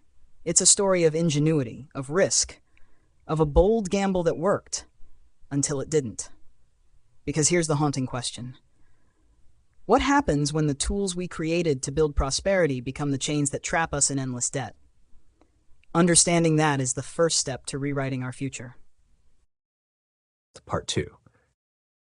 The hidden forces that ignited America's greatest boom. The 1930s were brutal. Soup lines, dust bowls, despair. It was a decade etched in our collective memory as the harshest economic period in American history. But beneath that struggle, beneath the hunger and unemployment, something extraordinary was happening. Something that no one noticed. America was quietly getting stronger. Out of sheer necessity, the Great Depression forced Americans to innovate, to do more with less. It bred resilience, resourcefulness, and a revolution in productivity that few understood at the time. Factories were redesigned, assembly lines were optimized. We built more, wasted less, and learned how to make the impossible possible. But no one celebrated this hidden boom. Not in the 30s, when survival came first. Not in the 40s, when the world was at war and our factories were building tanks instead of toasters. Then the war ended. And America exploded. We emerged from World War II with factories built to scale, a workforce trained for precision, and a generation of young soldiers eager to build a life worth fighting for. There had been years, nearly 2 decades of wants unmet, dreams delayed, and purchases postponed. Cars, homes, appliances, furniture, basic things, really. But for many families, they were unreachable luxuries during the Depression and unobtainable during wartime. Then came the flood. Millions of returning GIs had one thing in common. They were ready to live. They were ready to marry, settle down, raise children, and spend money. And the economy gave them permission. Consumer credit was suddenly easy to get. Mortgage terms were generous. Factories that once built bombers now produced Buicks. Jobs were abundant. Confidence soared. The American dream wasn't just alive, it was being mass-produced. The numbers are staggering. Car production went from 0 to 21 million in just 4 years. Home building surged. Just 2 million homes built during the war, followed by 15 million in the next decade. Consumer spending soared 40% over pre-war levels by 1950. This was more than just a boom. It was a reinvention of American life. Refrigerators became commonplace, so did washing machines, freezers, air conditioners, televisions. The suburbs sprawled outward, powered by optimism and cheap fuel. America didn't just want stuff. We had learned how to make stuff, finance stuff, and sell stuff to the world. What started as a Great Depression turned into a great transformation. Here's the truth you can't ignore. Progress hides in the dark. It hides behind fear. It grows quietly during chaos, and then one day it bursts into the light. So the next time the world feels like it's breaking, remember this. It might actually be building. When everything seems like it's falling apart, the foundations of the future might be quietly falling into place. This moment, your moment, may be more important than you think. Because in times of great uncertainty, history doesn't just repeat itself. It reinvents the world. Part 3. When America rose together, and why that feels so unfamiliar today. There was a time in America, not too long ago, when progress didn't just mean growth for the few, but advancement for the many. A time when the rising tide truly did lift all boats. The post-World War II economy, particularly through the 1950s, wasn't just booming, it was transformational. And here's the part that will jolt you. The gains weren't hoarded at the top. They were shared more equally than at any other time in modern U.S. history. Between 1940 and 1963, average wages didn't just grow. They doubled, and then doubled again. Let that sink in. Not just more jobs, not just more spending, but real, tangible wealth creation for the everyday American. The factory worker, the school teacher, the young black woman finally given a seat at the table. This wasn't theoretical equality. It was felt in paychecks, in homes, and in opportunity. We often romanticize the American dream, but from the late 1940s through the early 1980s, we lived it. The enormous lead of the well-to-do in the economic race has been considerably reduced, wrote Lewis Allen in 1955. The statistics are breathtaking. The bottom 20% of wage earners saw their incomes rise at nearly the same rate as the top 5%. The share of national income held by the wealthiest 1% fell nearly in half, from 13% in 1929 to 7% by 1945. More women entered the workforce than ever before. More minorities found real footholds in society. Cultural access, from television to automobiles, leveled the playing field. It wasn't just wages that equalized, it was lifestyles. In 1957, Harper's Magazine observed something profound. Despite income differences, rich and poor Americans used the same razors, watched the same shows, drove similar cars.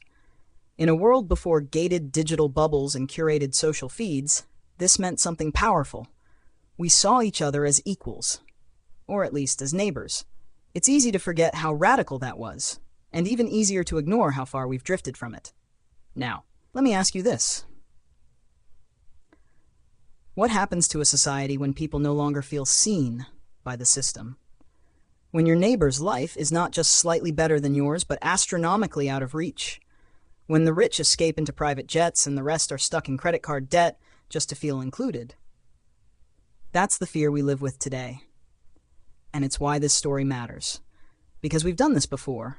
We have built a society where prosperity was widely shared, where people rose together, and where the American dream wasn't just a slogan, it was a shared experience. But the clock is ticking. Inequality today is growing at alarming speeds, and the idea that we're in this together feels increasingly fragile. If we don't remember how equality was once built, we may never get back to it. This isn't nostalgia. It's a wake-up call. Because history proves something crucial. Fairness isn't a fantasy, it's a choice. And the time to choose again is now. Part 4. The rise of American debt and the birth of unshakable optimism. Between 1947 and 1957, something extraordinary happened in America. Household debt didn't just rise, it exploded, increasing fivefold in just a decade. And yet, remarkably, this wasn't a crisis. It wasn't a burden. It was a launch pad. Why? Because incomes were rising just as fast, if not faster. Families weren't drowning in debt. They were surfing it, powered by a wave of prosperity unlike anything the country had seen before. This was a generation that had just emerged from 2 decades of fear. First the Great Depression, then a world war. They knew what scarcity felt like. They had tasted survival. And now for the first time they were tasting abundance. Debt didn't feel dangerous. It felt empowering. Thanks to government-backed programs, low interest rates, and a booming economy, borrowing became not just possible, it became normal. And with that, the American dream got a turbo boost. Homes were being bought, cars were hitting the streets, refrigerators were humming in kitchens that had never seen one before. Home ownership, which had stubbornly hovered around 47% since 1900, suddenly surged. By 1970, it hit 62%.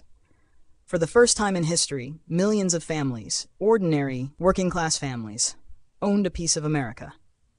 And they didn't just own it on paper. They felt it. They believed in it. This was more than economics, it was psychology. It was hope, pride, and a deep belief that the future was finally here, and that it belonged to them. As David Halberstam put it, they did not fear debt as their parents had. It was as if the very accomplishment of owning a home reflected such an immense breakthrough that nothing was too good to buy for it. This was a defining cultural shift, a moment when the average American no longer saw debt as a trap, but as a tool, not something to avoid, but something to harness. And the reason it worked? Because incomes kept pace. Household debt was growing, yes, but it was starting from almost nothing. The Depression and World War II had wiped the slate clean. There was room to grow, and the growth was, at least for a time, healthy. Let's pause here and stitch this together because this moment is more than just a blip in economic history. America was booming. It was booming together. It was booming with debt, but not debt that crushed people, debt that lifted them. This wasn't just a new economic model. It was a new mindset. And it's one that still echoes today, sometimes with opportunity, sometimes with risk. So here's the urgent takeaway. Debt is never just about money, it's about belief. The belief in your future. The belief that tomorrow will be better than today, and the willingness to bet on it. That belief built post-war America. But as you look around at our world today, where household debt to income now exceeds 100%, ask yourself, are we still betting on a brighter future? Or are we gambling to keep up with a dream that's changed? That's the question our generation must answer. Because history shows us this. Debt isn't the danger. Losing sight of why we borrow, that's what should keep us up at night. Part 5. When the American dream began to crack, 1973 wasn't just a year, it was a turning point. A quiet fracture appeared in the smooth surface of America's post-war prosperity, and underneath was a world that no longer played by the old rules. The economy, once roaring with confidence, began to stagger. That year, unemployment hit levels not seen since the Great Depression. Inflation, once a fleeting ghost after wartime spikes, dug in its heels and stayed. Short-term interest rates? They surged to 8%, more than tripling in a single decade. For everyday Americans, it felt like a financial vice slowly tightening around their lives. But the numbers alone don't capture the fear. This was an era haunted by assassinations, racial unrest, political scandals, and the long, bloody shadow of Vietnam. The national psyche was bruised. The trust that once held the country together, economically, socially, and politically, began to erode. And then, the rest of the world showed up. For 2 decades after World War II, America dominated because much of the industrial world lay in rubble. We weren't just leading the global economy, we were the global economy. But by the 1970s, Japan was rising, China was stirring, and oil-rich nations in the Middle East began flexing their geopolitical muscles. The unchallenged reign of American manufacturing and might was over. At the same time, a new generation was coming of age. The baby boomers didn't grow up with breadlines or battlefronts. They inherited prosperity, but not the pain that forged the resilience of the greatest generation. And when the tailwinds of easy growth died down, The boomers were left navigating a world of shifting sands, still clinging to the old maps. Here's the emotional crack. For most of the post-war period, there was a quiet understanding in America, a belief that even if you weren't wealthy, you could live a life that felt close to it. If you earned an average income, you might live in a modest home instead of a mansion, but your life wasn't unrecognizably different from someone who made more. There was dignity in the middle, solidarity in simplicity. That belief began to unravel in the 1970s. And here's the danger. Expectations don't reset as fast as reality does. The economy kept growing, but unevenly. The ladder of success got steeper. Yet people still expected the lifestyle their parents had, or the one their neighbors flaunted. That tension, the gap between expectation and reality, fueled resentment, anxiety, and confusion. It planted the seeds of frustration we still harvest today. If you feel like the game is rigged now, if you wonder why it seems so much harder to get ahead than it was for your parents, it's because the game did change. Slowly, then all at once. And unless we recognize when the shift happened and why, it's easy to mistake a new normal for a personal failure. This isn't just history. This is the origin story of today's American discontent. It's a reminder that economic facts are just numbers until they collide with human expectations. That's when they shape destinies. And that's why understanding this moment in history isn't optional. It's urgent. Part 6.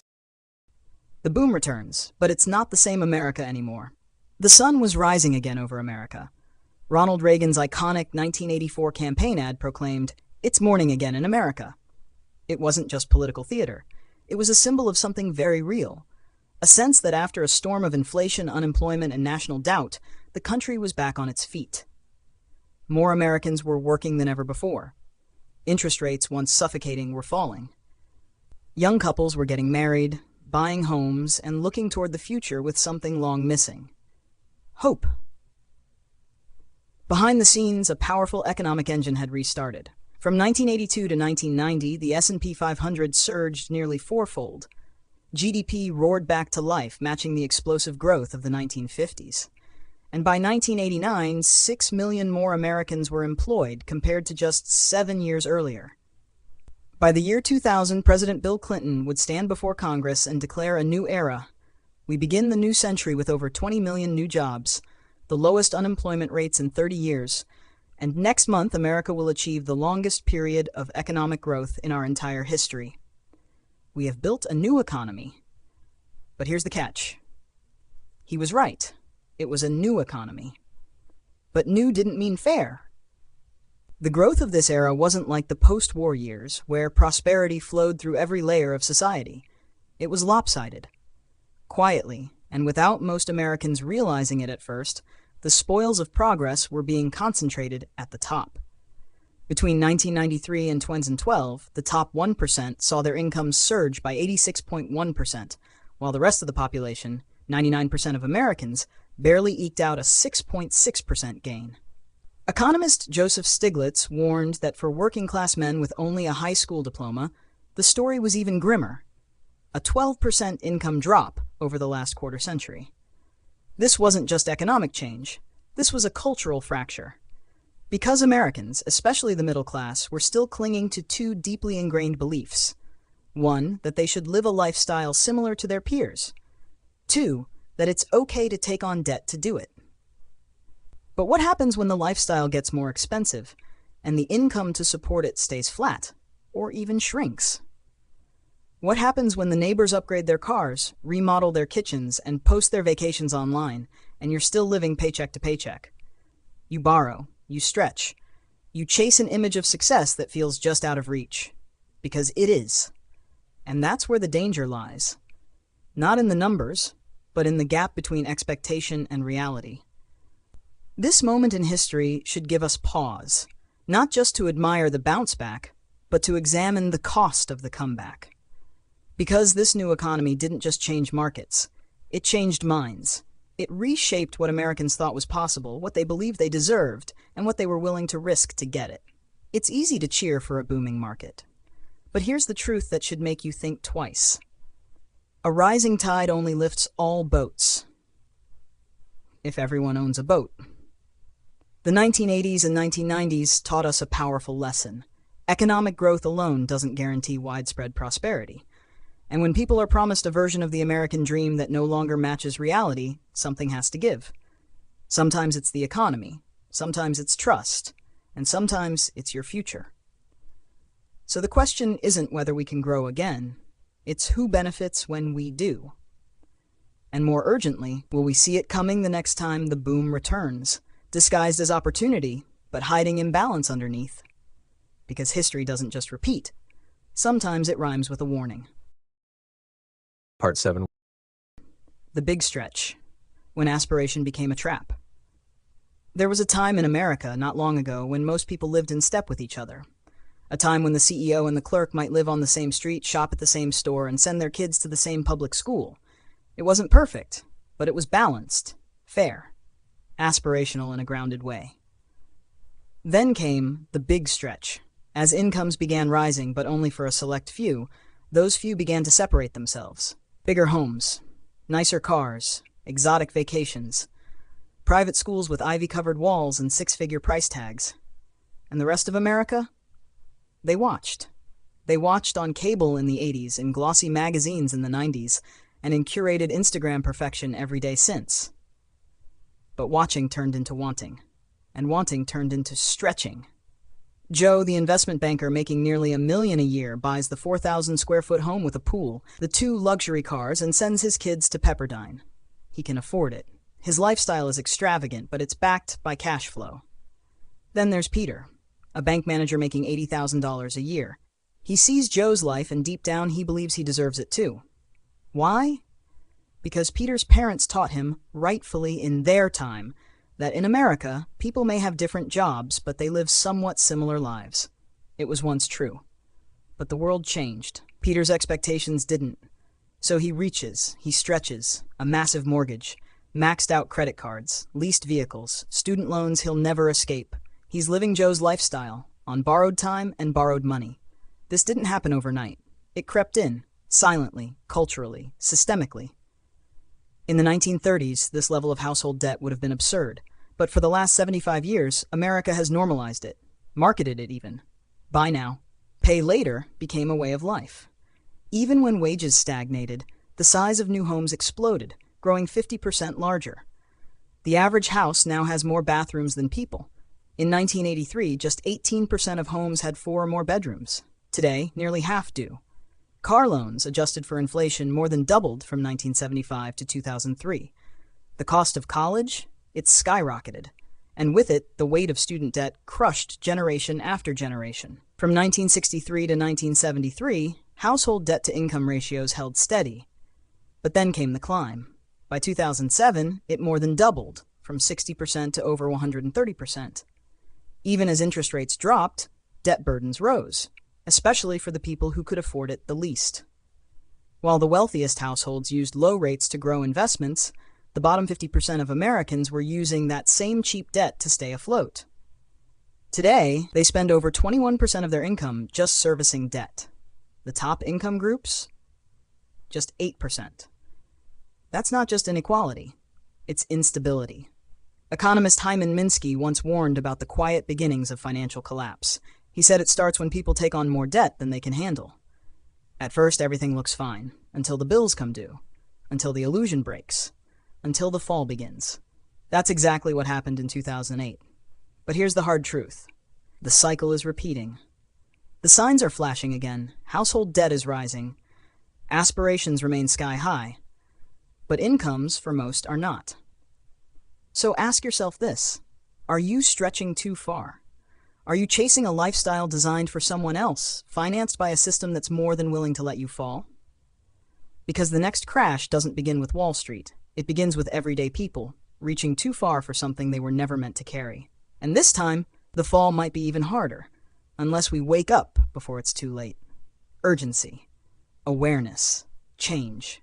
The American dream is worth striving for, but it's not worth drowning in debt. Part 8. Paradigms don't die quietly, even when the world has changed. Once a paradigm takes root, once people internalize a story about how the world works, it becomes dangerously hard to let go. Even when the facts change, even when the game is rigged, even when it's no longer working for them. After the financial crisis of 2008, Americans shed a mountain of debt. Interest rates plunged to historic lows, and for the first time in 35 years, household debt payments as a percentage of income hit rock bottom. On paper, it looked like a fresh start. But here's the twist. The very policies designed to rescue the economy also cemented the divide. Quantitative easing didn't just stabilize the system, it inflated asset prices.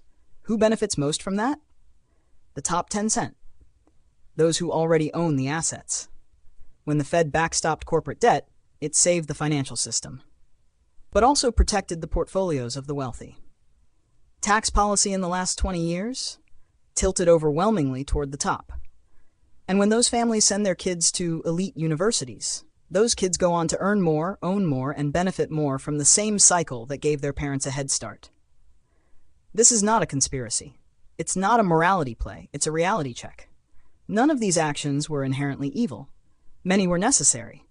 But collectively, they rewired the economy in a way that no longer feels fair. The rules shifted. Quietly, systemically, relentlessly, beneath the feet of millions of hardworking Americans. The idea of a broad, thriving middle class, where your neighbors live a life like yours, where effort equals reward, where success feels earned, that dream hasn't been the norm for decades. And yet we still believe in it. We want to believe in it. Why? Because for a brief golden moment after World War II, it was true. And it felt good. It felt just. It felt like America was working. That memory is powerful. And people don't let go of something that once gave them hope, even when the evidence says it's gone. But here's the call to action. If the old paradigm no longer serves us, if it no longer reflects our reality, it's not enough to mourn its passing. We must build a new one that's honest, one that's fair, one that doesn't pretend everyone is starting from the same place. Because the longer we cling to an outdated dream, the more power we give to a system that quietly leaves millions behind. The question isn't whether it's fair. The question is, what will you do now that you know the truth? Part 9. This isn't working. The emotional revolt of a generation. There comes a moment when a society collectively stands up and screams, not always with words, but with action, protest, rebellion, and the quiet fury of the ballot box. Stop the ride. I want off. That moment is now. The Tea Party. Occupy Wall Street, Brexit, Donald Trump, different ideologies, different languages. But listen closely and you'll hear the same desperate undertone. This system, whatever it was supposed to be, isn't working for me.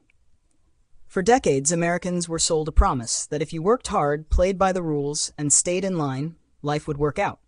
That the American dream was available for everyone. But reality has been far messier.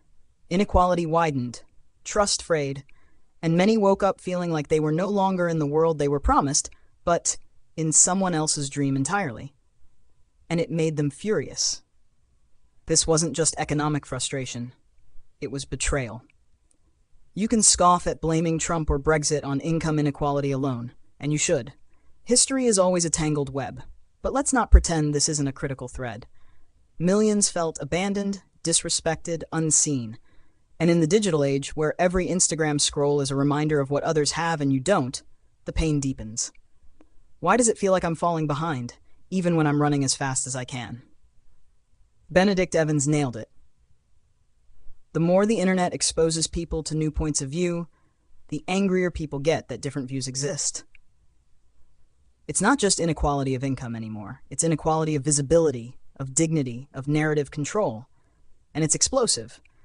We used to live in a world where expectations aligned, where what was normal was shared across communities. Not anymore. The gap between reality and expectation has become a chasm, and that dissonance is emotionally unsustainable. Here's the hope. The story of economics is not a straight line. It's cyclical. Things break, then they're rebuilt. Wages for the poor are rising faster than for the rich. Unemployment is low. The cost of college is stabilizing. And if you take a sober look at advancements in medicine, communication, civil rights, we've never lived in a more advanced, inclusive, or connected world. But progress doesn't cure pain, unless people feel it. And here's the urgency. Expectations lag behind reality. That's why even if the middle class starts to rise again, the belief that the system is rigged may linger for a generation. So yes, the era of this isn't working may persist, and the dangerous craving for something radically different right now, anything but this, will persist too. That feeling is a tinderbox. It's how history tips. It's how new ideologies take root, some hopeful, some horrifying. It's what started the cascade of events that led to World War II. And here we are again, a world at a crossroads. The future is unwritten, but the pen is already in our hands. This is not a time for apathy. This is a time for awareness, a time to look backward with clarity and forward with urgency. Because history is not a straight road. It's a storm of moments, one damned thing after another. And if we don't learn why people are shouting, we may all get swept away in the echo. Conclusion that encapsulates the themes of change, resilience, and opportunity from the perspective of the book's narrative. In the echoes of history, amidst the rise and fall of economies, one truth remains steadfast. Change is the only constant. From the depths of the Great Depression to the heights of economic booms, each era has forged its path, leaving indelible marks on our collective journey. Yet, beyond the tumultuous waves of economic cycles, lies a beacon of hope, the resilience of the human spirit. In every crisis, individuals and communities have risen to reclaim their futures, guided by unwavering determination and a vision for tomorrow. Today, as we stand at the crossroads of uncertainty and promise, let us heed the lessons of the past. Let us embrace the challenges with courage, knowing that within every challenge lies an opportunity to innovate, to rebuild, and to thrive. As we navigate the complexities of a globalized world, let us harness the power of knowledge and foresight. Let us forge new pathways to prosperity, driven by a deep-seated commitment to progress and sustainability. For in our hands, we hold not just the legacy of our past, but the potential to shape a future that honors our aspirations and empowers generations to come. Let us dare to dream, to act with conviction, and to pioneer a new era of prosperity and shared success. Together, let us embark on this journey, guided by wisdom, fueled by passion, and united in our pursuit of a brighter tomorrow. Does this capture the essence you were looking for?